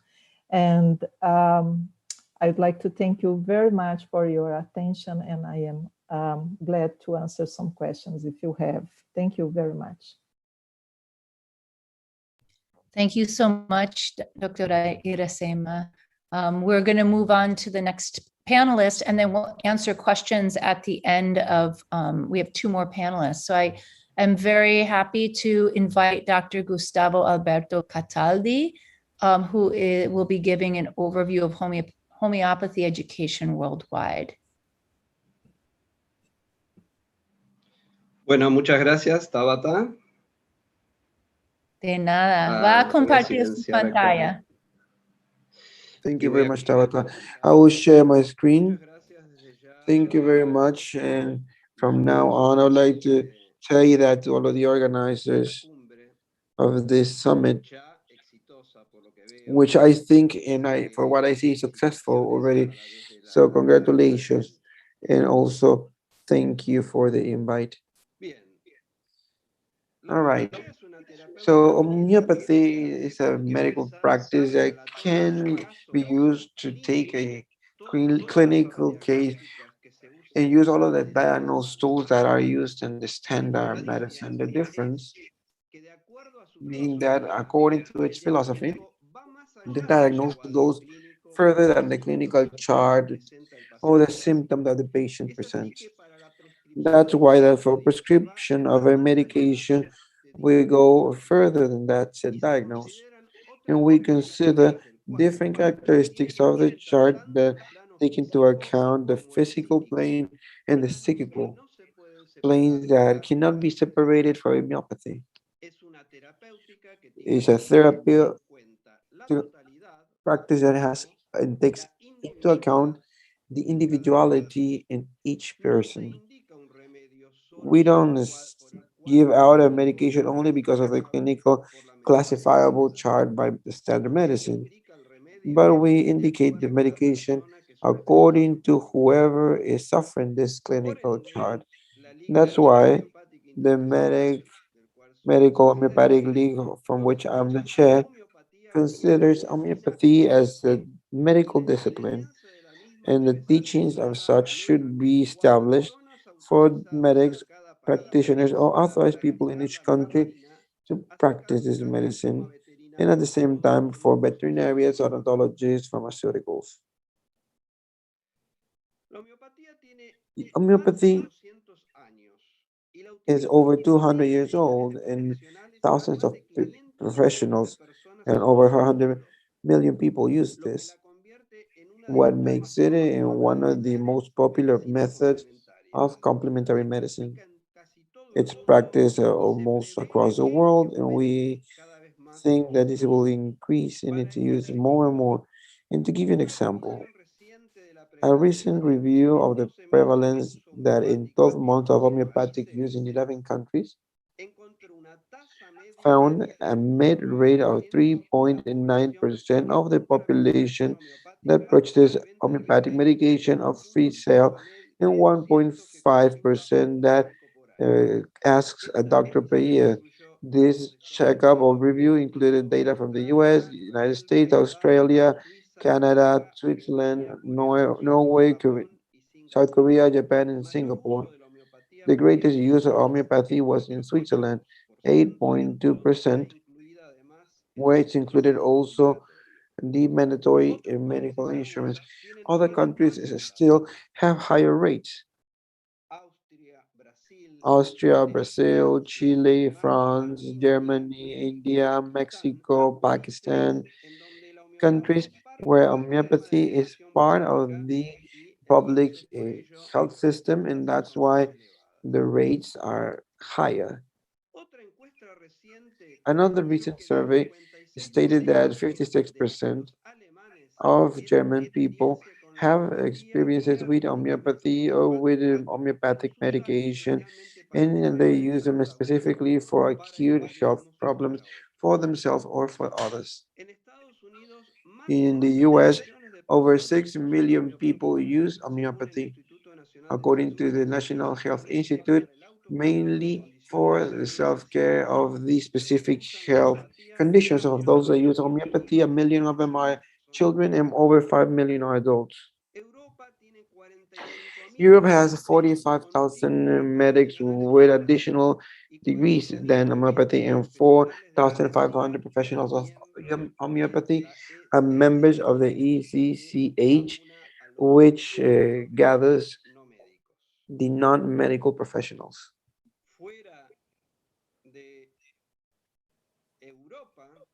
Outside of Europe, India, over there we have over 200 homeopathists registered, and each year we add 12,000. In South Africa, which is the African country with the highest number of homeopathic practitioners, we have 578 professionals registered in the Alliance Health Professions Council. Brazil is one of the few countries of America that has statistics on the number of professionals that practice homeopathy.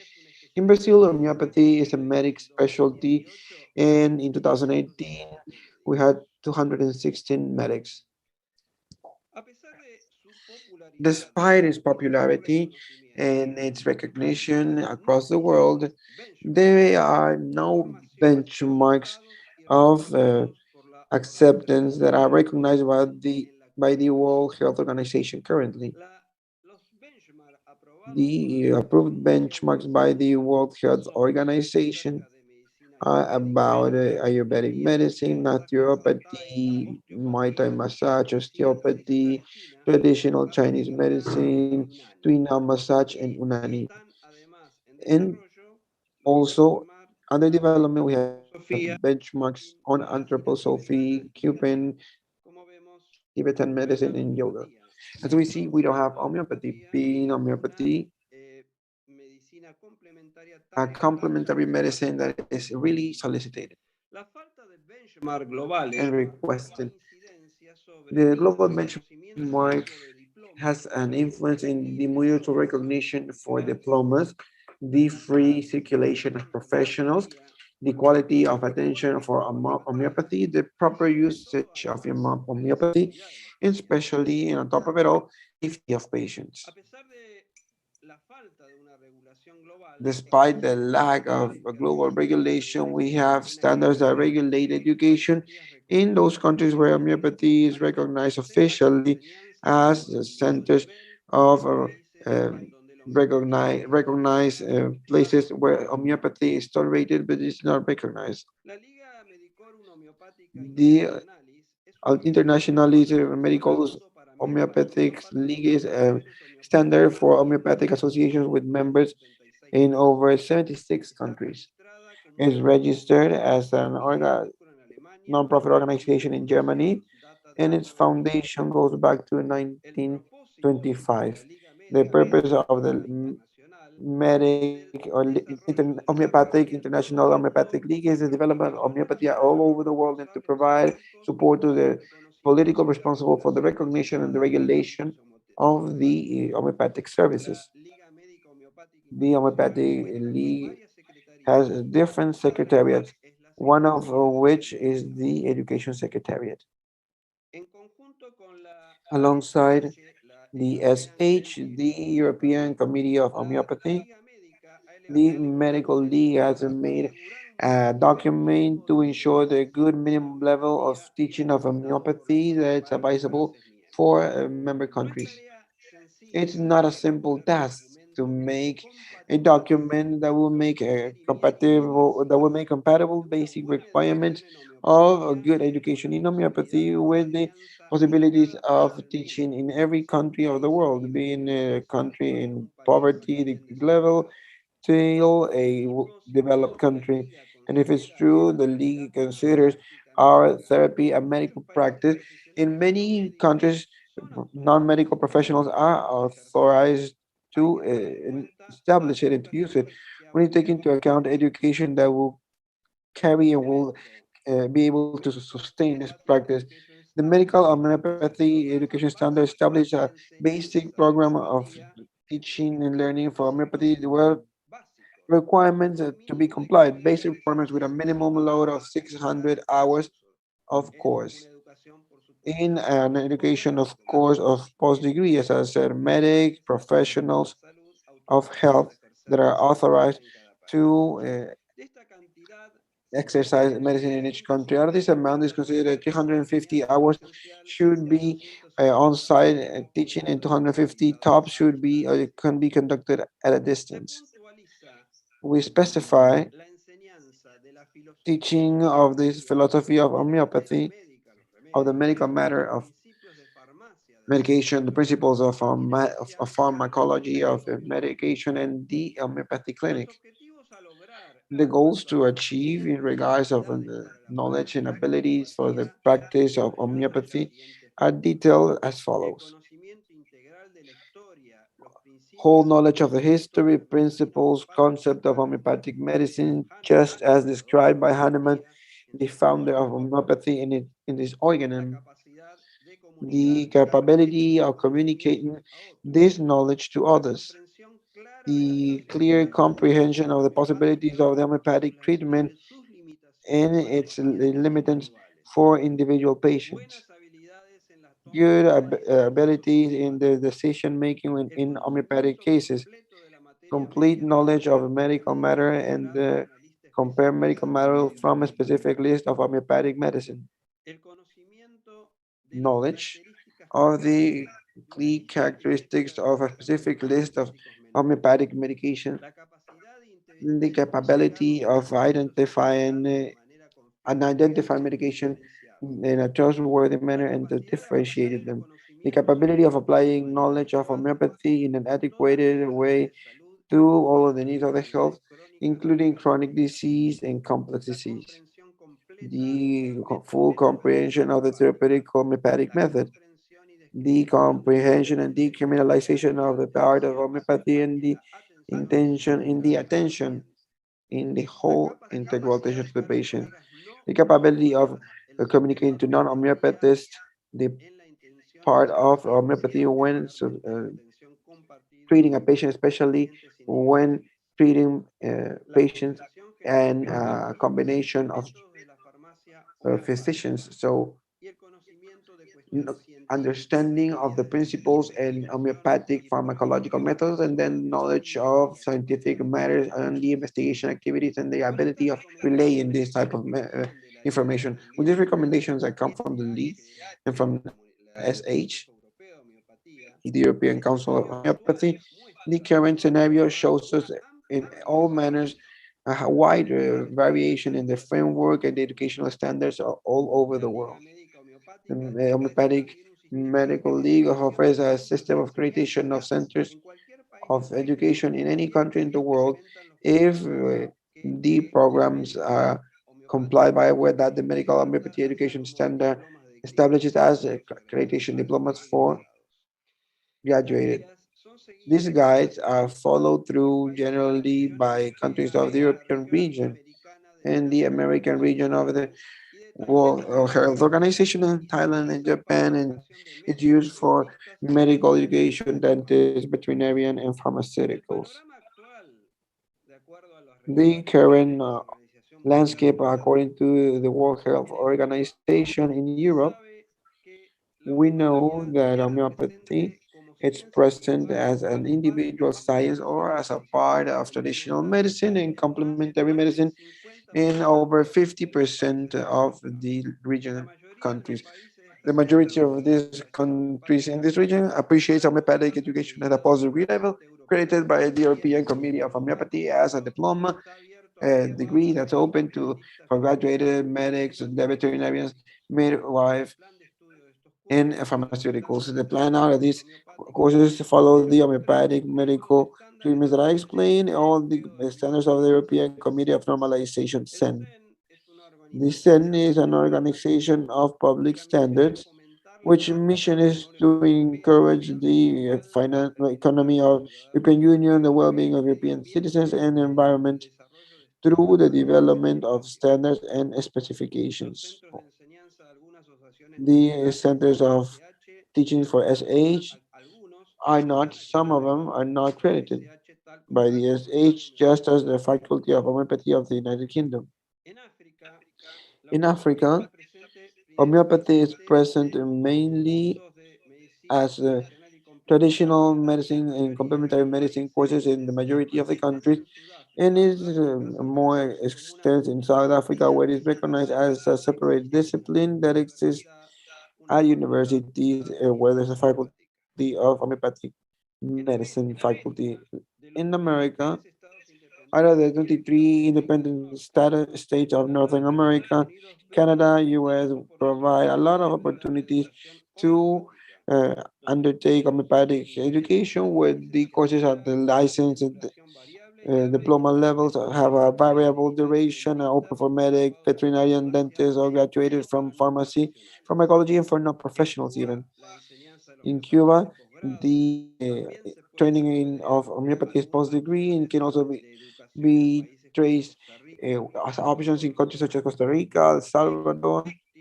Mexico has a broad tradition in the teaching of homeopathy as a post-degree and as for institutes of homeopathic teaching.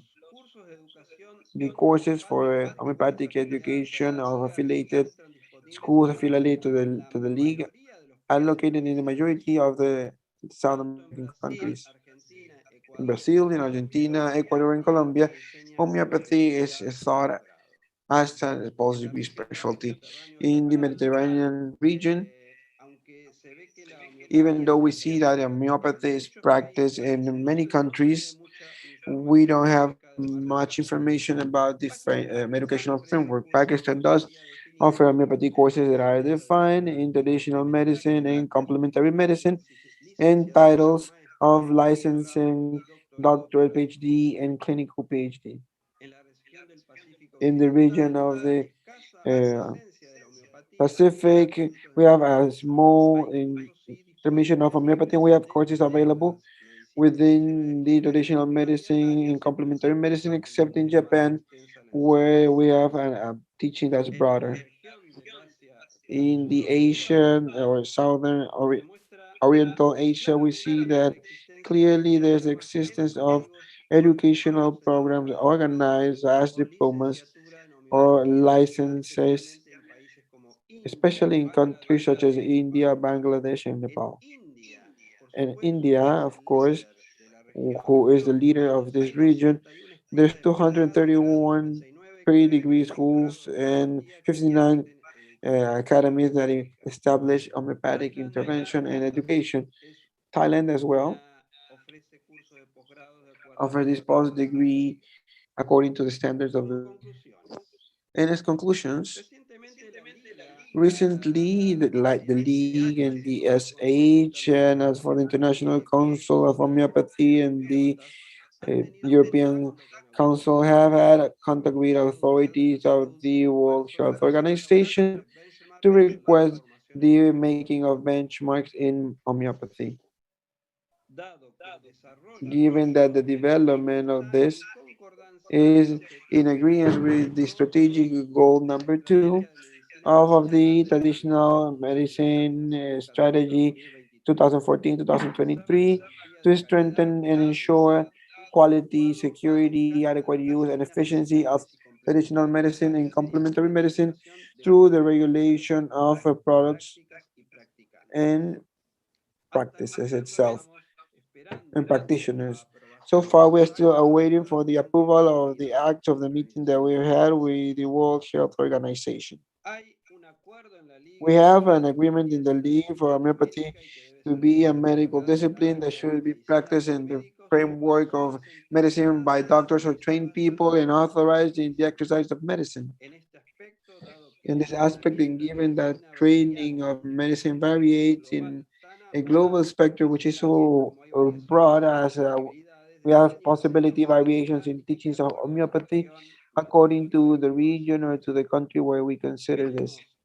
We will have to see that in some countries, the study of homeopathy as a specialty to medicine, and in some others as a medical research or a study towards homeopathy completely with a focus partially in some medicine careers. And with the manufacturing of the medical homeopathic education standards, the accreditation of the education centers, the management facing the World Health Organization of the making of the benchmark for the homeopathic training in different measures. The International Homeopathic League tries to ensure the teaching of homeopathy. These are our contact info addresses. Thank you very much for your attention. Dr. Gustavo Cataldi, thank you so much for that presentation. And I would totally agree and support that benchmarks in homeopathy are absolutely overdue. So thank you for doing that work. It is my pleasure now to introduce and invite Dr. Ramon Maria Calduch, the Vice President of the World Federation of Acupuncture and Moxibustion Societies.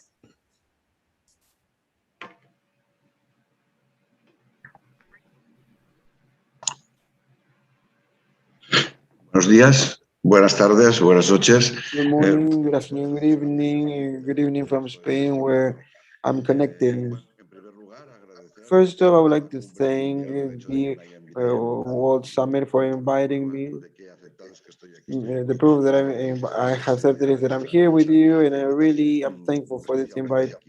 Especially, I would like to thank to Natalia Sofia Aldayar, my dear friend Natalia Sofia, and the whole organization, team, interpreters, moderators, everyone that's doing this and using technology so wonderfully. Thank you very much for the effort that you're making here. I'm going to try and share my PowerPoint for it to make it easier in my intervention.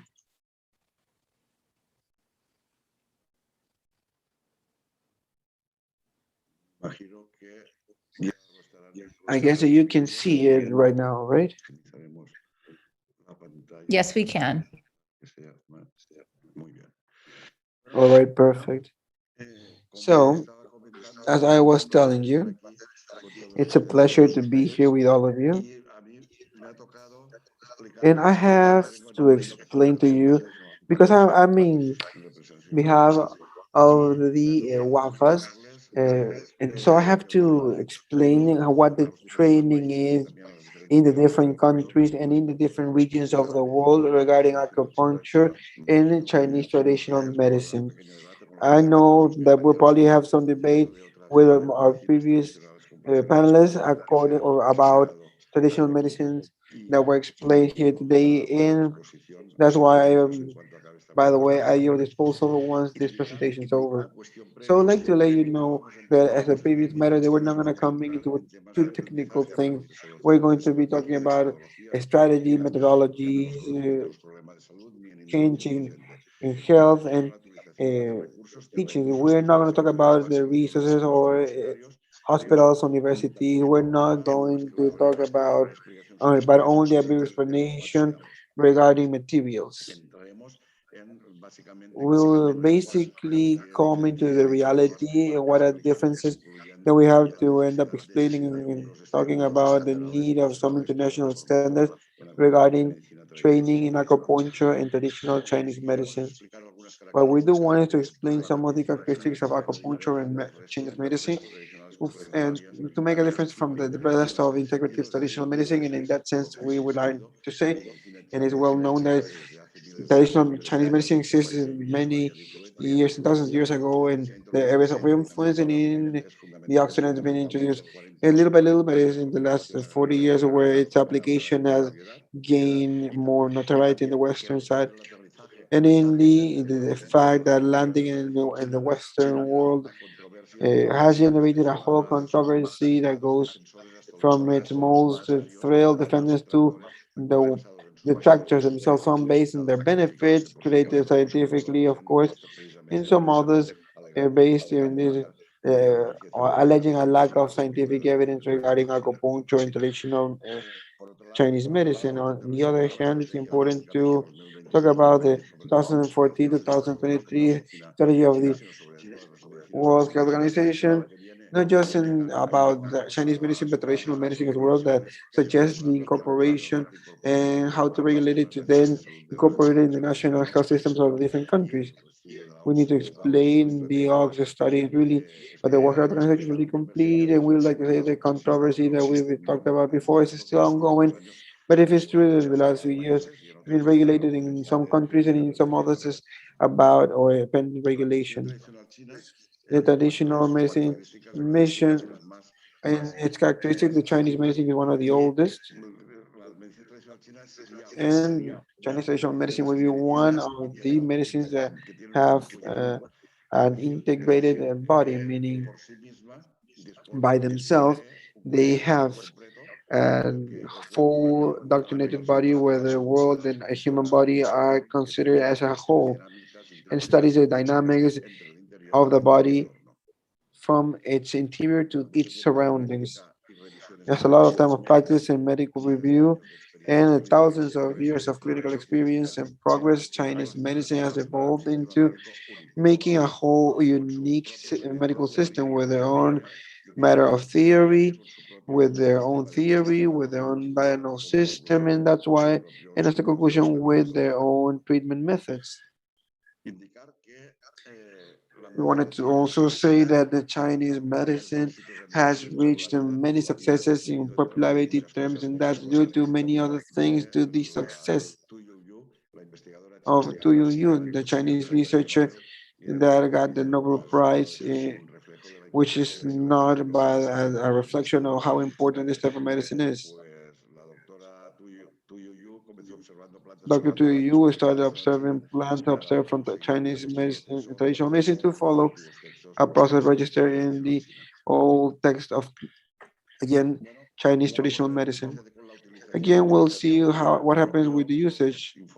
The World Health Organization in their report says that complementary alternative medicine, or those that are included like acupuncture as a Chinese medicine, reach levels according to the countries that go from 20-75% regarding the people that have used it at some point, and between 7 and 30% regarding the people that have used them in the last years of study.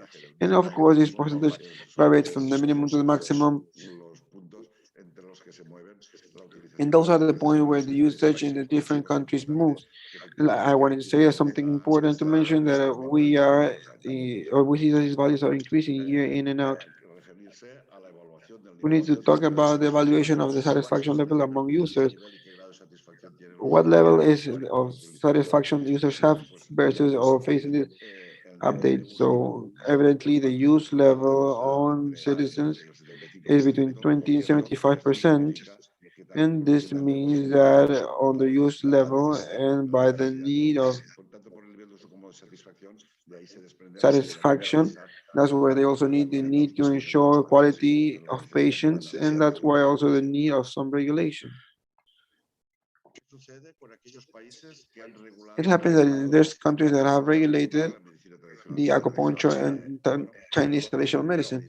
First off, well, we have to credit that they existed at that point, and then those that complied with the requirements and the new legislation that was regulating Chinese medicine now have a new license to work as professionals, and evidently from there they establish studies for their afterwards usage of this regulation.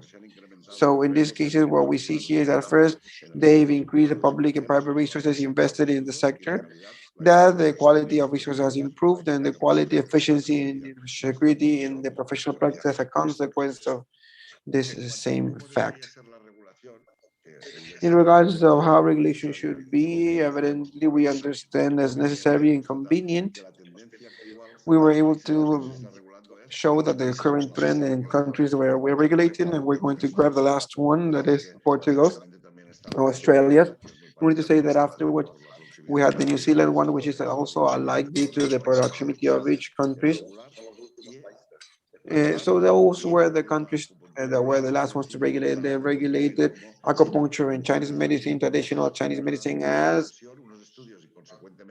a profession or studies, and of course a profession of second intention. Meaning, in the case of Australia, we have 4 or 5 years of study to being able to practice professionally. In the case of Australia, it's 4 years. Under my way of seeing things, it's okay, but still, we think that we needed to regulate the professional exercise of second intention. I mean, those physical therapists or those sanitary professions that are, well, they show this as a first option to be doctors or to be physical therapists or any other sanitary profession, and they want to use acupuncture and Chinese medicine in their professional practice.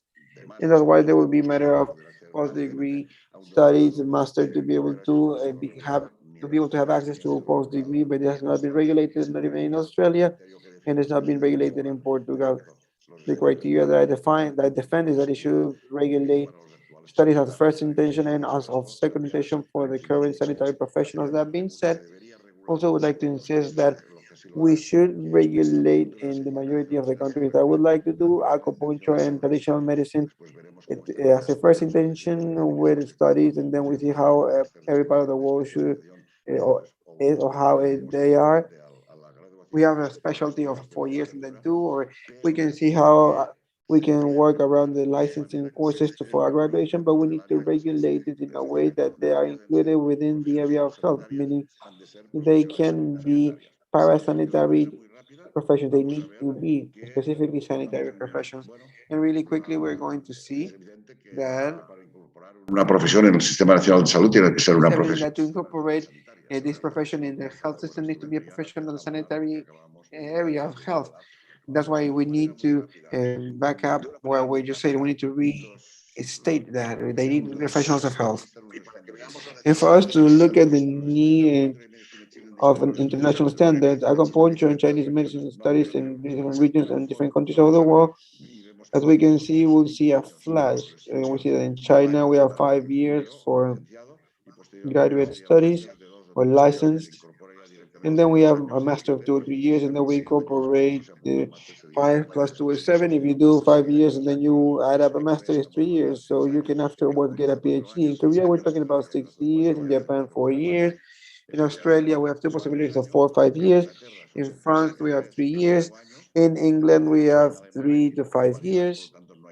In Germany, we have a variety, so there is nothing official in that sense. In the US, it's 3 or 4 years. Majority 3. In Canada, it's also 3 to 4 years. And in Brazil, we don't have either a definition or specific time frame. Now, looking at it in a more detailed way, but we're not going to come into detail. In Australia, like we said, it's 4 years full time, and they can get to be 5. there's a possibility of making masters afterwards. And in Japan, we see that these are 4 years, as explained before, and we would do that for Western doctors. And how is it that they can do it through professional schools? In Korea, as we said, it's 4 years. In Norway, it's 3+1, and this is due to that by Norway being in the European Union, they need to follow the Bologna criteria, and in the rest of the Bologna criteria, it can be 3 years plus two of a master, or they can be 3 years plus 4+1 of master, like in Portugal's case. We have not regulated the master, but in Norway they made a mix of 3 years plus one when they actually needed to be 3+2 of master according to the reports of or the Bologna Convention. In Italy, we have for medicine, for Chinese medicine, it's 5 years plus one. And if it's in Thailand, medicine is 4 years, and if you do Western, it's 6 years plus one. In the US, basically, you have 3 or 4 years, but fundamentally 3 years, where you see it will change according to each state, and it's calculated by semesters, but the temporality will be on 3 or 4 years, majority three. In China, we have 5 years, as we mentioned before, or plus 2 or 3, according to the master of first intention of what aims to your licensing, and it can be separated. That would be 8 years, 5+3 in this case. So why, and briefly, why do we have the need of using and defining and using the international standardization in regards to acupuncture and Chinese medicine? Well, Chinese medicine is accepted each in more and more and more areas of the world and in more countries, and it's regulated in the majority of the countries, like in the World Health Organization, and in some countries you already have a regulation and requisites of education of Chinese medicine, but are different from one country to other. There's no standards to follow, and if there are, there's no mandatory compliance, or they're not accepted by everyone. So we will be defining how important this cascade of ISO in the matters of standards.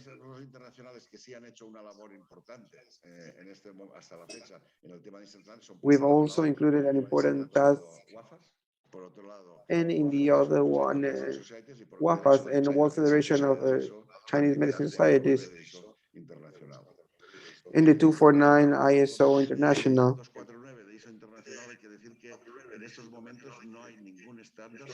That means that in the standard on education, there's none. We have not prioritized it. We have prioritized safety of products and safety of procedures, but not focus in standards of education. One of the problems that this big differences presented was in Australia and Germany, but there's no too much predisposition between the countries for these standards to exist. Given that an international standard that should be followed through by everyone should be able to undertake changes in the curriculum in the study programs. In the last meeting that was celebrated in May, we agreed that we were going to study in the 5 working groups that are working in the 5249 committees of the ISO, and they were going to talk about education and services, where they were going to share these matters through these working committees, or they were going to create new working committees for services. Among them, we have the education scope. Regarding WHO, it has fundamentally some guidelines that it has been issuing more constantly lately. There was a late version in 1999 and one after from 2010 on research on the curricula that should be followed in order to practice acupuncture and traditional Chinese medicine safely, fundamentally acupuncture, and it differentiated between the hours to be dedicated in programs for those who would be medical doctors and for non-medical professionals. Now, regarding WHO, I should say that the number of hours is totally insufficient, the one set currently today, because reality has now overcome something that at some point was established as a goal. Now, regarding the World Foundation for Chinese Medical Societies, it has a committee to which I belong as a VP, which is the Educational Instruction Committee, which has issued a program for 4 or 5 years with a series of courses. And this committee has attempted to gather convenience without getting to what's demanded in China, but overcoming or what is being demanded in other countries, which is important. As I had said before, that we would state something as materials, but the important issue is that there are 18 Chinese universities which are collaborating in building baseline materials for the courses that make up the course or curriculum studies for these studies that the committee has proposed. Now, regarding WFAS, there is a committee which is the education standard for acupuncture and moxibustion. Basically, it follows much on what was said before regarding the WHO. And now to finish, I would like to refer to 3 important declarations. One is the Paris Declaration.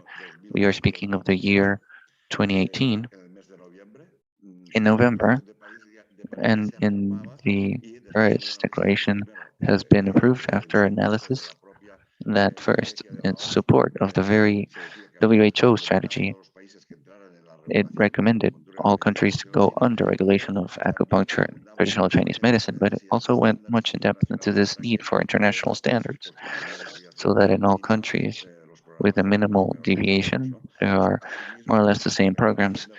Also, the Rome Declaration is also from the same year, 2018, and it's also from November. In fact, the Paris Declaration was under the frame of the WFAS World Congress of that year, and the Rome Declaration was not on acupuncture but on traditional Chinese medicine, but also under the frame of the World Federation of Chinese Medicine Societies, just 1 week after the Paris Declaration. I would like to highlight the Peñíscola Declaration because this would be the foundation for what is being proposed as regulation in Spain, and it doesn't really refer much to the regulation in Portugal, but the only one is that it proposes regulation not only for first intent, so in other words, for the 4 years of typical study as in Portugal, for it to be under according to the Bologna Agreement, plus 1 more year for master's program, but it also regulates postgraduate degrees for Eastern medicine, healthcare, and Western healthcare science issues. And there it's proposed that obviously it must be a master's program, which at least should have 2 years and mostly 3. So in other words, we're speaking of 120 or 180 credits, which in Europe are under the European credit transfer system. Now with this, I attempted to overcome this debate, and I will not get into matters on whether there is scientific evidence or not regarding acupuncture and Chinese medicine, as it exists, and there are over 1,500 scientific papers published in scientific publications in the last 4 years. Therefore, this is a sterile discourse, as there are effects independently of it being culinary, or there are also publications and articles regarding it. And on the other hand, I did want to get into the debate on whether Western doctors or non-Western medical doctors regarding the study of traditional Chinese medicine and later professional practice. So we're not going to advocate that this is only for Western doctors, as they usually do in many countries, the schools of Western doctors. We just need to look into China. There's the 2 careers, the Western medicine and the Eastern medicine, which makes sense, just like in other contexts. But in the end, this is about being able to reach convenience in order for citizens, not only for healthcare professional, but is under the holistic Chinese medicine, would actually combine the 2, making use of the one which is most convenient. So in any case, what we're proposing is for the regulate the first intent. So in other words, the studies licenses practice of Chinese acupuncture as something autonomous and it's its own profession, and also to regulate postgraduate programs for those Western healthcare careers that want to combine the 2 medicines. Thank you so much for your attention. I hope I have not exceeded or gone over my time much, and I'm at your disposition for any questions you may have.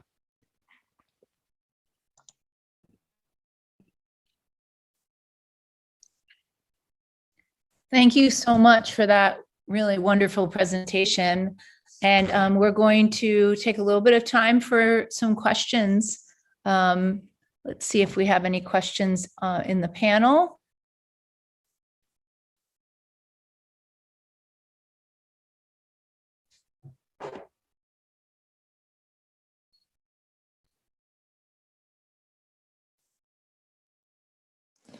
Tabi, can I make a comment while you check the... So there was a question, I think, for Dr. Gustavo around the homeopathy, the International Homeopathy Organization, and whether you're recognized or working with the WHO as an international federation, and are you working to get benchmarks and training for homeopathy actively? I think you talked a little bit about this, but if you could answer that.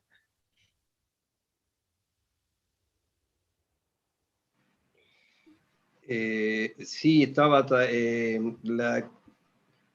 la Liga Médica Homeopática Yes, Internacional. Tabitha. The International Homeopathy Medical League is like the mother organization, and the Medical League jointly with the SH, the European Committee of Homeopathy, and organizations, European as well as international ones, of homeopathy practitioners. We've had sessions with the World Health Organization for the purpose of building or doing benchmarks. This happened long ago, about a year ago already, when we got together, and there are moments of meeting which is pending approval from the WHO. We have not had an answer to date on those moments of meeting, and therefore it needs to advance in that sense. I wanted to take a minute and ask each of the panelists, I, having worked on the naturopathic benchmarks that actually took us about 8 years to do from start to finish. And this is where I actually met Irasema in Milan during that process. I'm curious to each of your thoughts around creating a committee or a forum to continue talking amongst the different leaders from the different federations, because I think we could all really benefit from learning from each other and advocating for each other, and just becoming a little bit more strategic. So if any of you would like to take, if people could keep their answers to about 1 minute, because we don't have much time, but I'd love to hear from each of you. So, Tabi, thank you very much. This was the direction of the comment I'd like to do, that exactly what marked this panel. It's the bench. Irasema, you have to unmute. Sorry. Okay. I am not unmute yet? Yeah, we hear you now. Okay, thank you.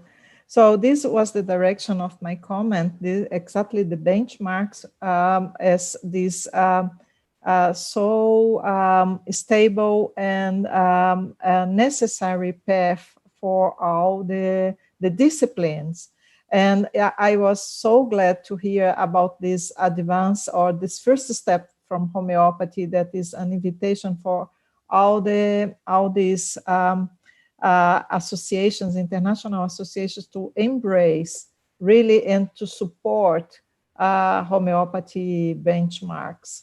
And I was really so happy to hear about the renewal also of the osteopathic benchmarks now, 15 years later, isn't it? So wonderful, wonderful news. May I? Sure. Yeah, I want to say the same. The only aspect in line with all the speakers is about the importance of the benchmarks, and I can highlight that we have achieved many regulation in many countries after the release or the publication of the WHO benchmarks, and so Portugal, Norway, Denmark, and now Italy. So I think we who have already achieved the benchmarks, for sure we can support the other members of the group of the TCIM, because it's a very important landmark to the profession around the globe. So absolutely we can support each other in the production of the benchmarks. I do think the benchmarks are important. I've been fortunate to be involved, I think, in five different benchmarks with the WHO. To see how they are updating a lot of the benchmarks right now, and they're updating them with increased standards and the recognition of the training it requires for the profession of its own, the training it requires for people who have other training in TCIM, and then the training it requires for conventional medicine. I think it's great to see how they have expanded their understanding of how the world is changing. So I do think that's great. And I think it is in a world where there is always the risk that people want to provide training that doesn't meet the standards, right? To have the benchmarks and to and for the professions to recognize them as essential and important for the professions is also really important. So yes, I agree with you, Tati. Bien, comparto la opinión de todos. De hecho, no tengo nada que añadir a lo que acaban de decir. Sharing everyone's opinion. In fact, I have nothing to add to what you've just stated. And I do want to answer a question I see on the chat regarding how we can talk about integrative medicine if it's reserved only for Western doctors as postgraduate studies. That seems as a very interesting debate or question because it's really an issue. There are two matters on which I would like to set our position very clear. At this point, and in Spain, this has been especially complex. There is a movement which names us all here as pseudo-skeptics with a lack of scientific evidence.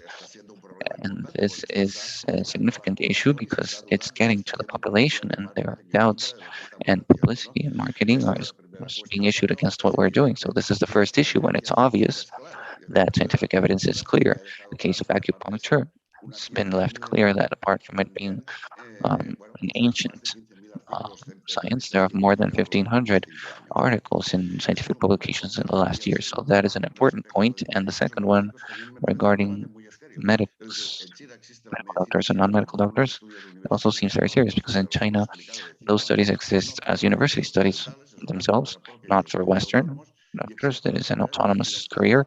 And there's also the Western medicine career. And also in this case for 6 years, just like we have in the West. So here the standards are more international. So we can encounter situations, and obviously it is not the case in the United States or Southeast Asia, but it is the case in the European Latin countries and in Latin American countries.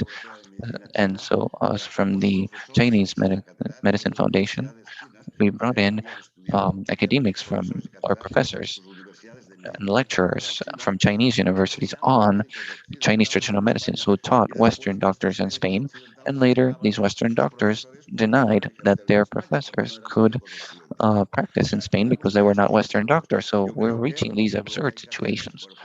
And so I believe that what we must do is to somehow defend for standards, not only regarding training, that of course there should be, but also regarding the many guidelines at each of our professions in order to, based on that, not to give way, not to discuss amongst ourselves on medical doctors or not, first or second intention. In my case, I'm going for the two, and not to leave space for those so-called skeptics to treat us or to try or to treat us as pseudoscience, and that therefore there's no scientific evidence, and that therefore it should be prohibited, as has happened lately. And this is gaining much momentum, and having us arguing amongst ourselves. If I can just add one thing that's quick, I do think the benchmarks are important, but one of the other things that is important is a health technology assessment. And we do have those in some of the professions. Anthroposophic has one, for example. Homeopathy has one. The naturopathic profession is about 2 months away from publishing ours, and we've been working on this for 5 years. But I think that in going through that process and really looking at consolidating the research that is available to defend your profession and to truly for our profession to come out and saying, this is who we are, this is the research that supports us. That is important. And that has been a fabulous process that we have undergone. And that's what I'm saying is the more we are consistent in the information that is out there and that we put the work in, it's been a lot of work to do things like health technology assessment, the better for everybody. Well, I thank everyone for being on this panel, and I do invite you to stay for, we just have 2 last speakers, and certainly it would be lovely to have you all listen in and participate in the Q&A. So I'm going to pass over to Dr. Scarlett Soriano, who's joining us as the new moderator. Thank you, Tabby. What a perfect passing of the torch. I don't hear you, Scarlett. Is that me? Everybody hear me? Okay. I hear you now. It's just wonderful to be back, and it's perfect that you're passing the moderator baton on to me because you're the next speaker. So it is. I'm going to share my screen so that I can introduce you and put it. Hopefully everyone can see. Dr. Tabitha Parker is going to be offering us her reflections about the education of traditional, complementary, and integrative medicine providers. And by now, we know her, I think, well, since she has spoken several times at this cumbre. But Dr. Parker is just one of the giants in my book.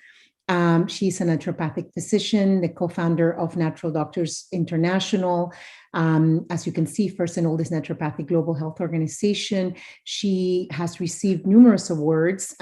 She is currently the executive director for the Academy of Integrative Health and Medicine, where I collaborate with her and serve as part of the board of directors, and has been a fearless leader in the field of integrative medicine in the United States and globally. It's an honor to have you with us, Dr. Parker, and please go right ahead with your presentation.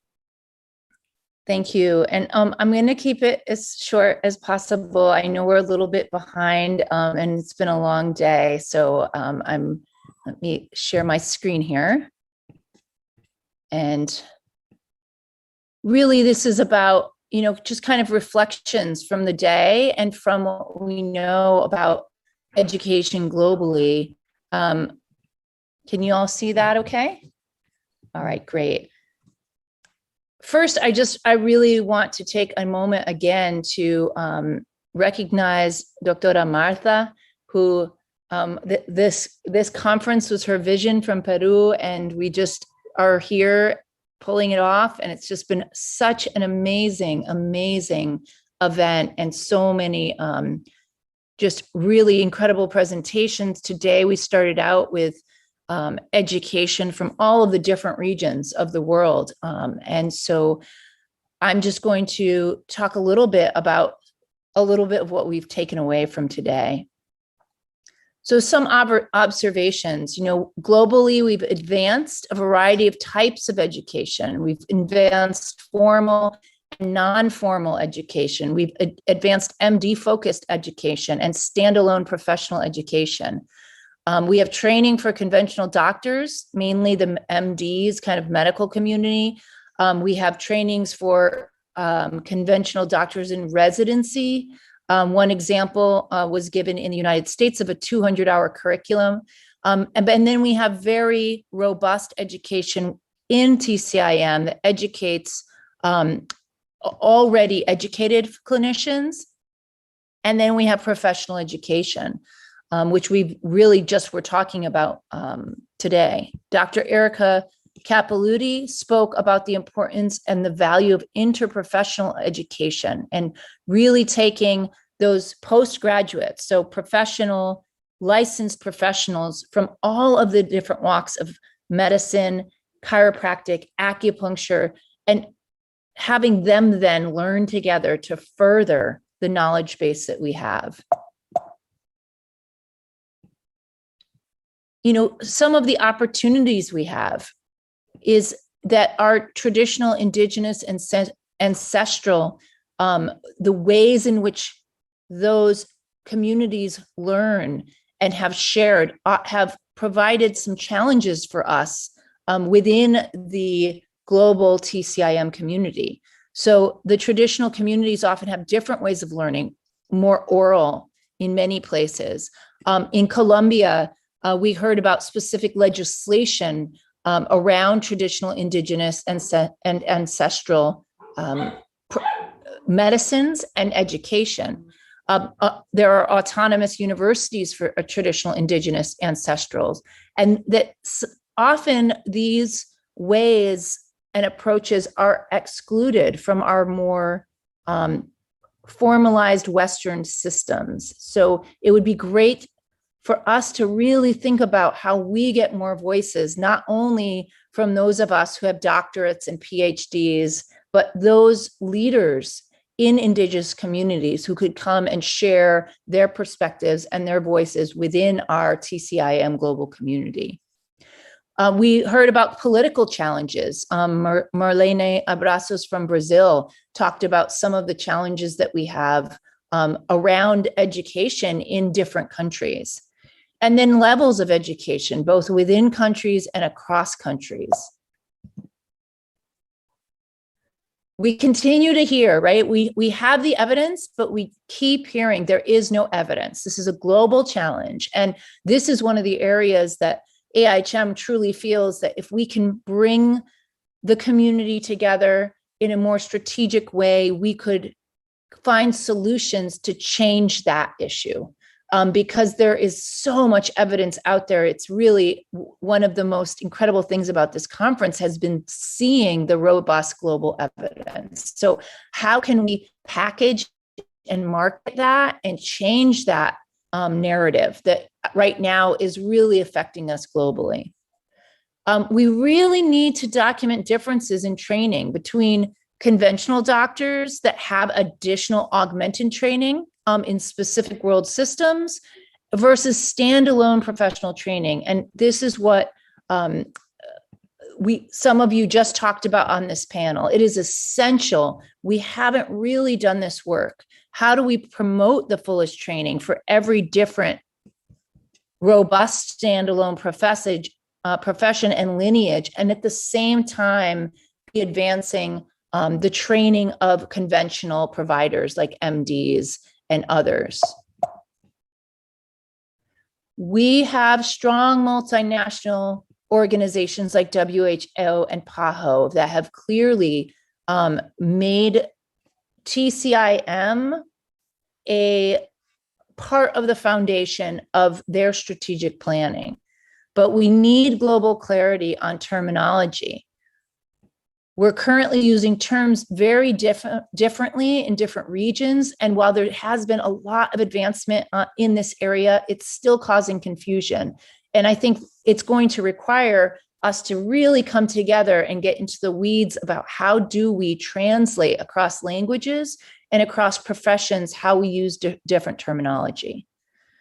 I think one of the biggest challenges is that, since the WHO changed the acronym, right? And the terminology from using traditional and complementary medicine to using traditional, complementary, and integrative medicine. There is still no easily accessible or public definition of what they mean by that. What is the I in integrative mean, right? What is meant by that inclusion? This is very confusing. This has to be dealt with. We really need to come together and work across the global stakeholders to understand what that means. Does that mean integrative MDs, or does that mean integrating all of us? And so these things are critical for us to really work on as a global community. We have to move away from using terminology like modalities when referring to whole medical systems, whenever possible, because this diminishes the full depth of those systems. And we must encourage benchmarks for other systems that do not yet have benchmarks. We need to clarify and recognize the differences in educational minimum standards for all types of training. We heard about type 1 and type 2 training from Dr. Anna, that kind of entry-level minimum versus full programs for standalone professions. And then what do MD bridge programs or MD augmented training look like? And how are those things clearly demarcated? Because right now, there's no, unless, for example, an MD goes to an acupuncture school in the United States, they can take a Helms training and do acupuncture and not have to add anything after their name. And so there's no way for the public to understand what level of training different providers have had. So that's an area we need to work on. And this is just an example in the United States of all of the different schools that we have from the TCIM professions. So what if we were to put this data together for our global community and really work collaboratively to tell our global story of who we are?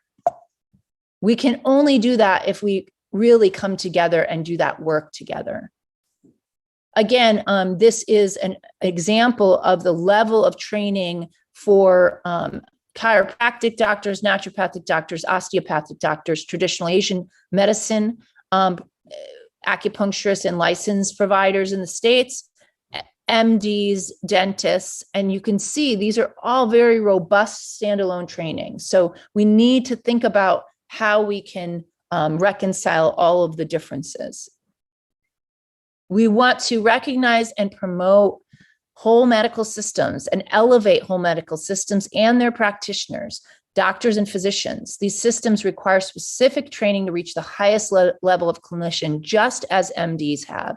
So osteopathy, naturopathy, chiropractic, acupuncture, Ayurveda, Anthroposophy, just to name some of them. And educational institutions, I think one of my takeaways today was that our educational institutions really need to work more closely with our professional associations, particularly those world federations that are representing all of the licensed professions in the world.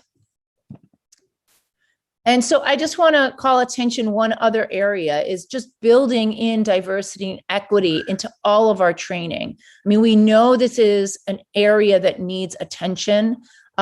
Within our AIHM Black, Indigenous, and People of Color Task Force, we've actually just put out a call for proposals that will pay up to $15,000 to help develop a teachers and kind of training course in equity and diversity, specifically for integrative health providers.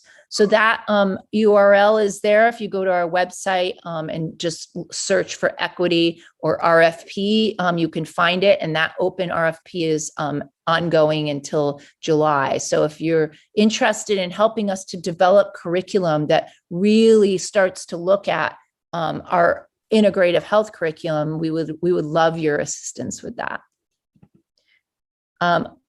So that's all I have. I'd like to invite those of you who did attend, if you are interested in getting fellowship training, please mention that you saw this and you can get $1,500 off your tuition if you decide to take the training.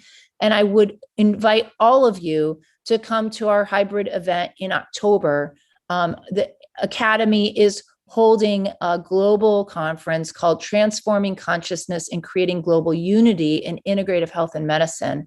And we'll have leaders from around the world, cutting edge evidence-based talks and interactive roundtables to continue this discussion and continue to find ways that we can truly strategically align and move forward this, all of this work together. So just to conclude, let's reimagine healthcare, join the global movement, and transform the world together. Thank you all so much for this incredible day. And I'm very excited for our closing keynote that Dr. Soriano will be introducing. Thank you so much, Dr. Parker, for that incredibly thorough and great depth and great breadth summary of a lot of the key points and opportunities that we have gleaned from the very varied conversations we've had today around the topic of training and capacity building around the integration of traditional complementary ancestral integrative medicines into health systems. I think that there's quite a bit there for us to really think about and move forward, and hopefully to move forward together across regions. And so it is my great honor. I'm going to share my screen again.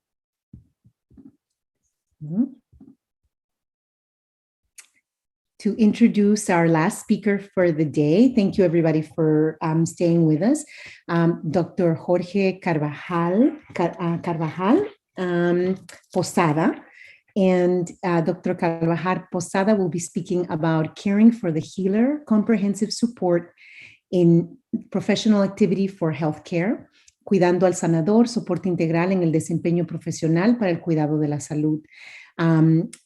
I mentioned to Natalia when before the conference started that it would be an honor to present Dr. Carvajal Posada. I've been very interested in his work for a long time, though I've never met him. And so any opportunity that I would have to learn a little bit more about it and the richness of his background and the insights that he has to offer will be very well served. So it is a great honor. Without further ado, Dr. Carvajal Posada, please go right ahead with your presentation.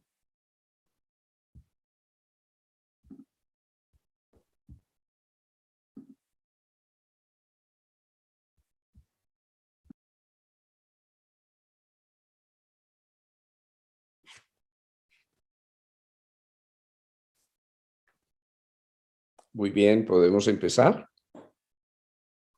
Sí, podemos empezar. Thank you. We can start, right? Thank you very much.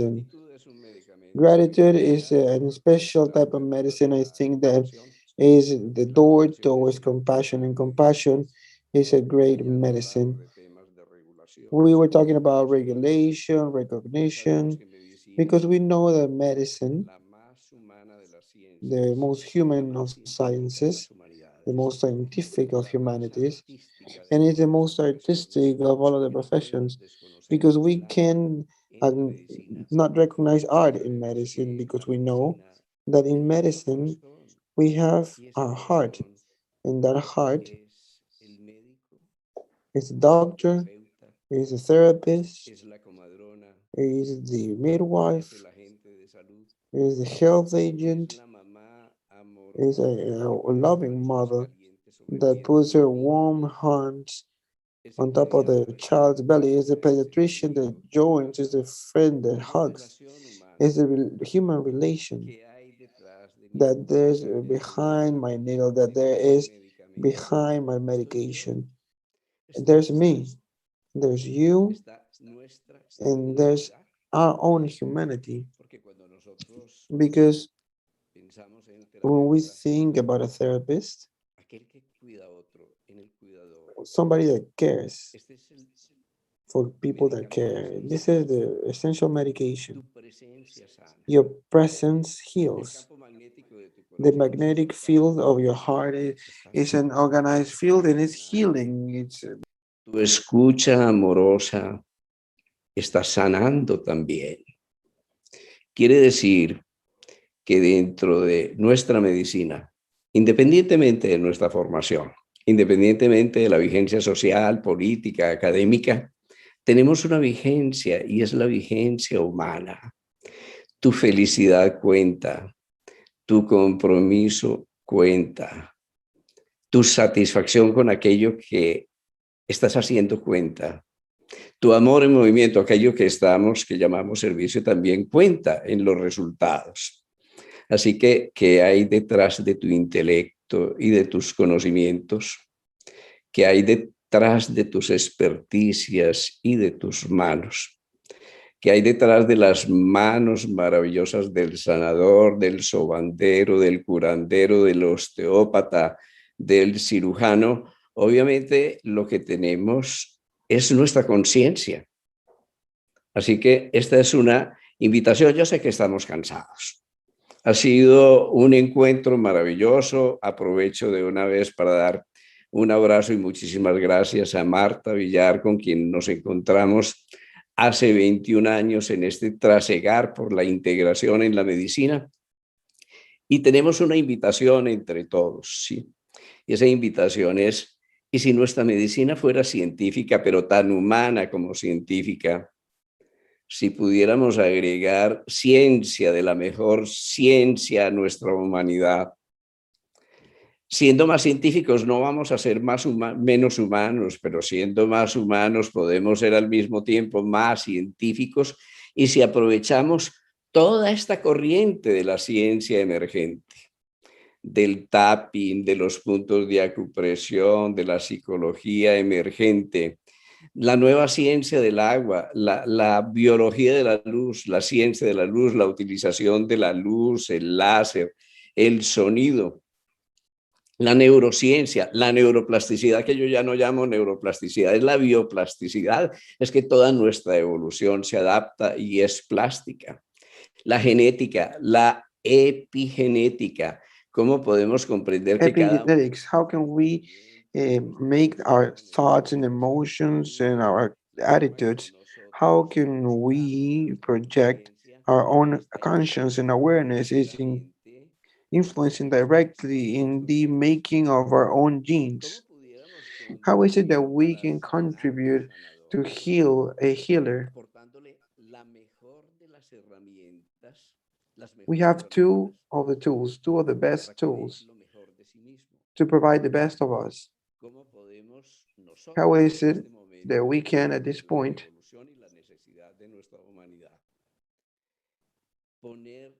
and to have in its fair dimension the conscience in therapy, and to try and to transcend in the molecular technology and in the world of biophysics as well, which is a part of emerging sciences and maybe the most important part, which is the physiology of biocamp, the energy field that interpenetrates us and that surrounds us and that distributes through the acupuncture network as an electric current that goes beyond the body to the biocampo, the biofield, the mass that's expressed in these virtual channels of information, which are the nadis, and that also gathers in through the peripheric brains that we call the chakras. How we retake our own humanity, which is really important to generate an only dream of the integrated field and medicine, the unified field of medicine, not the medicine of the doctors, not the medicine of politicians or of government, the medicine of humanity, the medicine that people need, where each and one of them can occupy a space that really they're entitled to, where we have both midwife making having the same profession, but the grandma with the phytotherapy, but also the shaman or the healer, where we can recover all these contexts of medicine of the world and generating a new culture of health that goes beyond pathogenesis and that it has to do with healthogenesis, that we can promote health of therapists to promote the health of patient, ensuring something really important, which is self-management of health. And for that, we need to ask ourselves, what is the role that our own personality plays in all of this? What is the role of our own character in the quality of our own health? What's the role that connection is playing with soul? The connection beyond ego, spiritual connection. What's the role of consciousness on our part? And here we have our proposal that we already talked about during this whole wonderful event, and that has to do necessarily with education. Yes, here the key is training, education. I have a memory that one time we were in Chile over a decade ago, doing a seminary with Santiago de Chile universities after the conference where we had a conversation with the dean. He said, Dr. Carvajal, look, we have a problem here. When we do a psychological profile of our students, over 80% are filled with altruism and compassion, and they have a genuine devotion for the human being and a genuine calling. But the fourth year, only 20% preserve these characteristics of altruism. So we've decided we want to know what are we doing with this? Do we really training? Are we forming or deforming people? Are we creating a sort of humanistic type of approach? Are we filling them with this knowledge with no recognition of human beings that we are? Are we taking this doctor or therapist to be trained amidst the tiredness and fatigue? Are we taking them to the disenchantment? We have a diagnosis, and a part of the problems of our medical systems is the disenchantment of the doctor, a disenchantment of the worker, health worker. And if we could go back to re-enchanting them, to re-enchant life, to give them the tools of self-management for their own harmony, for their own equilibrium, because we cannot ask something different, so we can transfer that later on to patients. The best investment in the health system is for us to invest in those that care for it. And to invest in those that care for it, we need to have a perspective that's global. And that global perspective shouldn't just be the one of knowledge, of intellectual knowledge. We've insisted a lot into the regulation of things, regulation of attitudes. And sometimes we are not, or we don't have the proper attitude. We have knowledge, but we don't behave or we don't act the way we expected. But we have not implicated enough. We have insisted a lot in the fact of changing the world and the health systems, right? But we don't know that health systems start with the health system, with the energetic system, the bio system, the healing system, the incorporated healing system that we all have. So one proposal, and it's a really elementary proposal, and it has to do, it comes from experience of integration, but integrating it not just in the theory, but integrating it in the clinical practice. Many paradigms, clinical paradigms that we know are medical systems, and these are systems of survival for one culture, not just the medic system. When we can integrate paradigm that have to do specifically an energetic type of view of men with those that have to do with the emotional field, meaning the wholesome management of their emotion, with those that have to do with the mental field. When we consider acupuncture, Ayurveda, homeopathy, neurotherapy, manual medicine, and occidental medicine itself, we can start thinking about what are the minimum common denominators. How is it that we can integrate them not only peripherically, but integrating them from our nuclear heart? And for that, we need to ask ourselves something, because all of those medicine types work around life. And what is life? What's men? What's who is the man that we decide to heal? And what a disease, the illness? What this is really important, because we are not yet in agreement about the character itself of this illness and on health.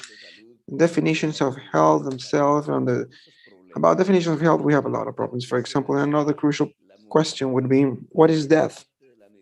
The art of medicine is a struggle against death itself, or death has also some kind of significance and it has a sense, and we could tackle death and tackle life and tackle sickness and health a different way. This implicates or starts in a definition, and this is a systemic definition. And what's life from the point of view of systemic biology?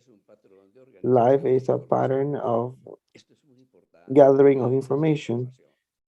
And this is important. Life is information. In medicine, a classic medicine, we manage information through molecules.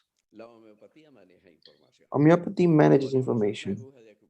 We have an acupuncture needle and a micro tisular destructive pressure needle that will generate a whole mitosis process. In this mitosis process, we release photons in the ultraviolet range, meaning that when we set a needle, we're not just setting a needle, but we are also generating a signal, a flash of photons that would last 14 days and to ask to cellularly repair. When we have a massage piezoelectric, it's more of the same, but with our own words, with our own presence, with our own view, with our own massage and color and laser and sound. And we are at this point providing information. Live is information. And it's an organization and pattern of information. And that's life. And it represents a whole interaction with a structure that aids our physical body. But our body will dilute. Our body will become an energetic plasm that will be activated. The body is made out of subatomic particles, and all of these subatomic particles they disappear every minute. And where they go to the quantic field, and the quantic field is something that doesn't change, meaning that we live in a non-local field. We live in a universe where we are inhabitants of a universe, and even so, these particles are coming back, and that means radically that the universe is interior. When we see it under that dimension, we start to recognize something really special, and is that interaction between information and the physical body, which is energy, which is a dissipative structure like a cloud. That interaction produces a learning process. It's wonderful, right? So that means that living is learning, and healing is teaching. Doctor comes from doxere, and doxere is somebody that teaches. We are not only therapists. In our sea of frameworks or guidelines, we're therapists because of our human relations. We're therapists from life. We're therapists with our own energy field, in our mindset, in our feelings, in our presence. It can also be a powerful medicine. And that implicates at this point that to heal in the system of health, because really, if we want to check by its cost, we see that this is a problem. We see that countries that invest the most in health are not precisely those that have better health indexes. This is a vision problem. How do we see each other? How do we see our patients? From where are we considering them? We are a whole sack of molecules, or are we just a pattern of energy? But where are our beliefs? Where is our culture? The one that we cultivated with our dreams, our hopes.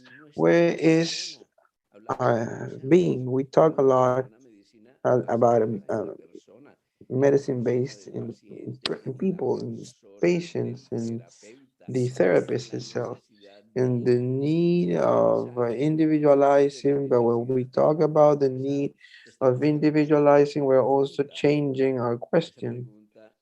That question is no longer about what disease or what illness does the patient have, but what patient, what person has a disease, a sickness, because this person lives in a in a boiling pot, and that's his blood. And out of this blood, we are feeding all of this cellules, 50 trillion cellules. But this broth, this crockpot is not only his molecules, it's also coming from nutrition. We have neurotransmitters, we have neuropeptides, we have hormones, and we have all of these regulation mechanisms for stress, and it's all of it located across the network, mind, body, into these neuropeptides and network and the receptors. We have emotions, and we have like silences, and we have peace, and we have hope, and we have trust and expectations.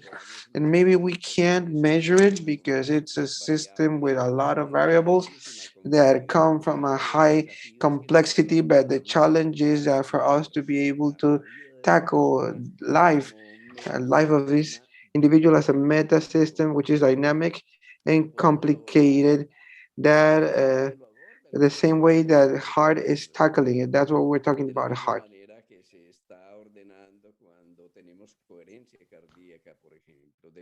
The same manner that we prescribe when there's cardiac insufficiency or when we're going to serve and when we know that healthcare systems are service systems, they are systems of attention, but attention is a marvelous use of awareness. We have our awareness and we have our energy where we have our attention. There, where we have our attention, we listen, and listening is therapeutic, perhaps the most therapeutic. There, where we have our attention, we are understanding that not only understanding because comprehending is understanding from the heart. So, where we are directing the best of us with our attention, and if we do it not from our intellect, but we do it with love, we're setting love in motion, and service is the movement of love. Service is the possibility of encountering each other from the center. We are not dividing ourselves between doctors and other therapists, and not for political reasons, but we join together surrounding our common humanity, and we join from the center, from that nuclear union, which is representing our own heart. That means accessing a system where we will use, and this is perhaps most important in our conception from synergetics, that we use awareness consciously, that we make use of reflective awareness, that mindfulness, that we should recognize in evolution of the different dimensions of awareness from the primitive one contained in the mineral kingdom, which is a reactive conscience, that we may ascend to vegetative awareness, this sensitive one, which provided us sensitivity to light from the vegetable kingdom. We are still very sensitive to light, not in the physical sense, but in the psychological one as well, that we may ascend to the awareness of the flock so that we do not lose context of our group humanity, and so that we may free ourselves from our roots and be born to the freedom of movement, and understanding that when we're born to that movement, movement is interiorized and our body construes. Now, obviously, I'm talking about an evolution adventure which comprises millions of years, but movement and thought are integrated. That thinking is an interior movement. When I move, I'm exteriorizing thought. But if that exterioration of thought through movement, through thought, is moved by the heart, by mindfulness, which makes us human, then humanity, we are taking the light inward. We are reflecting, we are using awareness as the prime material in homeopathy and acupuncture and classical medicine and integration, and we acknowledge that each medical paradigm has its own place. we have a wonderful paradigm, which is Western medicine.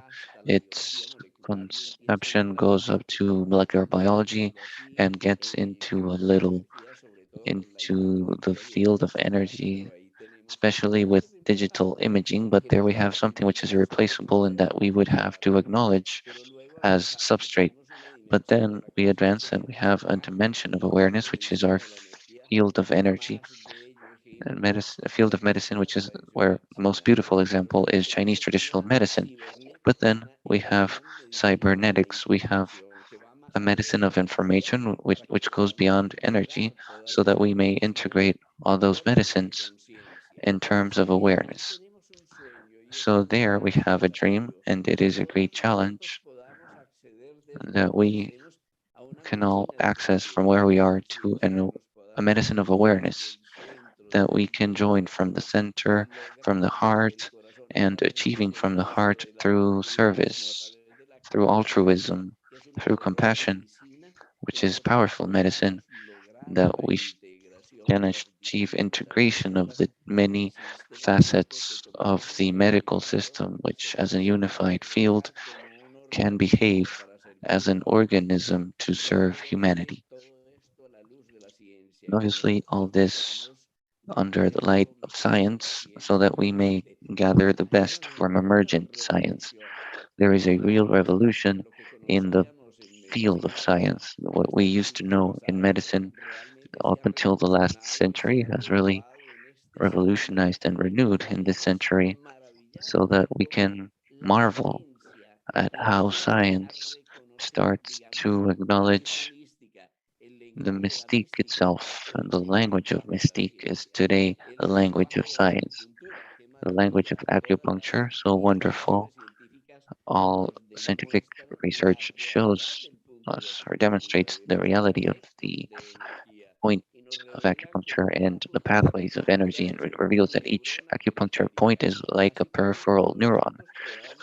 So when we can resume science in light of discoveries, of scientific discovery, to root and to give sense and solidity to knowledge from ancestral medicine, from the shamanic medicine, from the Kayawaya doctors, the Mapuche doctors, whatever it may be, and to gather that huge cultural baggage, which is humanity's heritage, so that using the best of artificial intelligence, the best from robotics, the best tools that we have, so that we may manage the whole amount of variables and data and to generate this unified field that we can project to the clinic.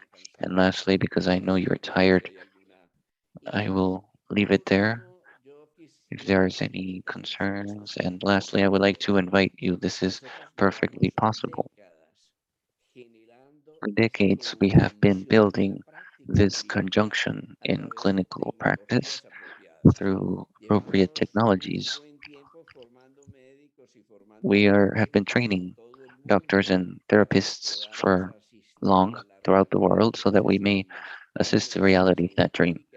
A scientific medicine, a humane medicine, um, economically feasible medicine, sociologically feasible medicine, and for sure, well, I'm not sure where it will have academic validity. It would be good to gather all these validities and to acknowledge, because often we get confused that if there are no scientific acknowledgement, then we lose social legitimacy, which cannot be lost. Thousands of years of that, because there is no acknowledgement in the academic sphere, where obviously there's other kinds of interests ruling.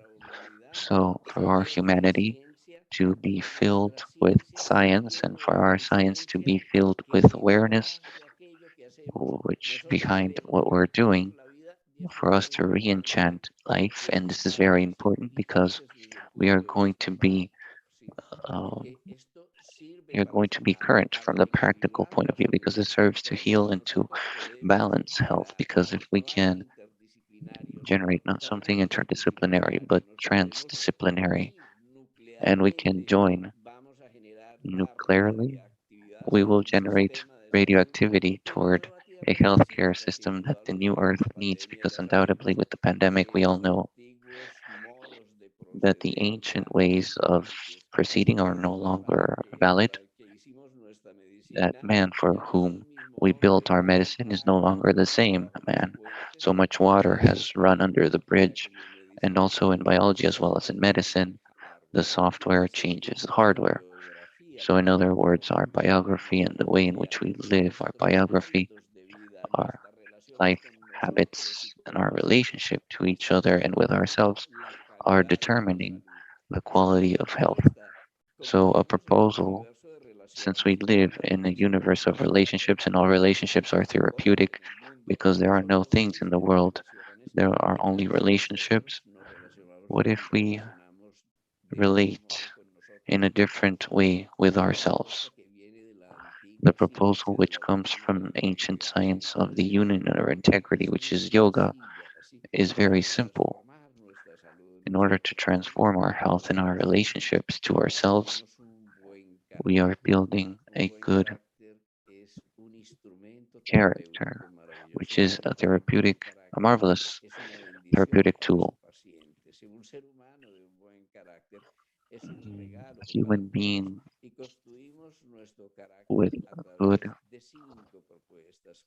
temple is positive for everyone, and we build this first through coherence, which is feeling, acting, and thinking in the same direction.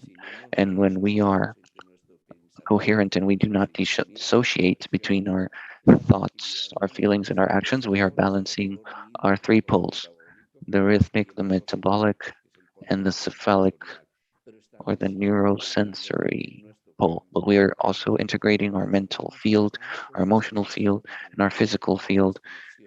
We are diminishing interior frictions.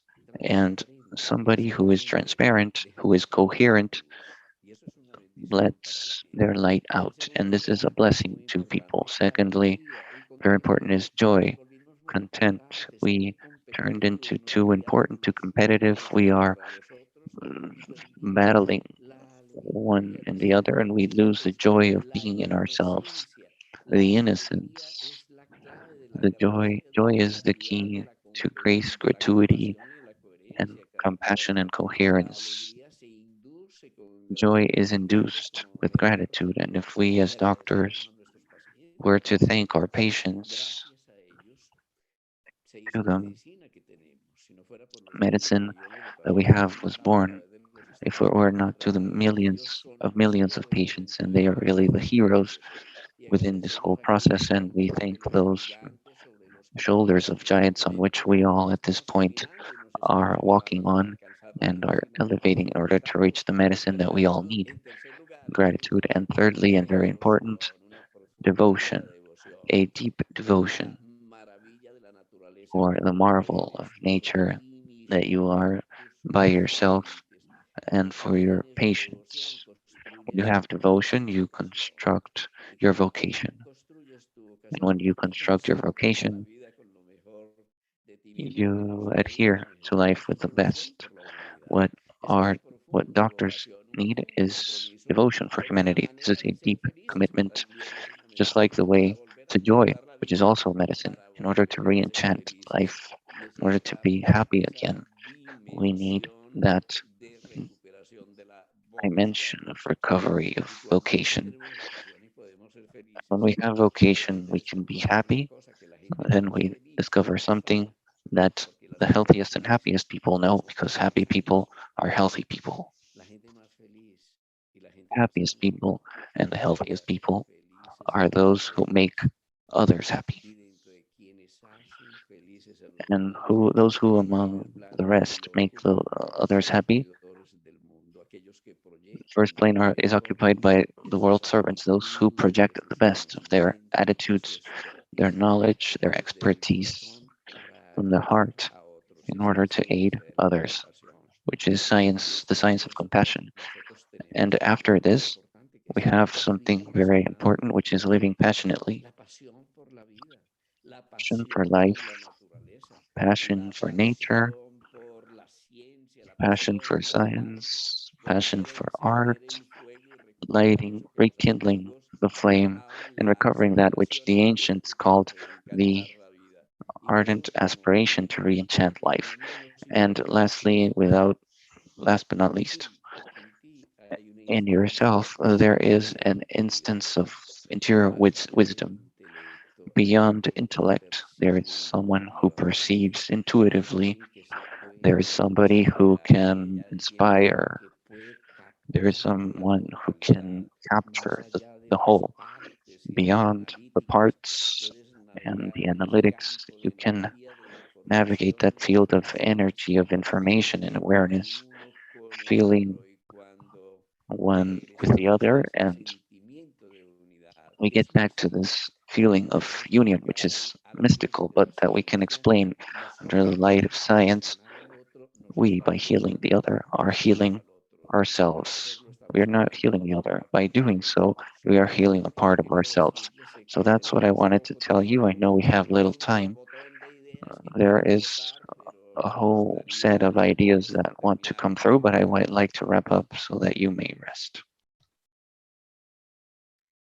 Thank you, Dr. Carvajal Posada, for what felt to me to be much beyond a talk about integration of our traditional complementary ancestral medicines, but really an opportunity to reflect on the very essence of life at its most sacred. So thank you for the extraordinary journey that you took us through just now. I should also mention, and I apologize, that in my enthusiasm to hear you speak, I did not show the slide with your bio, so I will do due diligence and be a good moderator. I don't think that's needed after we've heard such wisdom emerge from you. But Dr. Jorge Ivan Carvajal Posada is originally from Medellin, Colombia. He's a surgeon at the University of Antioquia and a pioneer in bioenergetic medicine in the Americas. He is the creator of Sintergética and Manos para Sanar.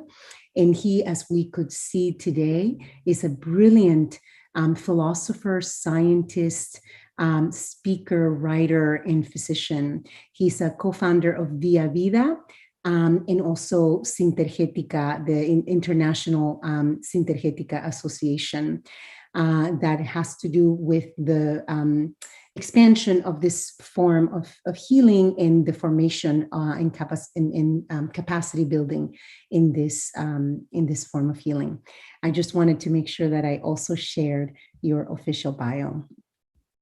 And with that, I do have a couple of questions. I know that we are right against time, so we'll do this briefly. There's one question for Dr.